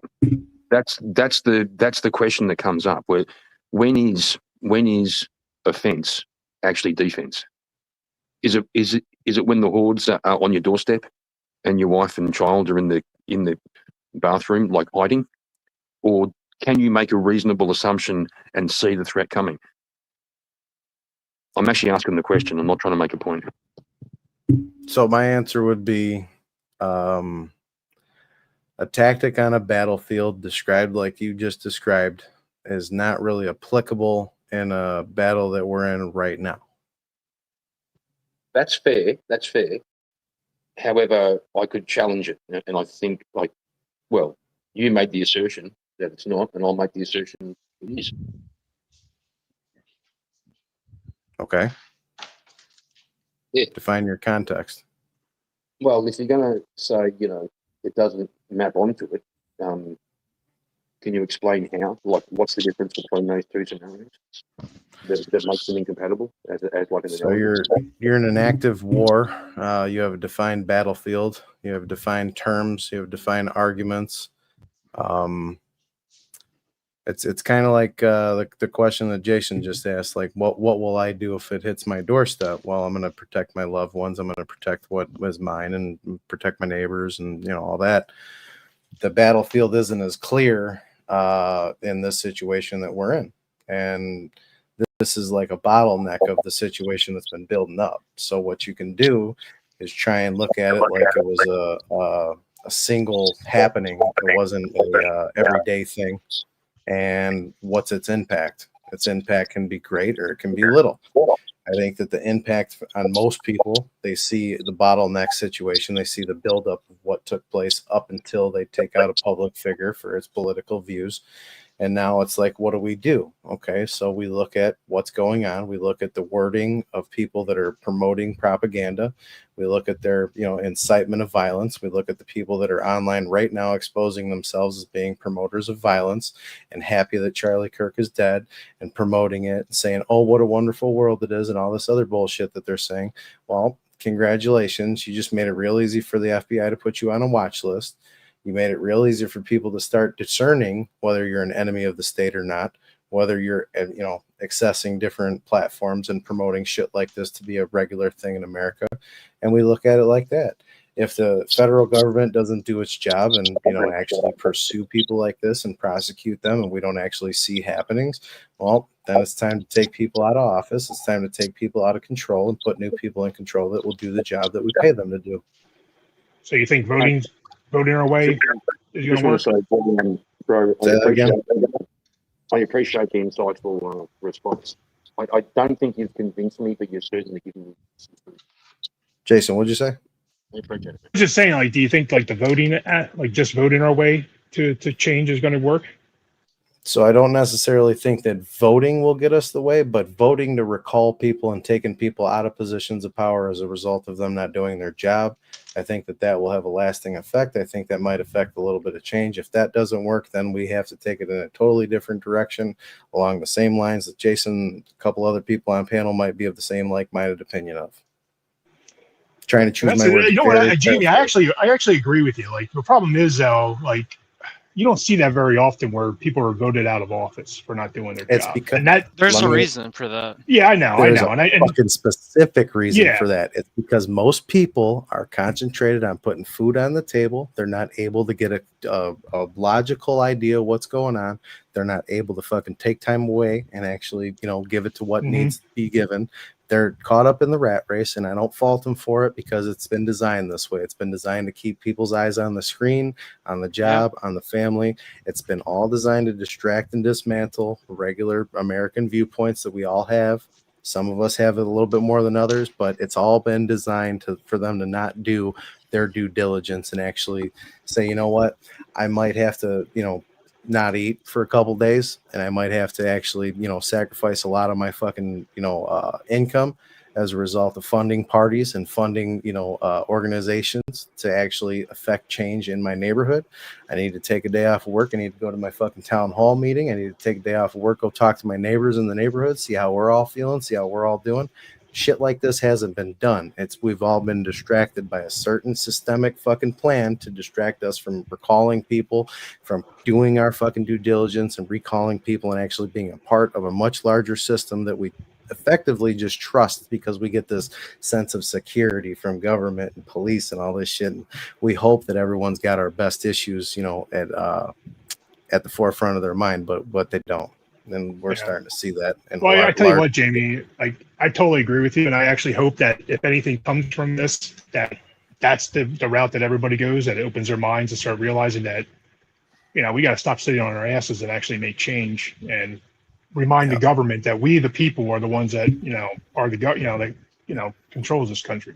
We decide. Who with what we're doing right now, it might seem small, it might seem insignificant, but if you have enough panels like this and enough conversations like this, people might latch on to one another, start becoming, more and more informed of what's going on, come up with a little bit of plan and change, and become a think tank and affect change on our own community. And it's up to every one of us on panel, every one of us in chat to do that. Yeah, but Jamie, and again, I'm not trying to be smart, but like what conversations you have with these people who are like dancing and cheering at the moment on TikTok? You need to, first of all, realize that you can't reach everyone. Yeah, but what do we do with these people? What do we do with the people we can't reach? Yep. Watch them very closely. Very closely. Well, I think what Jamie's trying to say, I think what he's saying is just bypass the people that won't listen to you. The reason why Jamie's saying it that way is because of TOS. I completely understand that, but like that's what I'm saying. It's like that's where the train's heading to, and it ain't slowing down. Well, no, what I think he's saying too is like the bypass is like, actually do our due diligence as citizens of this country and put people in power that are actually going to do the change that we want.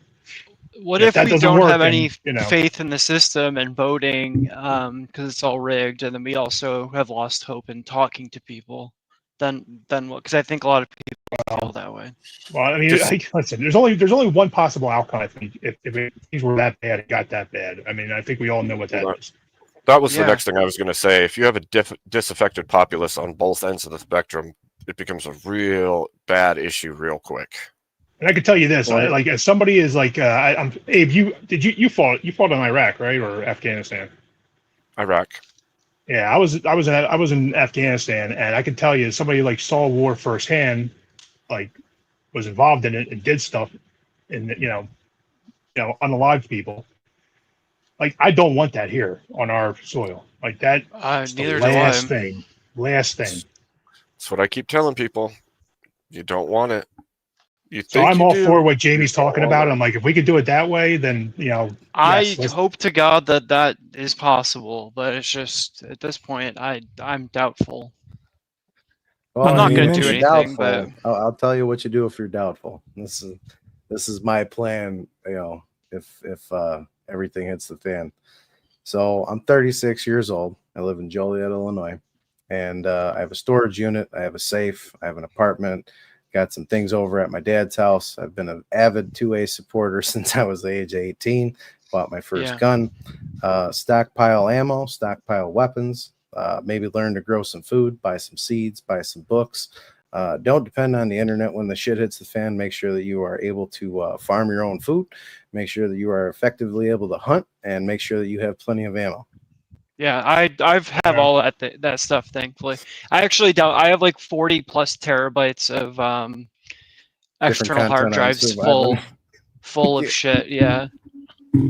Someone mentioned TikTok earlier, and to me, I think the government should be seriously looking at more people's posts on TikTok, or TikTok shouldn't even exist because it allows so much of the extremism it allows so much left-wing extremism for people to get together and yeah, but they'll find another way. They'll find another way to get together and like whatever. Somebody will just create another platform that will do the same similar thing. Like I understand what you're saying. Yeah, me too. It would stop it for at least a while, and then yeah. But like, here's the thing: like, I'm almost on the side that I don't want these people to be silenced. I want them to keep going because I want the rest of the world and the rest of the country to see these people for who they are. They are literally dancing and celebrating the death of one of the most popular, effective conservatives in America, and they're loving. They're rejoicing.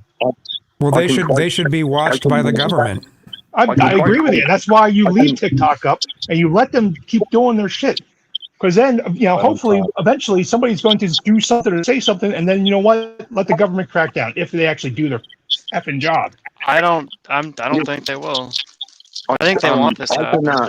I can quote Abe from earlier on the stream. Abe said, it was brilliant. Abe said, "We don't know who killed him, but we can see who's dancing, right? We can see who's dancing about it. Yep. The best antiseptic is sunlight. Drag them out in the light, let them do their thing, and they'll tell them themselves."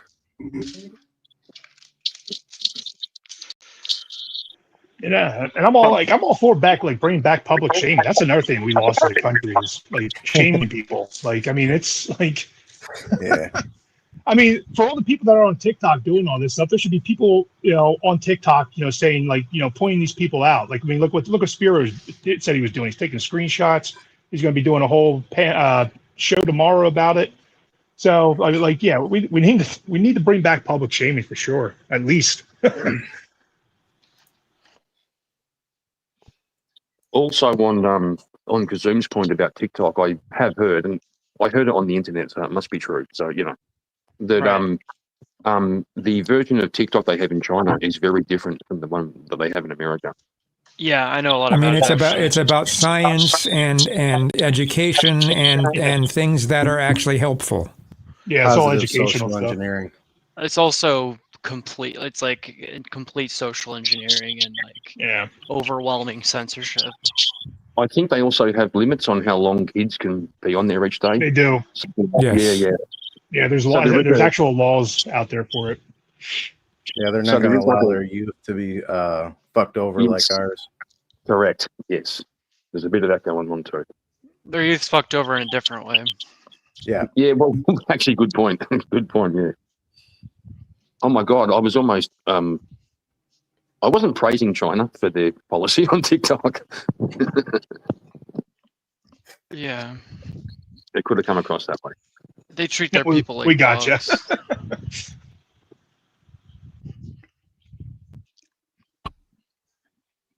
Can't allow the masses to, absorb too much freedom of speech. Shazzy added an F. I'm with you there, Jamie. I think you and I could have a long conversation about how the idea of our Constitution has kind of been abused. Well, it's just like liberty and freedom. Those are two different things. We have a Statue of Liberty, not a Statue of Freedom. Remember that when you come in. Yeah. True. That's not applicable to us, the people. That's not what I'm saying. So don't misconstrue that. Mm-hmm. Right. Too late. It's already clipped. It's already clipped. Yeah, it's okay. Fuck it. I don't care. Clipped and shipped. I don't care. They can say whatever they want. At the end of the day, you're gonna see it on tomorrow on all kinds of TikTok. You're like, oh, this guy wants to take your constitutional rights away, your God-given rights. Bald-headed white guy. Dangerous.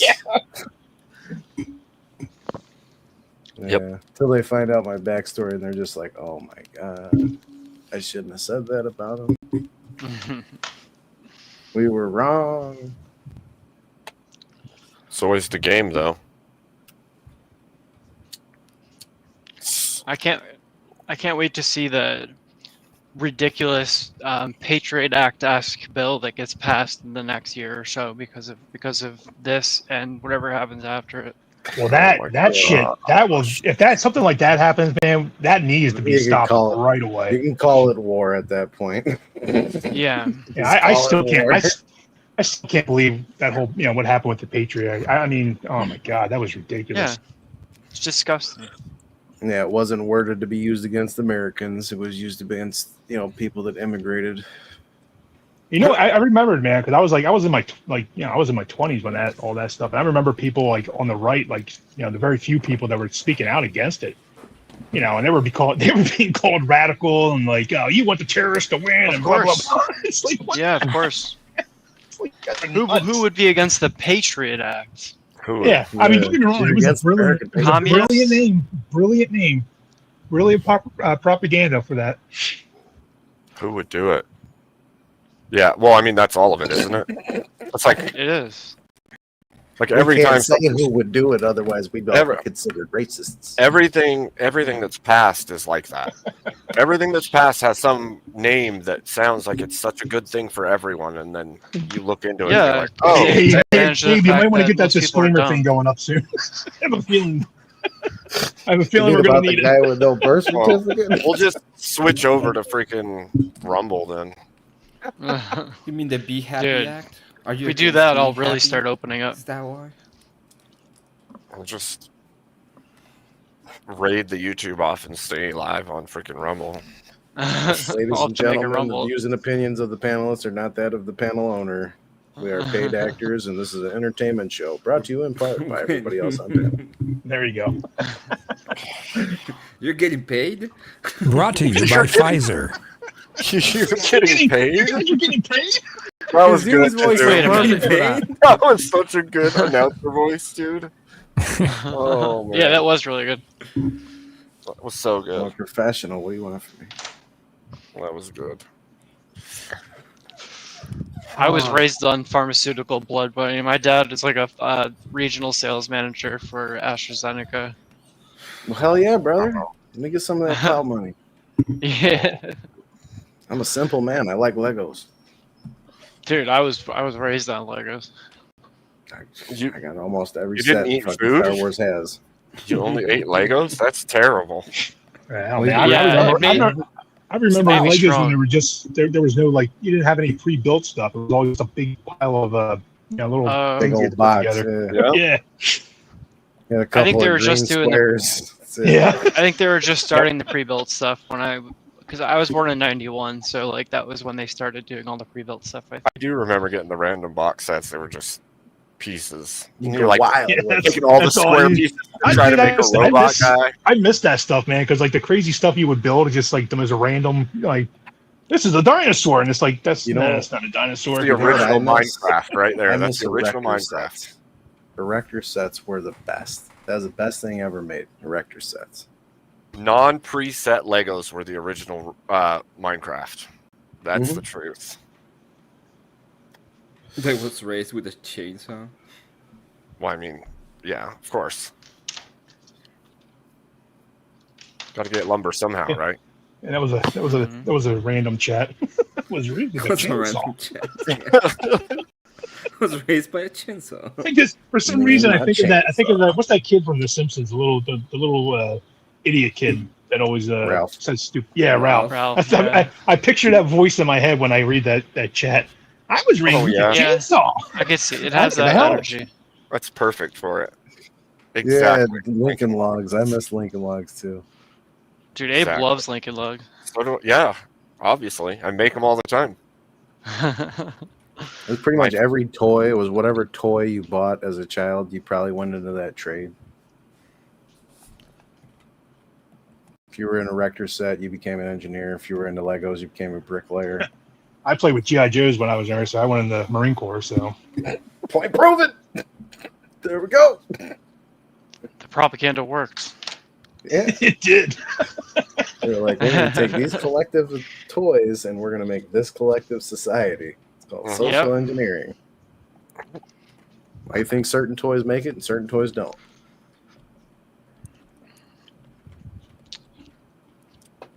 Welcome to humanity. Hey, what's up, Hoover?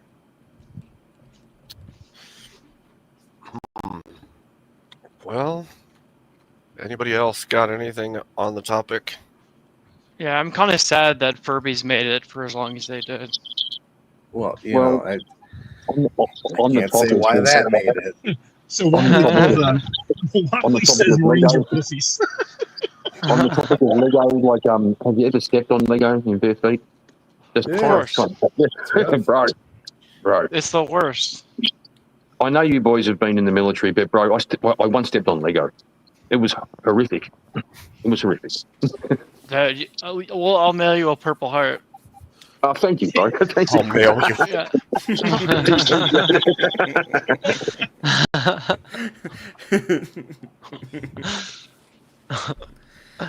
Sheesh. I've been there, though. Oh my god, that shit was crazy. Everything. All of those weird mass movements. Oh my. Whoops. Hold on. I got us a goodie. An oldie but a goodie. Oh, Yeah, I hope Abe, it's don't the one you I'm even thinking think of. about shutting this down. Don't you even think about it. What? I didn't We'll come think up with anything. something. I don't have any thoughts. What are you talking about? He's got a gorilla mind. When I grow up, I want to be a principal or a caterpillar. I'm Skipper Skipple, a Principal Skipster. I have not something. I'm a brick. No, Ralph. This means you're failing English. Me fail English? That's impossible. I'm Idaho. Yes, of course you are. Go apple. Go orange. Go banana. Oh my god. Why do people run from me? Class, in what year was 1 + 1? The answer is The Amazing Ralph. Oh my god. Hi, Super Nintendo Chalmers. I'm learning. I hated the purple. Oh my gosh. I think that So was really ridiculous. that was really ableist. I think it's pretty offensive, actually. All right, so Wobbly in chat, just be honest with us. Was that you? Was that you when you were a child? I think we just witnessed the basic video of the left growing up. Yeah. I just think See, I forgot about that English one, dude. I remember watching that when I was younger. Me fail English? That's impossible. I don't know why that makes me crack up. That character though. That's funny. Wow. The Amazing Ralph. What year was 1 + 1 = 2? We all had a kid like that in school when we were growing up, I think. Go banana. Go banana. Then he gets all depressed looking at it not moving. Like, why isn't it moving? Yeah. They left the camera, like not camera, but like they left the scene on him a little longer. Yeah. It was perfect. Wait, is Brookie Ralph? I'm a brick. I'm a brick. Oh my god. Oh my god, you're right. Oh god, we got him. Got him. We got him. So, Someone's got to tell Ricky.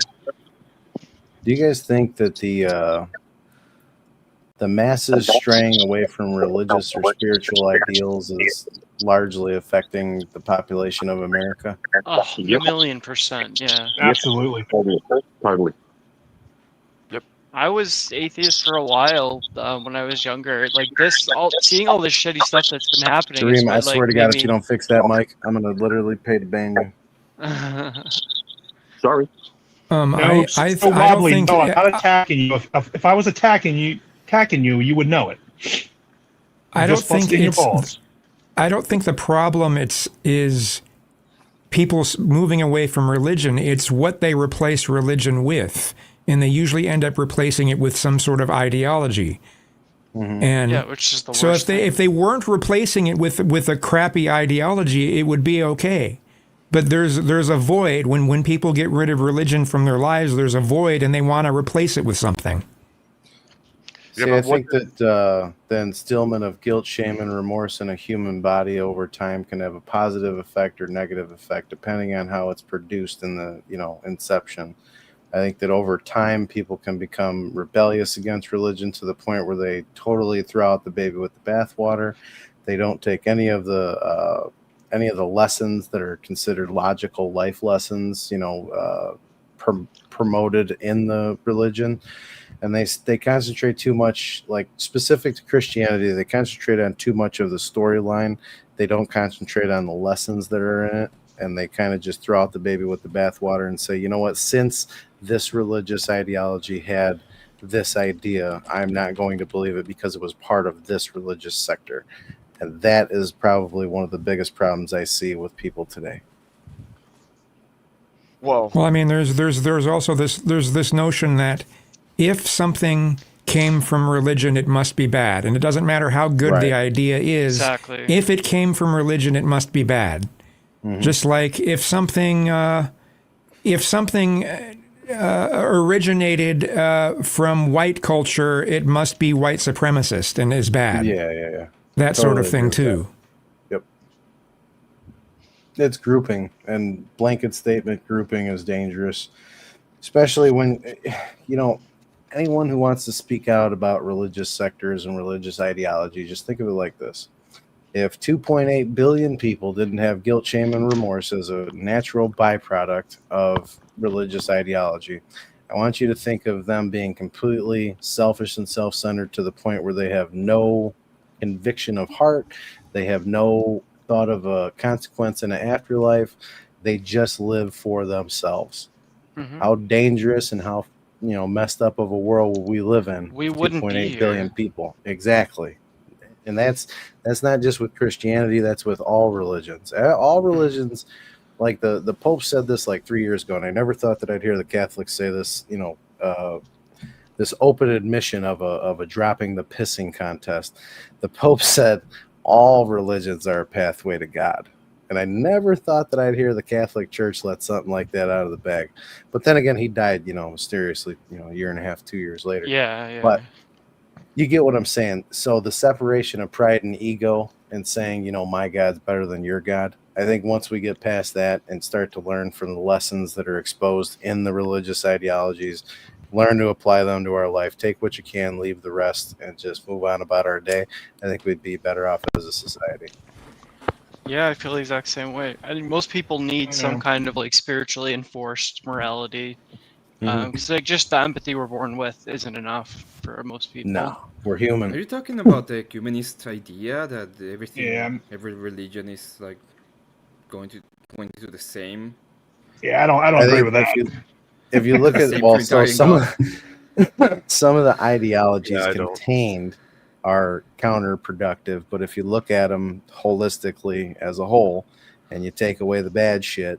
Even it doesn't matter what religion you're in. Every religion has some modicum of bad shit. How do you know? Of course, you can find something good, I guess, in the Quran, but there's not too much bad in Buddhism. I disagree. Buddhism is a contradiction, and it's a full-on contradiction with no identity. You don't get to hold your identity after death at all. Well, yeah, that would be a non-starter. You're gonna find you're never gonna find perfection. So if you're looking for perfection, just kind of exit left and know that you're never gonna find that. The best that you can hope to do is find some pathway to interact with the average individual, because most of us are average individuals. The best way you can hope is to try and find some semblance of similarity and build on that. And it's never going to be perfect. You're always going to have bottlenecks. You're always going to have issues where you have just complete core issue beliefs that are separated.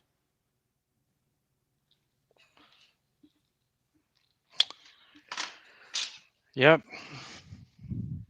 Yeah, I think a lot of people are looking for perfection in things, which is like I think why a lot of people end up throwing out religion, or that they have done that. Well, I think it's like trying to define God. If you think you can define God, that's an ignorant motherfucker. Yeah, absolutely. That would make us God. It's just you can't define it. You can refine it, but you can't define it. Be careful with that. We are God. I don't think there's any religion that says they know God, that they for sure they can define what God is. But you know, yeah. Well, God, I mean, God exists like in just a dimension that we can't know of. Yeah, we're not God. We can't understand it. Yeah, exactly. We can try and do good with whatever God is and whatever God gave us, but I don't know. It's different. Emmett, you got thoughts? Yep, he does. Yeah, of course. I'm not a humanist. It's a heresy. Okay, explain. There is ways to find true religion and truth.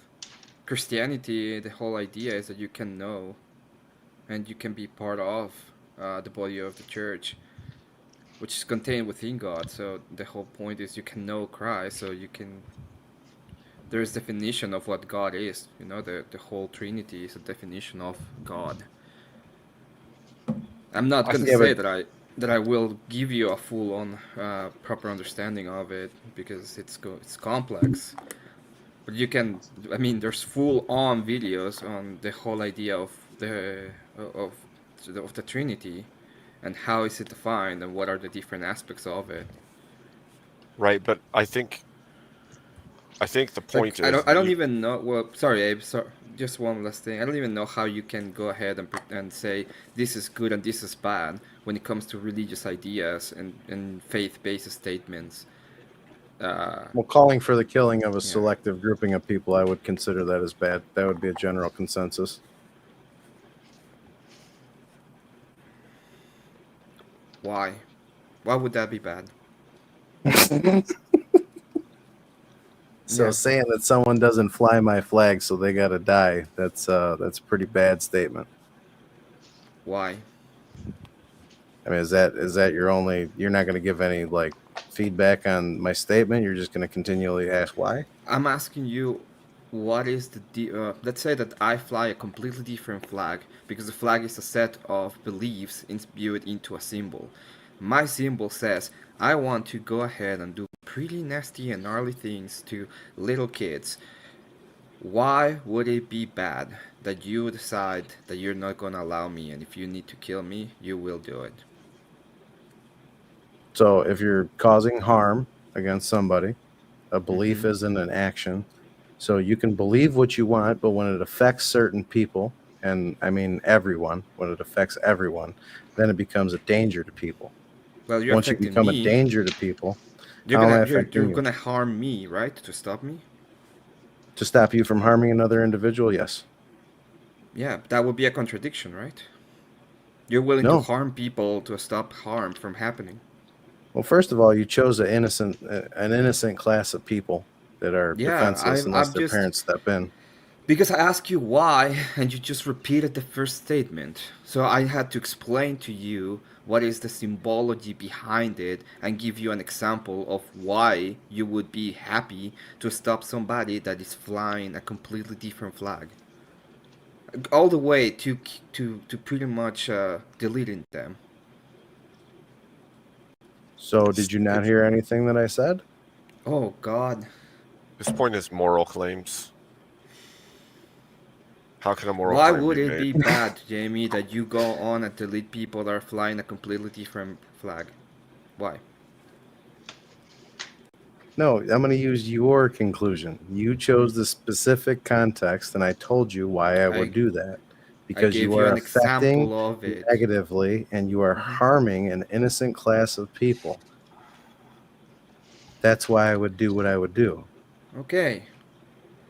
Okay. So I don't understand what the disconnect here is. I'm genuinely confused. I'm not trying to be an asshole or contradictive or repetitive. I'm just asking the questions.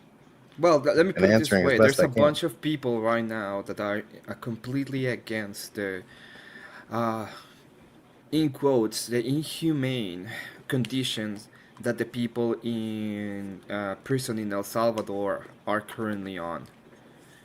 Okay? Would you be in favor of using, not you, they are in favor of using force to let all the people who are in this prison go out of prison because they think it's unjust.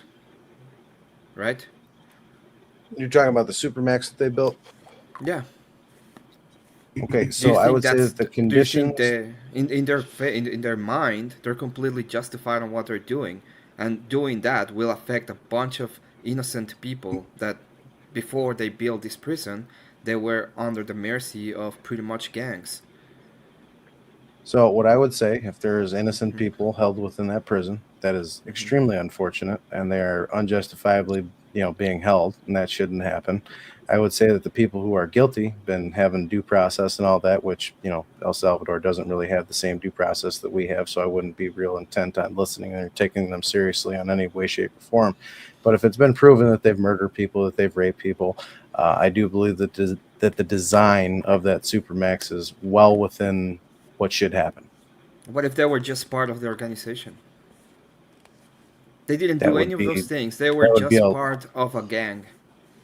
Okay, and if they're just part of a gang, then you're making a decision to be a part of an organization.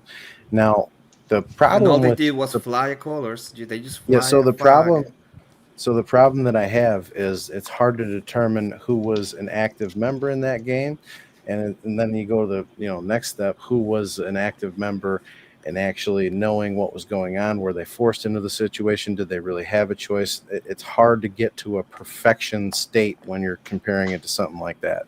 I don't care about perfection. I was using about justification of going on and deleting people Thanks for coming up, that Kazum. will fly a flag, and I don't have a problem You too. with the idea in general. I'm asking what is your problem with it, and you don't appear to have a problem either. You're like, oh well, these people just belong to a gang. They fly a flag. We don't know exactly what they are. But we're gonna put them in prison so that the gangs are completely destroyed. So I don't have that problem in the United States. I don't have the problem of being forced into something like that. You do have a problem in the United States with that. How many people are being deleted, for example, in downtown Chicago? Yeah, that's a problem of their own making, and that's a problem that the government has let go on. I live about 45 minutes away from Chicago, right? dude. I live about 45. So I live about 45 minutes away from Chicago. I was born and raised in Cook County, Illinois. I was born and raised in Country Club Hills, which is about 25 minutes away from the south side of Chicago. I'm aware completely of what you're going at. I know what the fuck you're talking about. I know a lot more to it than you do. I think that you have no idea what you're talking about when it comes to Chicago. I think that a lot of people, when they talk about Chicago, they think they know what's going on. It's a corrupt government. It's a cultural divide. It's a cultural thing. It's been going on since its inception. They've allowed it to go on. The Dailies were probably the only family that ever had any semblance of control over the city of Chicago. So I'd like to know if you can call out the problem, what you would do to perfect or, affect Chicago. What I would do is put all of the gang members in jail and delete the ones that resist, for example. You have a problem with that?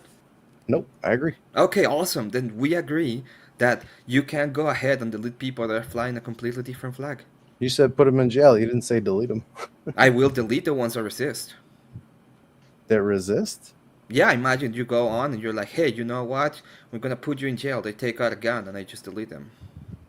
If you resist arrest, I'm pretty sure that's what's going to happen anyways. I mean, I don't really understand what the problem is, but I wouldn't care if they did anything wrong. The moment they're part of the gang, they will So it's always been my view. If they resist, I will delete them. It's always been my view that when you actively initiate in gang behavior, that you become a domestic terrorist. Yeah. Do you agree that? Do you see that we agree? You're just pretending to disagree with me. I'm not trying to disagree with you. I'm trying to find common ground. What was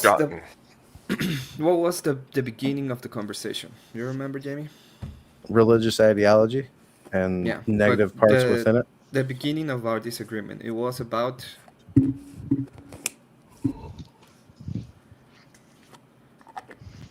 It was about should we delete people that fly a different flag? Do you remember that? Yeah, religious ideology, specifically, quoting from Christianity compared to Muslims. So let's say that, okay, let's put it this way. Let's say that the Muslims have just The Sand people have their flag, and they're going to go ahead and do horrible things. And I decide that I'm not gonna let them, and I'm going to delete them just because they have a different flag. Is that okay? Say that again. I'm sorry. Let's say that there's a bunch of Muslims that are going into a different area, a Christian area, and we're gonna go ahead and not allow them in. And if they try, we're gonna delete them. Is that okay? You doing it in America? What does that sound? Anywhere. I don't understand your question though. Like I really don't. I'm not being a dick. I don't understand. Like you're being very vague in what you're promoting. There's a lot of Sand people with a flag, and they're going to a town. They have a different flag. We know they are the Sand people, and they like to do things, for example, to kids. And I decide I'm not gonna let them in, and I use any force necessary, including up to deleting them. Is that okay that I do that? If you can 100% prove that they're going to harm kids and that's their, thing.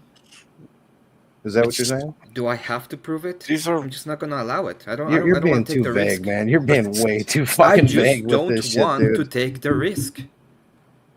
You're being very vague. Oh. That's not. I'm not even gonna answer that fucking question, dude. It's a weird way of putting it. Yeah, dude. Like it'd be better to ask if they're trying to enter your country or across your border, or because if you just say they're coming into a random place, what is that sound? Someone's eating something. Yeah, I'm gonna freak out. I don't even know how you can decide what is right and what is wrong. And every time I try to point towards a specific, you go on and use different methodologies, but you cannot go ahead and say this is right and this is wrong. The methodology that you're using isn't really fucking clear either. You're able to dismantle. I am justified. No, you're able to dismantle arguments, but you're not able to effectively promote a feasible thing that we can use across the board. My methodology is pretty simple. If I have a country and some people is gonna come in with different flag, and I decide I'm not gonna let them in, and I will delete them if they try. Okay, that is that's the most retarded thing I've ever heard. I'm sorry, but I can't even take that seriously. That statement as a whole is retarded. So when people went to war and they had completely different flags, and they knew what was going to happen if they lose the war, they were just dumb because they didn't thought about all of the things. Could they prove 100% what was going to happen if they lost the war? Is that what you're telling me, Jamie? In every war? No, I don't think that could be. In every war? No. Oh, God. So now you're going to go ahead and go to totalitarian statements, right? To a totality of a statement. So it has to be true. No, I realize that every situation's context is different and the mitigating circumstances is different. Not every situation is the same. You can't look at them all the same. You have to take each one as they come up and look at the factors. It's an equation. Are women the same as female, Jamie? What? Are women the same as female? What the fuck does that even mean? In what ways? What are you talking about? Are women the same as female, Jamie? I'm really trying to follow, but I've got no idea what the fuck you're talking about. I got no fucking clue. Yeah, he's just going ahead and using the same idea that the leftists use when it comes to sex and gender. Oh, but in these cases specifically, they had a mutation that makes them kind of not a woman. No, like, no, you're going ahead. I'm trying now to use that a general statement. Now that you've given a little bit of fucking context, now that you've used a little bit of context with your question, I will say that a woman is a woman, period. I didn't ask that. Did I ask that, Jamie? Did I ask a woman? Well, you use two words that are defined as the same thing, basically. So you do know if a female is a woman? Yeah, if she's got a pussy and tits, I so would you say can answer she that qualifies question. as a woman. Well, now that I know what you're getting at, yeah. Oh, finally, we can have some clarity. It's not like I was asking. Well, it's finally when you expound on your fucking question and I fucking actually understand it. It was a pretty clear question. I don't know if I have to give you the definition of female and woman. Well, no, because you might be one of those leftists that are going to be like, oh, you can fucking say when a woman's a woman. You can say when I'm pretty sure that the only lefty here is you. You're the one using their fucking ideas when it comes to morality. No. You got me No, way fucked up, it's dude. I not, might it's not suck cock, true. but I ain't no leftist. What is your idea of morality? How do you get your morals? Spirituality, the relating to moral feelings, things that are proven over time to be a conservative point of view that actually work and implemented on a life scale. So why do I care about utilitarianism, Jamie? I don't know. You mentioned it. You don't remember No, that? you're the one that mentioned No, I didn't. totalitarianism. You said No, you. totalitarianism. You effectively defined what I was saying as totalitarianism. No, I That's said you. totality of a statement. You said you had to be all of it has to be true for it to be true. That's what I'm saying. I was you were using a totality. A monolithic statement. That was the correct word. I apologize for misspoken, but. Nah, that's the music that fucked you up. I didn't hear what you said, though. I think he's not religious like you, but he's also not liberal. So, it's well, but when I ask about the ideas, he went on to an utilitarian perspective. Yeah. And then I go on and I try to verify like the basic, you know. Please explain how I went on to totalitarianism. He's saying utilitarian. You were talking about utility. About well, I would think about the utility of X. Are you frustrated right now? Like, what's going on? Am I what? Frustrated. Yeah, I am frustrated. Not necessarily towards you. Okay. The music? Yeah, well, I don't like the music, but it has nothing to do with it. Neither do I. I fucking hate it. Do you realize what is the situation, right, that we are on? So I am frustrated, not necessarily towards you, and I can be aggressive, and I apologize for that. And I'm way more frustrated for what's happening to our culture than towards you directly. But the whole point of what I'm trying to say and what's trying to figure out is where do you take your morals, and you were like giving me a statement. Well, the statement is I wouldn't go ahead. Can we agree that if a person is flying a different flag, then deleting them is wrong? And I don't know if it's wrong or not. In fact, they can tell you about 1 million different instances that it will be completely right to go on and delete those people. Yeah, but we'd have to look at each instance as they're, happening. Yeah, but that was not my statement. That was your statement. Your statement was... my statement was when a specific sector calls to violence a specific grouping of people with nothing more than difference of religious ideologies and to murder them, that is wrong. Yes. No, I don't know if that's correct or not. In fact, I think in some cases it would be justified to go on and delete them. I don't understand how you come to that specifically especially with some specific rites that are done in certain religions. There's you go on and think about this kind of monolithic structure that we have in the West, where it was mostly Christian. But when you think about the actual religions that existed during the whole history of humanity, I don't think you even agree with yourself. Would you stop the Aztecs from pretty much deleting hundreds of thousands of people to their god? Not too well read on the Aztecs, so I wouldn't be able to answer that. Oh God. Well, let me give you an example. Honest. I mean, I'm not going to talk out my ass. I mean, come on. Like you do know that they sacrifice thousands to thousands of people, right? Yeah, fine. I realize Let me put another example. Maybe I don't know why. Of these. Let me put another example. You don't know why? These guys. So if it was just because they thought the sun would rise, if they did it, like that would be okay? I would say that what they were working with ain't the same as what we're working with, and our collective knowledge surpasses theirs, so I wouldn't even want to speculate on something like that because I wasn't of their mind. Okay, maybe you know of these examples. I'm going to put a different one. Maybe you know of the Canaanites and how they went on and sacrificed, babies. I would say that was wrong. Yeah. Would you stop them? Yes. For sacrificing a child, yes. So it's purely religious, right?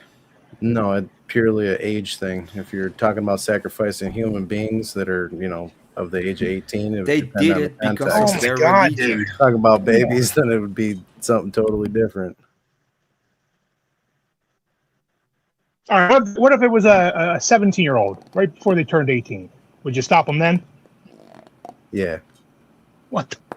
Somebody farted? No, it it did was sound like me. that, didn't it? I was closing this.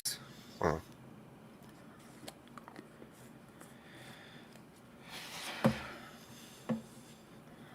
I don't understand how people are not understanding, but it's okay. Like I think it's a language barrier, Emmett. Oh yeah, I know. It must be Jamie's black side. Yeah, it is. It totally is. We need Dan. Can't help Dan myself would probably sometimes. be able to do some interpretation. Yeah. Some interpretation. Yeah. In fact, you know what? Listen, I'm I gonna kind of go trolled ahead you with and the fucking Mayan thing. Come on. Aztec. Where they go? They're Aztec, they're Mayan, different. whatever. Mayans and Aztecs, different cultures. I would go ahead and make him the oracle, Dan the oracle from my cult, so that he can interpret what I say in the future. Well, where the fuck is Dan? Oh, he's busy. Well, your oracle. You'll need to come to Lethargy someday, and we'll talk about it. Oh. I mean, I'm still waiting for you to put out, like, things that you think that could be put in place and help society. We need some mimes or some memes, because memes is different than mimes. Just throwing it out there. I'm not sure what we're saying here. Some mimes and memes. Some mimey memes? Some mimey mimes? Yeah. So the next Pope, can you give me you- some ideas? Can you give me some ideas that would help, America? Are you in America, by the way? I am in America. One of the things that I said is that we have to, for example, what I said, my solution is that the authority has to be able and has to do their job when it comes to this specific case. He has to go through the process and actually get I need some chips. get I'll the be right back. justice that he deserves. Oh, the dude that shot Charlie? Mm-hmm. Oh, yeah, he's got to have a due process. You can't just hang him on the street. Yeah, it should be a very fast due process and then hanging him in the street. That's what should happen, I think. Well, I think that questioning him and going through different things that he's attached to would help us out immensely. I don't think too fast. I didn't say too fast. I think it would be fast in the sense of we know what he did. Well, yeah, we know what he did, but how much a change can we affect if we, question and do our investigation properly? Maybe give him enough time to turn on some organizations that he's affiliated with. I mean, if it's just a simple justice thing, if you want justice, it goes a lot deeper than just the individual being put down. So you don't just want just the individual. Go ahead. That would be the beginning of it. Yeah, the individual has to be put down. It has to be done quickly, and people has to know that this is not acceptable, and we're gonna go ahead and do it. Yeah, so when you want to, take out a larger portion of people that are like-minded like that individual, you want to kind of give the individual time to kind of flip on them and then, do investigations, all that, and then affect change on a larger scale. And that would have to be taking time. I'm not saying drawn out 5 fucking years. I mean, 6 months would be good. Well, how long does it take to execute somebody usually? A long time. How in long? America, typically 15 to 20 years. It's a long time. I mean, the amount of appeals that you got, the amount of there's a fucking serious process, and it usually takes about 15 to 20 years.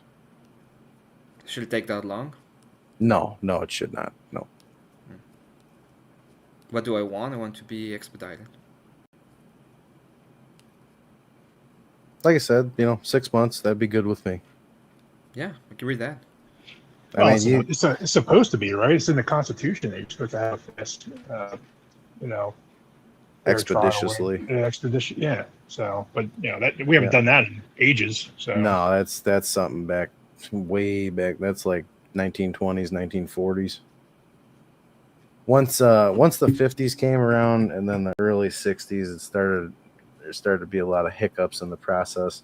And where it's at now, I mean, the amount of appeals that you go through and the amount of time in between the appeals, it creates such a stutter step for justice to actually take place. It blows my mind. Why would you keep someone alive for 20 years if you 100% can prove in a court of law that they did it? I mean, what the fuck?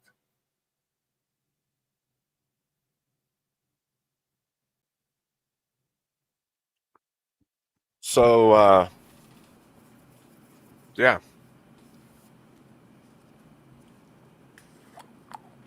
Y'all are crazy heads. I am crazy. Emmett, we need to keep this going. I mean, Emmett, don't fucking fail me. I don't want to spank you that bad. I want you to come back at some point. No, I'm gonna come back. I always come back. Ask Abe. Hey, Emmett, you're baptized, right? Who said that? I did, Jason. No. That I don't talk. I don't talk about. I don't give direct. That's why I don't give interpretations or anything like that. I just talk in general when it comes to Bible. Mm-hmm. But he might be Batman. No, well. I mean, can I send you a gift on Christmas or what? I don't have the face. I don't have the face. I meant, a Batman. Oh, okay. Since you're Dracula, Emmett.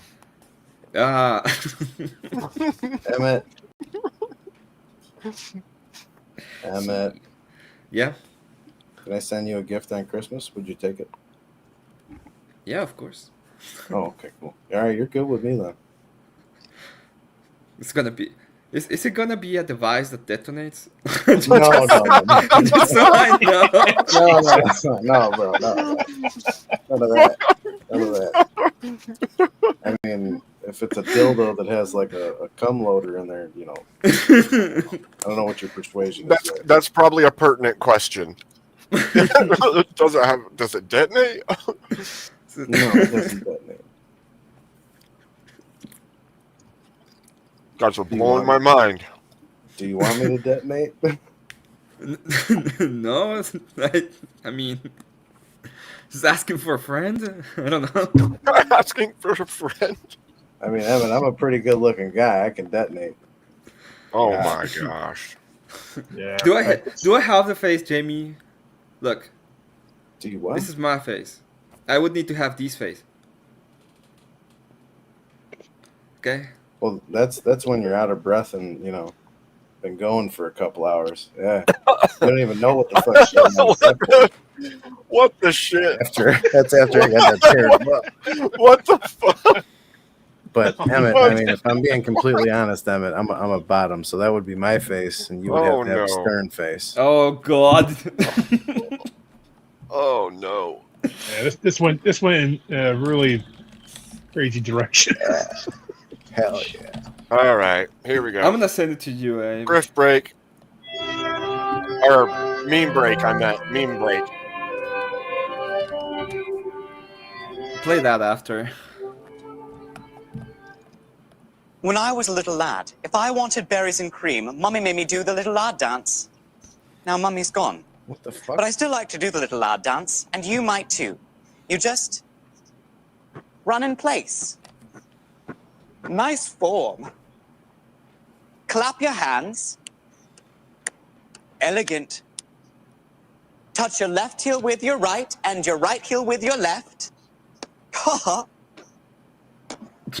Gesture to yourself, berries and cream. When it all goes together, it looks a little something like this.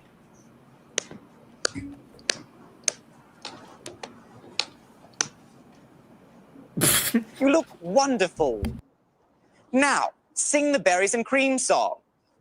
Berries and cream, berries and cream. I'm a little lad who loves berries and cream.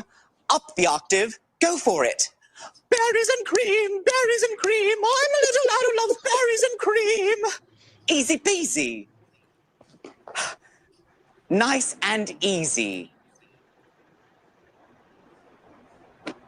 Light and breezy. Mmm, delicious. And that's it. Oh, that was it.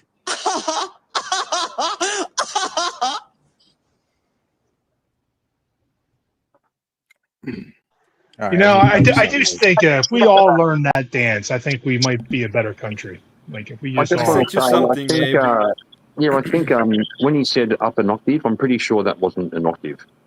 No, I don't mean to be like pedantic, but I'm Yeah, pretty you're sure one of those guys. Abe, if you ever play that again, I don't think I'll be coming back. Oh, Abe, I hate you for making me more gay. Like, really, that was terrible. Teriyaki, it's your moment. Teriyaki, it's your moment. Peanut butter jelly time. Why are you gay? Teriyaki, that's your moment, bro. It's just comedy is struggling to find comedy in the light of recent events, but well, we have to I lighten don't up. think. Yeah, We have I to don't lighten think up. there's anything. Yeah, I don't think there's anything that could make Kieran more gay. Shut up. Come on, bro. You even have the avatar. Like, you have the avatar available. Why are you kind of bar it is. I was in there one time, I was fucked up, and I turned around to everybody in the bar, I go, hey, everybody, I'm gonna buy everyone in the bar around the drinks. And all the motherfuckers like, hoorah! And the bartender knew I was drunk, so she pulled me aside. Mr. Chappelle, are you sure about that? That's going to be $16. Guess who was in the bar? I thought I was seeing things. I looked across the room, and I saw the trans bitch from the picture. I said, what is a trans person doing in a place like this? This is very dangerous behavior.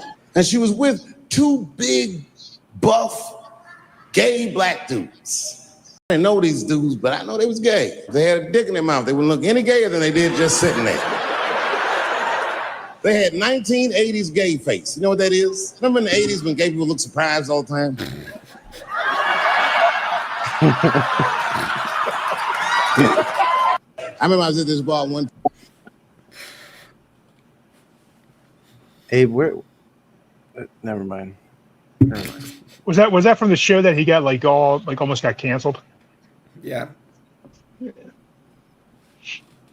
Wait, no, I think that was. It takes me back to the 80s when Eddie Murphy did his stand-up. It was called Delirious. Oh, yeah, dude. That was classic. Yeah, that's classic, bro. When I first saw that, I was like 14 years old, and my face was hurting from laughing so much. Yeah, it was crazy, Yeah, man. that was probably I still think that's probably one of the best stand-up performances ever. To be fair, it kind of has aged a little bit. Like if you watch it again, it's not quite the same as it was in the day because the context is different. But it still was pretty. Yeah, but it was still pretty good. All right, that might be true. I haven't seen it in like 2 decades at least. Yeah, I watched it again like a few years ago, and I thought, I was ready. I was like rubbing my hands and going, "Here we go. We're going to go back to the '80s." But it did kind of age a little bit. But you got no ice cream because you underwhelmed. Aunt Bunny fell down. Aunt Bunny kissed me. And then he said, "Goonie goo goo." Goonie goo goo. Goonie goo goo. Bitch, weren't you on the back of a motherfucking elephant when I met you? Oh my god. Oh no, I guess saw what was it? Coming to America the other day. I haven't seen that in a long time. And that movie's still hilarious. Good movie. Oh, that's where he was the prince, and he came to Queens. And the girl's dad had a restaurant called McDowell's. He was ripping off McDonald's. I thought he was out there on the balcony. He's like, "Yes, New York." He's like, "Fuck yeah." He's like, "Yes, yes, fuck you, dude." Yeah, and the dad goes, "He's got his own money." Like his face is on his own money. And there was the Soul Glow. Oh my god, yeah, the Soul Glow. Bro, how old are you? What'd you say? I said, how old are you? Because I'm almost 50. Ah, fair call. I'm 55, so we're kind of in the same generation. Which, by the way, kids, we aren't boomers. We're Gen X. Fucking old motherfuckers. Yeah, well, that's fair. That's fair. But, you know, not as old as your mum. Well, you know what? Like, you know, I like defending Gen X, you know, and all that, but like, I will say that Gen X kind of, you know, drop the ball. I kind of blame them, you know, because the generation that didn't really fight to do, like, you know, I don't know how to explain it. You know what I mean? Like, they just wanted to. Yeah, I gotcha. We were kind of we were living in the what do you call it? The affluence of our boomer parents, right? So, Exactly. my parents weren't rich; they were actually pretty poor, but we had a good life, right? So we had a home, yeah, and we took things. So we took everything for granted. I would say, like when actually, I agree with that. I do agree with that. That's a real good take. And so now we're paying the price, right? So now we're 55 and we have to fucking like get into the fray. Yeah. Yeah, it's just, Got to make up. It's it's a shame, but hey, you know. Well, there's still time, like 50. You know, 50. You've still got like, you know, maybe 30 years to make up for your apathy. You know, you can get into the fight. And you might even bring some wisdom. You know, that's the thing about Gen X. We do have a little bit of wisdom. That's true. Yeah, it's true. Hi, Grumple. Hello, Grumple. Good evening, or good morning. How long you been awake, Grumple? Hey, Grump. 3 weeks. Awesome?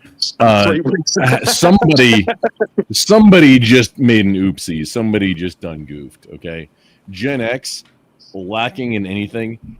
The last generation of children that were raised feral. Who was a latchkey child? That stopped with us. Okay, Gen X was the feral raised generation. You go off into the woods, you don't come back. You ride your bike. You might I rode my bike 22 miles one day. Just facts. Parents had no idea where I was. There weren't any cell phones. There was no safety net. It was just like I'm on an adventure. I'm riding my bike. It's fine. Yeah, bro. I have a question for you, sir. Once every 2 weeks, sorry, mate, just got to respond to Grumple. Once every 2 weeks, my mum would say, like I was like 11, and mum would say, okay, kids, so I had like 3 siblings, I'm airing out the house today, which means she opens all the windows, does all the vacuuming. She'd say, nick off, and don't come back until the streetlights come on. Yeah. And we'd be gone. We would leave the house wearing nothing but a pair of shorts. And you better be back when the streetlights turn on, like exactly at that moment. True. Grumple, how come when I'm looking at your video feed, it looks like a Jackie Chan movie with a voiceover? That's intentional. What the fuck is that? Intentional. That means it was on purpose. It's bothering me. Okay. He's in a foreign movie, okay? Calm down. This is not okay. 안녕하세요. This is bullshit. Je suis 대중 필이.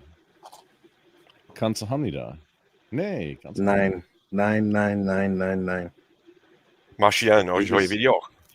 Du bist ein Taschenrechner. I don't know what the fuck you just said. I just know 9. Yeah, it shows. Ich kann hier in der bullet not voll. 55 is not boomer. Somebody in the chat. No, not at all. Am I showing up as like slideshow for anybody else? That's interesting to hear that. Huh? What do you mean?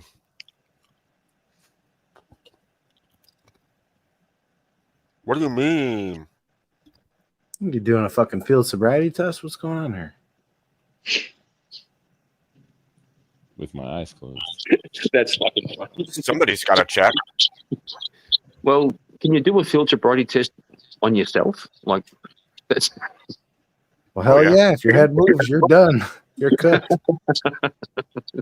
If you consent to doing a field sobriety test, you already failed. That's the. There are some places where they're mandatory, or you lose your license until it's done. You're done with the whole process. Oh yeah, you can for 90 days. Yeah, 100%. You can suspend for 90 days, so you know what you're getting into. However, don't consent to it. Yeah, I'm just saying that. For big I understand what you're it's saying. You're better saying move. that in some places are mandatory, you lose your license until the whole process is resolved. Yeah, Uber is a thing. I feel that in my soul, sucks, Yodi.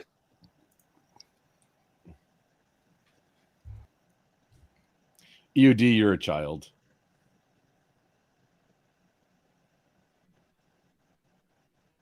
Wait a minute, is that the angry That sounded one? no, that sounded ruder than I meant it to be. I don't mean exactly that. You know, you meant it to be kind of like distract them from it, yeah, and get the thing. But bro, it's Tariq, is EOD the angry one when I'm on panel?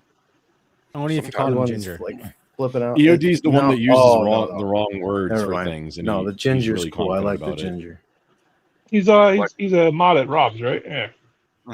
He's the one that's Yeah, he mods religious, Rob. right? Yeah, I know UAD. He's a good friend too. Just he uses the wrong words for things constantly, and he's really. Is he the one that says that he has strawberry hair and that he's not a ginger? Yep. Hey, don't start dissing on gingers now. Come on, let's not be racist those here. people, they are dyslexic, and you gotta calm it down. The words are the letters are in the wrong order. Listen, some of you guys bought souls, some of you guys didn't, so they're not all bad. But the gingers are like the last, I'm going to say race, right? The gingers are the last race it's okay to actually be kind of racist about. That's And not I true. know- No, that's not true at all. too. No, it's the French. 100%. Hey man, what kind of channel are Nobody's you ever running going to be here? mad about making fun of the French. This took a turn real quick. Yeah, man, there's all this racism about genders, man. We don't do anything. We don't bother you people. I'll sell you a you're- soul. You don't you're have one to of feel them? left out. I am one of them. Oh, whoops. Oh, you're one of them? well, I did marry a ginger, so I kind of. It's king. See, Well, everybody else using the hard ER on that word also. I mean, it's wild Ginger. to me, but... Yeah, it's ginger. What you do, K2, got it. You guys have to say Got it. ginger, not the hard R. Actually, Bill Hicks made a good point in the chat. He said EOD is a trans ginger, which is Oh my god. Oh man, that's the worst kind. That's pretty good. You might have to come In up the here club and end that. with Rachel Dolezal. Why is EOD not on panel? He said he's tired. I don't want to hear that. Do a Whopper and let's go. Might have been up to Do like a Whopper? What does that mean? It means a 50 I think it's bag probably on one nostril. Yeah, cocaine. Yeah. Do a Whopper. Let's go. My goodness. I'm not aware of this drug paraphernalia reference. I'm not that They Gen have- X. I mean, I'm pretty. They have Gen X, completely but I'm not that different Gen X Burger either. Kings in Chicago. They don't have Burger Okay, Kings in Chicago. that's making more sense. well, over here in Australia, we call it Hungry Jacks. They had like a copyright dispute. We can't call it Burger King here, so it's called Hungry Jacks, which is Hungry Jacks. That's Hungry Jacks. Yeah. Sounds like a microwave like- dinner. EOD, I don't want your excuses. I want you on panel. Okay, so just stop it. Get up here. Yeah, yo, EOD, get up here. I'm the only ginger up here. I need some backup. Yeah, come up here and support your brethren. Just for a second, we won't be mean. I'm Come gonna see call your you brethren. a ginger with a hard R. Whoa, that's their word, Grumple. Come speak for your brethren. He said I speak for him, so. I'm Yeah, gonna but call somebody him in chat said. hard R. Somebody in chat said, "What up, my ginger?" I almost did it. What up, my ginger? Oh my god. Yeah, that was Wi-Fi. I saw that. I would have had to restart the stream. That was fucking close. The most rated. So does Hungry Jack's, the Australian Burger King, there's Oh my Whoppers God, there the dude and all with this. a bad mic. I swear to God, I'm gonna buy you. I'm a sorry, mic. guys. I'm sorry, guys. Can I send you one? Like seriously? Are you using a mic or are you using like headphones? He's using his phone. Kieran is using his phone. And I don't know how he can get feedback from his phone unless he's got the YouTube video open and StreamYard open, but I don't know. Bro, I'll That's send some you a fucking That's some mic. ginger behavior. Can Oh you my just go god, like? Grumple. Can you go make a wish list, an Amazon wish list, and I'll just buy it? I don't even have to know your address. Just make the wish list. He has a home computer and a mic. I don't believe it. No, I've heard him on other panels before. He sounded fine. Always usually sounds fine. Well, he needs a mic for his phone. I do have like a studio, like a proper studio. I just couldn't be bothered getting off my ass. So I'm sitting on the couch talking on the phone. Well, this is why you got to have on your coffee table like a set of Beats by Dre, so we won't have to hear this murderous noise on our ears. That was good. Not even going to clap back. Not even going to clap back. That was good. Well, no, don't clap back to the guy who says he wants to buy you a set of Beats. It's not good. You making that wish list yet? What up, my ginger? Oh man. Shit. There we go. Honestly, Abe, make a wish list, and that might get to you before I find the mic that I said I'm going to send you, because I have no idea where it is. When I find it, though, it's a decent one. If I just got to get a freaking audio interface. Why don't you just download one? Go XLR Mini. Well, because the mic I have is an XLR cable, and I have a computer, and it goes to a XLR to USB dongle, and it sounds like it's screaming at the moon. Yeah, the dongle's not you need some processing in between, because you're not using OBS, so you got no filters or nothing. You want to get into Voice Meter Banana, but you definitely want to get a Go XLR Mini. It's the cheapest. It's the best bang for buck you're gonna get, unless you want like sound effects and like if you want to sound like a vocode or something. Then I got this Yeti GX for like $240 with the arm. Comes with its own software. It's great. Works awesome. He said he has a mic, which I said I was going to send him a USB mic. It's a Tonor is the brand. Actually, I have the manual. I got the book for it right here. This actual mic. As soon as I find it, I'm mailing it to him physically. However, he has a mic. He has a fairly decent mic from what it looks like, but it's XLR. So what the thing that he needs right now is a Go XLR Mini. Yeah. Amazing. Amazing. Yeah, that's the thing. That's not a cloud lifter. You need to go XLR Mini. I think the USB mics are like way underrated. I've got a fairly cheap in my studio. I've got a fairly cheap USB mic, and it goes great. I thought it was supposed to be fancy and get like one of those round plugs and like a soundboard and shit like that. But no, a little cheap USB microphone works just fine. Is that what you're on right now? No, I'm on my phone, bro. I'm on my phone. Oh, yeah. Okay. Oh, I couldn't tell the difference, Kieran. Shut up. Some people have a friggin' sure. Not a 57 SM7. EOD, can you cam up so I know who the fuck I'm talking to? EOD's not on. It's K2. Oh, that's K2. Our trucker friend. K2. We all know what to say. We all know what to say for K2, don't we? It's spelled UWU.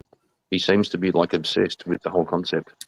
Well, not just ever since Sarah went ooh woo, me and Gorilla Biscuits just been going around trying to get people to say ooh woo and put it in the funny bones section. Let's be honest here, okay? Ooh woo. Ooh woo. Sarah did say exactly.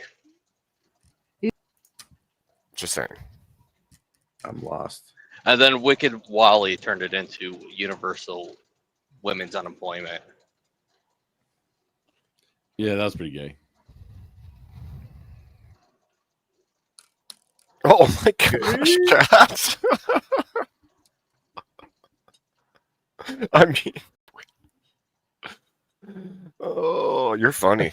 She's on a. Sorry, mate. If we're speaking about Uber, have you guys seen a bloke called Vladimir on Putin?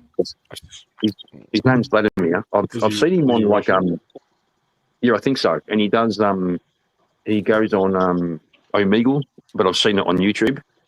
He's literally a bodybuilder, and he manages to set up his lighting, and he does makeup, and he makes himself really look like an Uwu girl.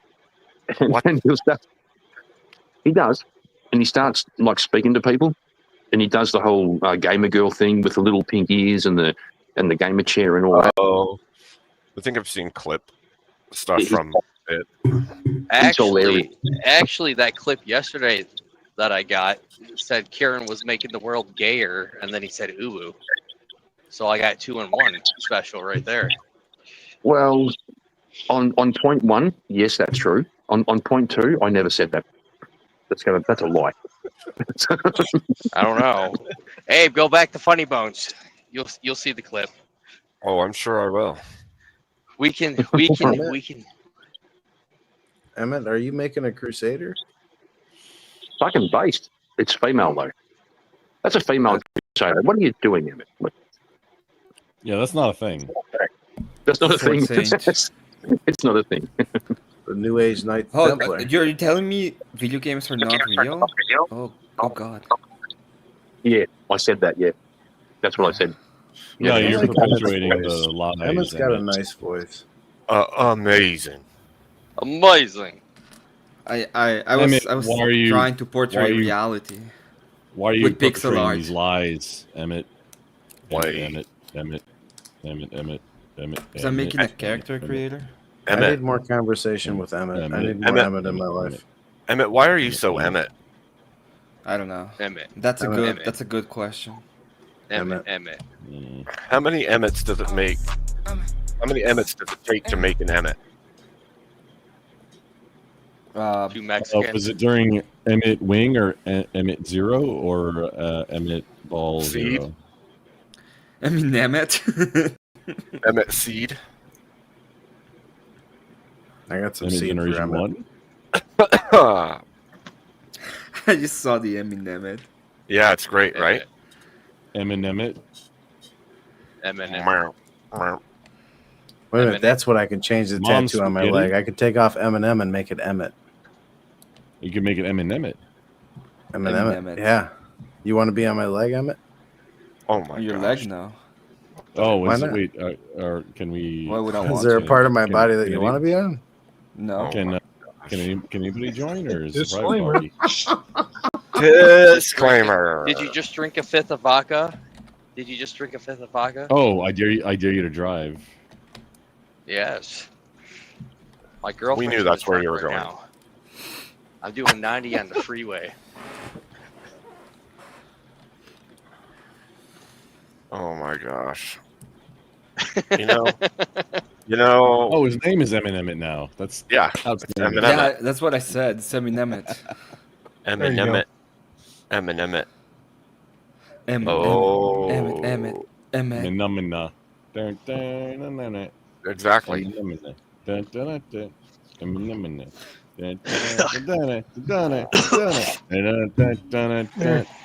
That's a classic. It's an oldie How but goodie. How did it get to be 2:30 already? That's the real question. Now it's 4:30. You're Well, didn't join. Because you're in the wrong time zone. That's how that happened. Oh, well, I don't know how you could be in the Mountain wrong Texas time Standard zones Time. if you're on a mountaintop. So Because you're not on Texas Standard Time. That's cope. you're cope. Want some dope? Like your existence is cope. How about that? Holy Yeah, you're types. probably right. I am a ginger. Somebody's typing a lot with like not a mechanical keyboard, but something that sounds like it's trying to be. I quieted Emmett. He is the mad typist. He's angry. He's doing some angry. Sometimes he gets on it Typing. and he like types so fast that universes are born from his fingertips. Bro, it's he's kind of crazy. He's DMing me like, let him type, let him cook. He's typing. He can. We just all can't day hear long. it.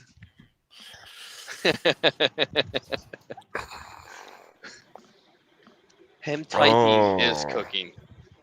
Clever. Yeah. Emmett, types- can I be your friend on Discord? He types with the speed that catches his fingers on fire, and then he uses his fire fingers on the to cook. He goes Can I- through keyboards Can really I be your fast. friend in Discord? You have to actually. Discord. You have to fight the Balrog in real life in order to be my friend on Discord. Nobody's done it yet. I'm already your friend on Discord, Grumple. I need Emmett. Grumple, you you don't fight- even wait, have a did you fight the Discord right Balrog? now. Oh I yeah, I fought- can't log into it right now, but I fought 6 That's- Balrog. That's why you need the Balrog. Remember that was the best recruiting video ad ever. Was the Marine Corps one? The Marine Corps. Yep. Yeah, fighting essentially the fire lava monster. That's about it. That's about it. You're like, it's literally, hey, you're gonna get to fight the Bal. Funny thing, I never got to do that. I think they keep them in the basement in Quantico for like TBS. Yeah, for sure. I don't. Well, I remember back then when that I commercial never came met out. anybody who actually ever got to fight him. I loved it when that commercial came out because like all the other branches, like they had like realistic ones, like join the army, blah blah blah. You do this and that, and then only, of course, the Marine Corps comes out like join the Marine Corps. You're gonna fight a dragon. It's like it's the most ridiculous propaganda. Monster, but yes, It's an analogy though. Well, it's totally not. It's not a cult, boys. It's totally not a cult. Even though you can't get out unless they say so, it's totally not a cult. Don't worry about it. It's not. Don't worry. It's not a crayon cult. It's not a crayon gun club. Don't worry about that. I want to be in the Spicy. crayon cult. It's a spicy crayon. It is true. That is a spicy crayon. That's toss. Emmett, can I be Emmett? on your cult? Emmett, you gotta calm that shit down, man. Emmett, that's just degenerate right there, buddy. Yes, you can be in the cult. Doesn't even show anything. It's showing. If you see any kind of hold on, his character was in the pool, guys. Come on. Oh, you see any kind of disclaimer. Quickly. That's DOS. Oh my gosh. What the hell? I'm going to is use a word even using happening the tonight RR on this one. Holy crapola. Batman. Oh. So, Emmett, about that Discord link? I'll send you my username in the background. You can add me. Okay. I got a new friend, guys. Hey, what, man? That was persistent. Jeez. Wow, dude. Yeah. Persistence. That's you gotta keep going. What kind of slur do we use to fix this? I'm not sure. Slurs can cure most of humanity. I'm just not sure which one to use right now. Wireback. Yo, I just heard that one the other day. That's priceless. Clanker. Fucking clinker. Yeah, clinker. Say that. All right. Fucking awesome. It really I'll even is. hard R that one, South you Park would clanker say ass that. mother lover. Those are the hard R. Yeah. I just wanted to say that This ain't funny, man. it really irritates me. South Park would say that red-haired people don't have souls, okay? Because We don't. No, that do- didn't help we me. do have souls, all right? And lately, I've been being called a ginger, a fat ginger, by everybody at school. He sounds fat. Dude, it's not funny. really He's hurts being my bullied. I kind of. Listen, I'm a ginger. I can laugh. But it does. That makes it funnier. Gingers have souls. I go to church. I'm a Christian. You don't know me. Church, I'm a You're not God. You're not God. You don't know Dude, the soul who doesn't. All right. I've seen that video that you're I'm quoting, a and I Christian. love it. He's coping hard. So if you think His I eyes don't are too have close soul, together. you tell me. He doesn't have eyebrows either. Otherwise, fuck you. Otherwise, fuck you. Bitches, you Bitches. for real. I'm getting sick and tired of everyone making fun of red-haired people. Ah, he's a ginger. He's a ginger. Really, that's How do we funny. find this Yeah. guy's social Okay, media so we can just type ginger? I'm being It's called not the ginger same every thing. single day at school. Not all redheads are gingers. No contemplated suicide. all Yeah, sorts there's of- daywalkers. It pisses me off. It pisses me Ginger off. people do have souls, all right? I'm red hair. I have red hair. I got red hair, and I'm proud of it. All right? I consider ginger a very slanderous word, demeaning word, and I'm tired of it. Tired of it. You know, everybody else gets respect. I mean, black people, white people, Nobody gets Mexicans, everyone. respect. Fuck out of here. Gingers, why do gingers have to be put down so Okay. much? Like, really, what's In so today's different about play, us besides their hair Rodney color? Dangerfield. Huh? This guy makes me hate Really? my own What kind. is so freaking different? Tell me. I wish this was a troll, but it's not. Because I don't really This see much of guy, a I difference. don't know what you guys are talking about. This guy is a good man. He's a decent man. Well, you'll also notice that the Somebody's feedback. it's like an overcast day because of it. Like they're a bit like vampires. When it's sunny, they can't go in the sun. So it's only when there's cloud cover. No, you Ah, burn man, worse you just when trust it's you just trust cloudy. the motherfucking You man. burn. No, Kieran, that's not Wait. true. You burn worse when it's cloudy. Okay, It's so on snow. Snow is the well, you're worst. kind of making my point. You're like vampires. You can't go outside unless there's very specific You know, circumstances. as much as I don't like, I love this ginger bashing you guys are doing. I can't really argue against it though, because I stay away from the sun as much as possible. The winter is my friend. I love the winter time. I'm a no, you self-hating. get burned I'm a off of self-hating snow. ginger. Also, there is a phenomenon. There is a phenomenon which is kind of bizarre. Ginger men in England are the most likely to be radicalized by a certain Middle Eastern religion. It's a real thing. It's a real thing. I think they in find England. You're loyal to the crown, Kieran. That's a joke. I am. No, actually, Grumble, it's true. It's true. If you watch it, where's your source? I want to see a source. I'm not doubting because I think I've heard this also. I'm just saying that it's like a joke in the meta. It's not that it's false or anything. I'm calling bullshit. I 100% believe it. However, I won't prove it. I won't prove it. I'll demonstrate it logically. Okay. Okay. Okay. I'm gonna go get some bacon. Hang on. The gingers. I'm saying the harder. The gingers. Whoa! Too Ginger far? lives Too far? matter. That's right, sport. Yeah, that's right. I'll demonstrate it Our logically. lives matter. The gingers have no home, and this certain Middle Eastern religion offers them a home. Logically, they would go there, right? It's really simple. It's simple logic. Well, you know so what? the Kieran? gingers If want the 72 Pope- virgins? If the Pope would have What, another man? This crusade, anti-gingerism is he'd go getting there. ridiculous. Yeah, that went way too far right Kieran, fuck right off. I don't like you. I don't like him. Tell you what, man. Like, I think I'm beginning to understand what the blacks are going through.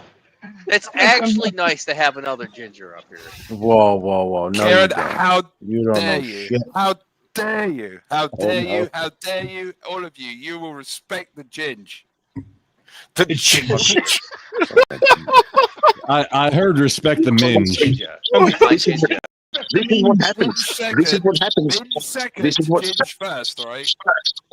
Yeah, but this is what happens. If you give these guys an inch, next thing you know, you're living under ginger Sharia. No, true. No, Kieran. No. Look at Kieran talking about giving gingers and You will inch. end up in a cage. You're gonna be living under gingeria. Kieran talking about giving inches to gingers. Wild. He was a ginger man. I know you're a self-loading ginger, and you had before you had hair. When you had hair, yeah, you were ginger, and now you've lost it. You've just washed the ginger away. It's disgusting. No, it's fair. Like that. You It's should fair. really No. Oh, wait. Are you a self-eating ginger? No, I can say a little bit. There was this one time. There was this one time I did find one ginger hair in my mustache. Don't tell me lies. You race traitor. At school, they used to call us. I used to get called dinger, and we have like a cookie. It's it's a biscuit in the UK, but it's a cookie, and it's called a ginger nut.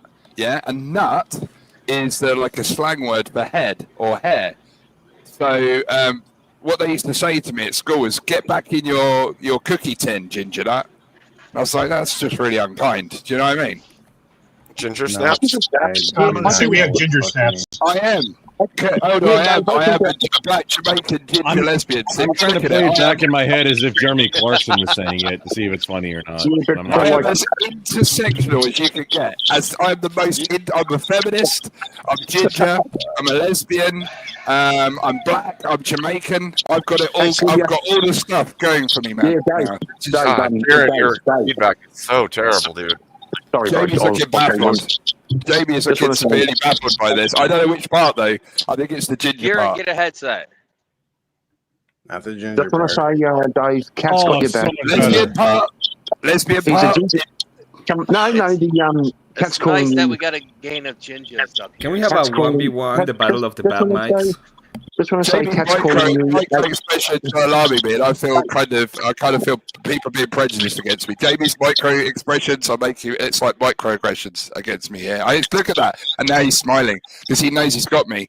Now I'm going to go now and cry, okay? Because I have it hard, and I'm a ginger. God bless you guys, and fuck you all. I don't like any of you. Yeah, but Dave, hang on before you go. Oh, is he gone? Cat All right, just so you guys know, don't let that ginger give you a bad idea about all gingers, okay? No, Oh, you use the hard R too. We're going with guilt by association, but Cat came up with ginger macon, which is pretty good. He's a ginger macon. That's pretty good. That's pretty good. That's pretty good. Ginger macon, man, right near the beach. Boy. Oh man. So since he had a comment on the facial expressions and the microaggressions, I just want to say that I come in peace. I just want to correct Kieran. The gingers will put you in a cage above a hot lava floor at the airport Hilton. What the hell You're is making that my point. noise? That's why we have to keep them down. We have to keep the gingers down, bro. You've got to keep those gingers down. Oh man. Yeah, ginger quit, rage quit, soulless That's quit. why you don't get in front of a truck and then slow down, because that's all I hear is beep, beep, beep. Very annoying. You should return that vehicle. No, it's company. Yeah, you should tell him to get a new one. It doesn't work like that. This is a new one. They all are Tell him, equipped listen, with tell him I beepers. don't trust it. Death beepers. Beeps too much.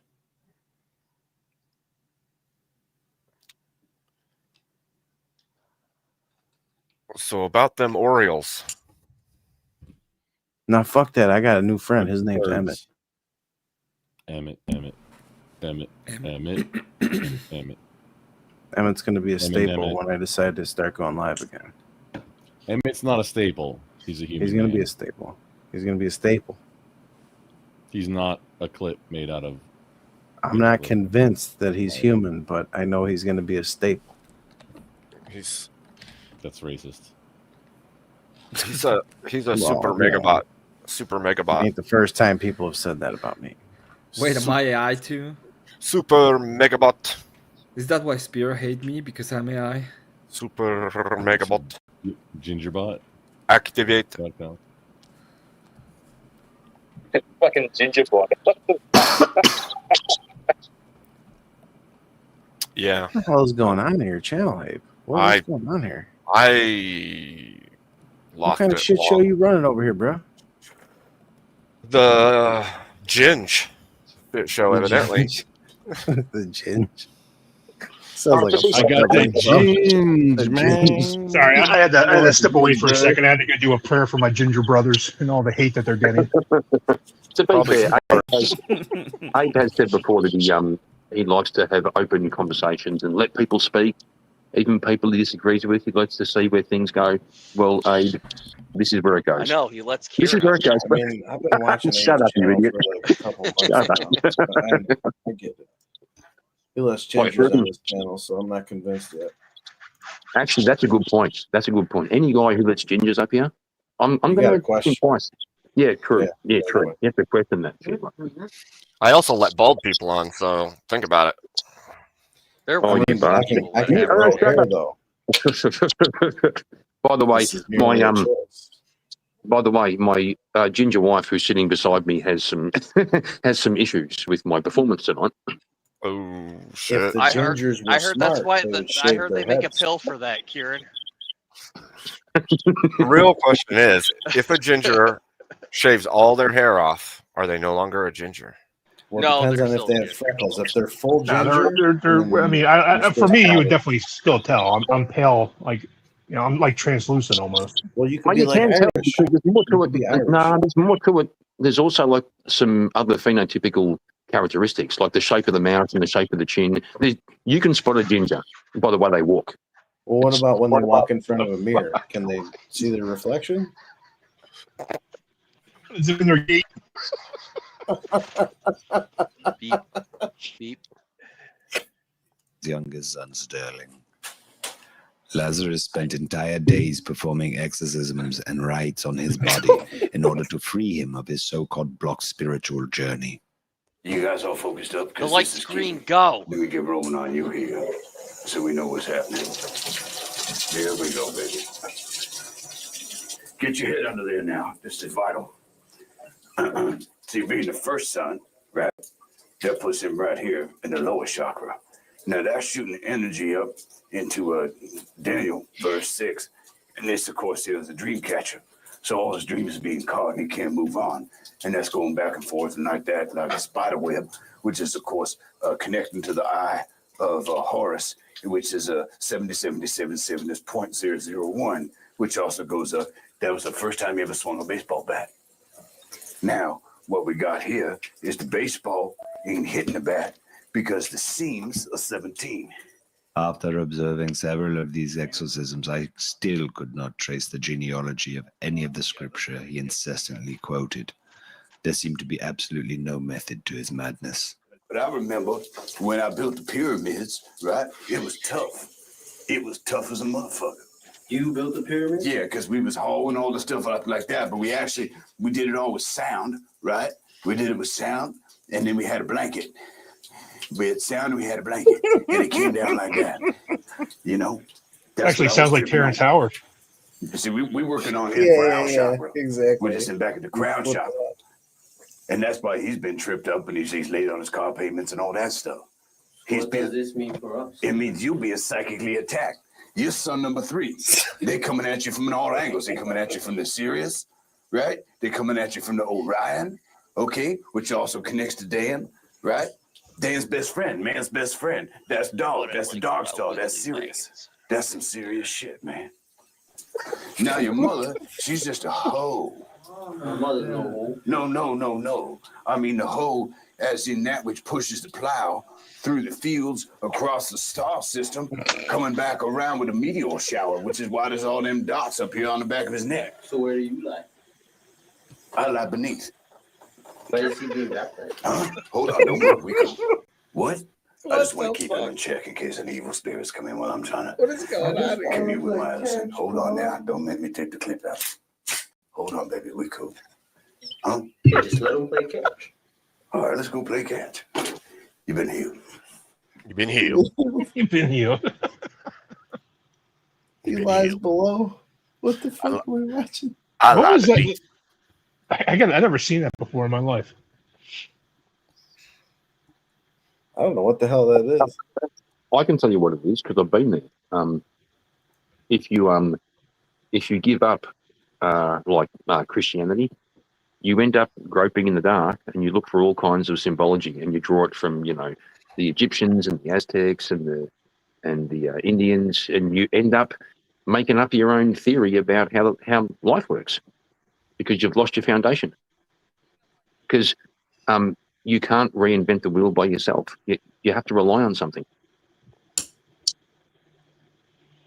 And that guy isn't relying on something. He's making up his own shit, and that's what you get. You get a fucking mess. Wait. That was Robert Downey Jr., right? From his character from... Yeah. From Tropic Thunder. Yeah. Okay, I just want to make sure. I hope it was. That's what I was saying. I was like, wait a minute, I don't think it's real. That would be All something. right, I'm back. My mic went dead. Never go full retard. Okay, just don't do that.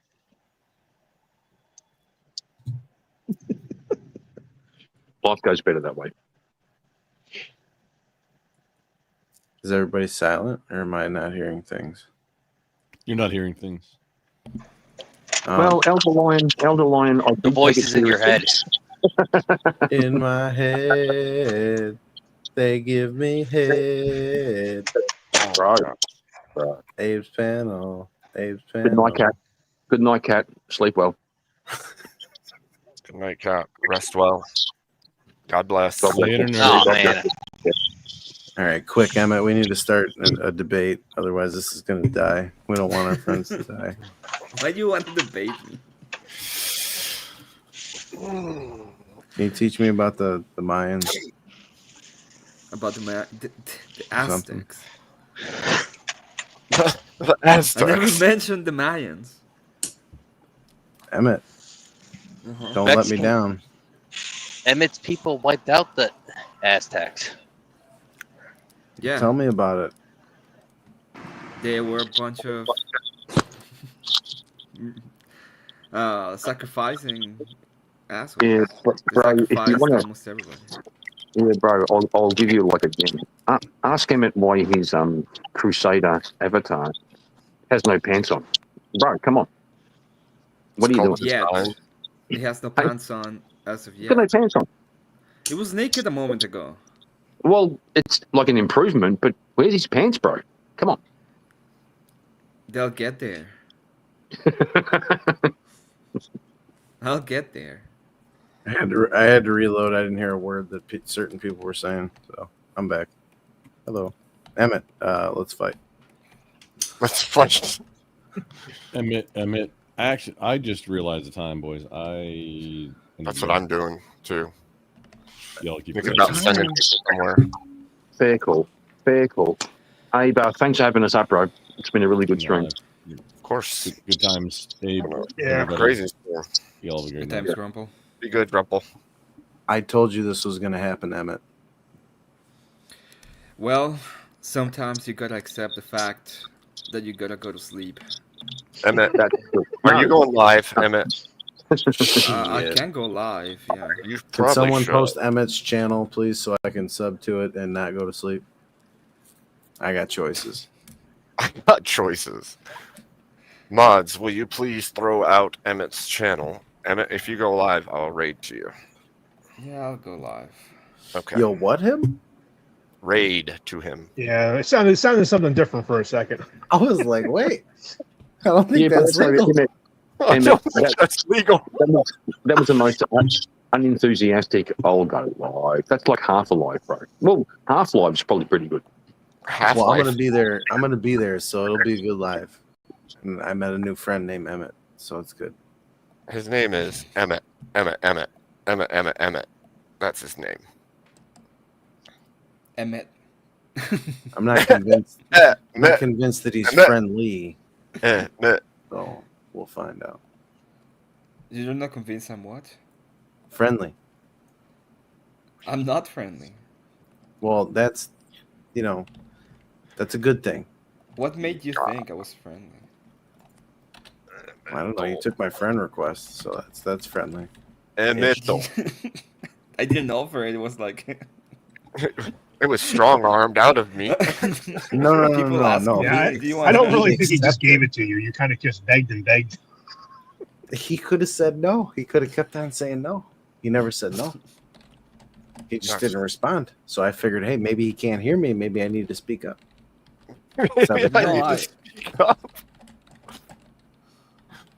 Oh man! Now I can bug him and tell him to go live. True. Okay.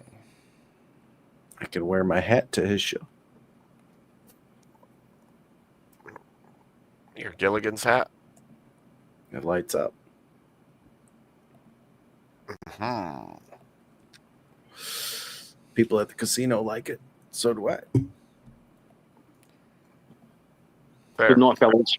Good night, fellas. Do they though? Do they really, or are they just being nice to you? I mean, I get probably 20 people that say that's a fucking cool ass hat every time I'm at the blackjack table.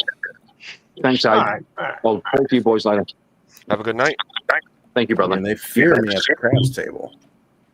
See you, bud. They think the hat's bad luck at the craps table, unfortunately. They see the red and they're like, oh, fuck. Here we go. And then I bet the don't pass line, and then they really get pissed off. Sad. Always good. And fucking be mad at me because I can count. That's fucked up. That's fucked up. Yeah. 6 ways on a dice to make a 7. Some bullshit. Huh? I'm live. You're alive? All right. I'm alive. I'm streaming, and that's what I mean. Oh. I see. All right. This is this is where I go hang out with my new friend until he shuts down the live and fucking totally okie dokes me. So, yeah. Abe, thank you for having me on your panel as always. Everybody else, thank you for having me. Good to see you. Shout out to the Spit Cup, $ Ebony loves me. That's Ebony with a V, not a B. Send your money to me. Thank you. Let's see you, Jay. See you later, Jamie. Emmett. I'll see you in a second, Emmett. Okay. Here, so I don't know what that. I don't know how you're supposed to take that.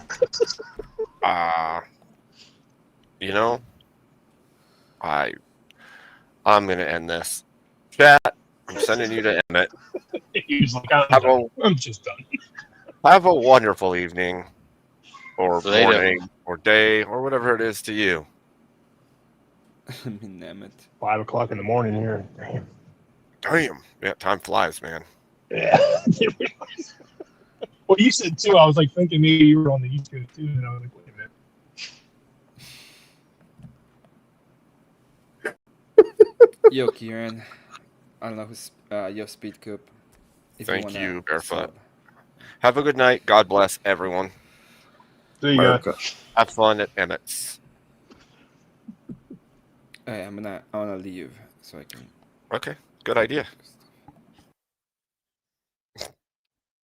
Yo, Rob. Bob.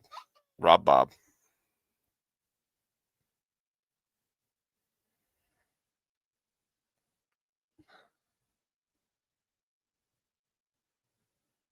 All right.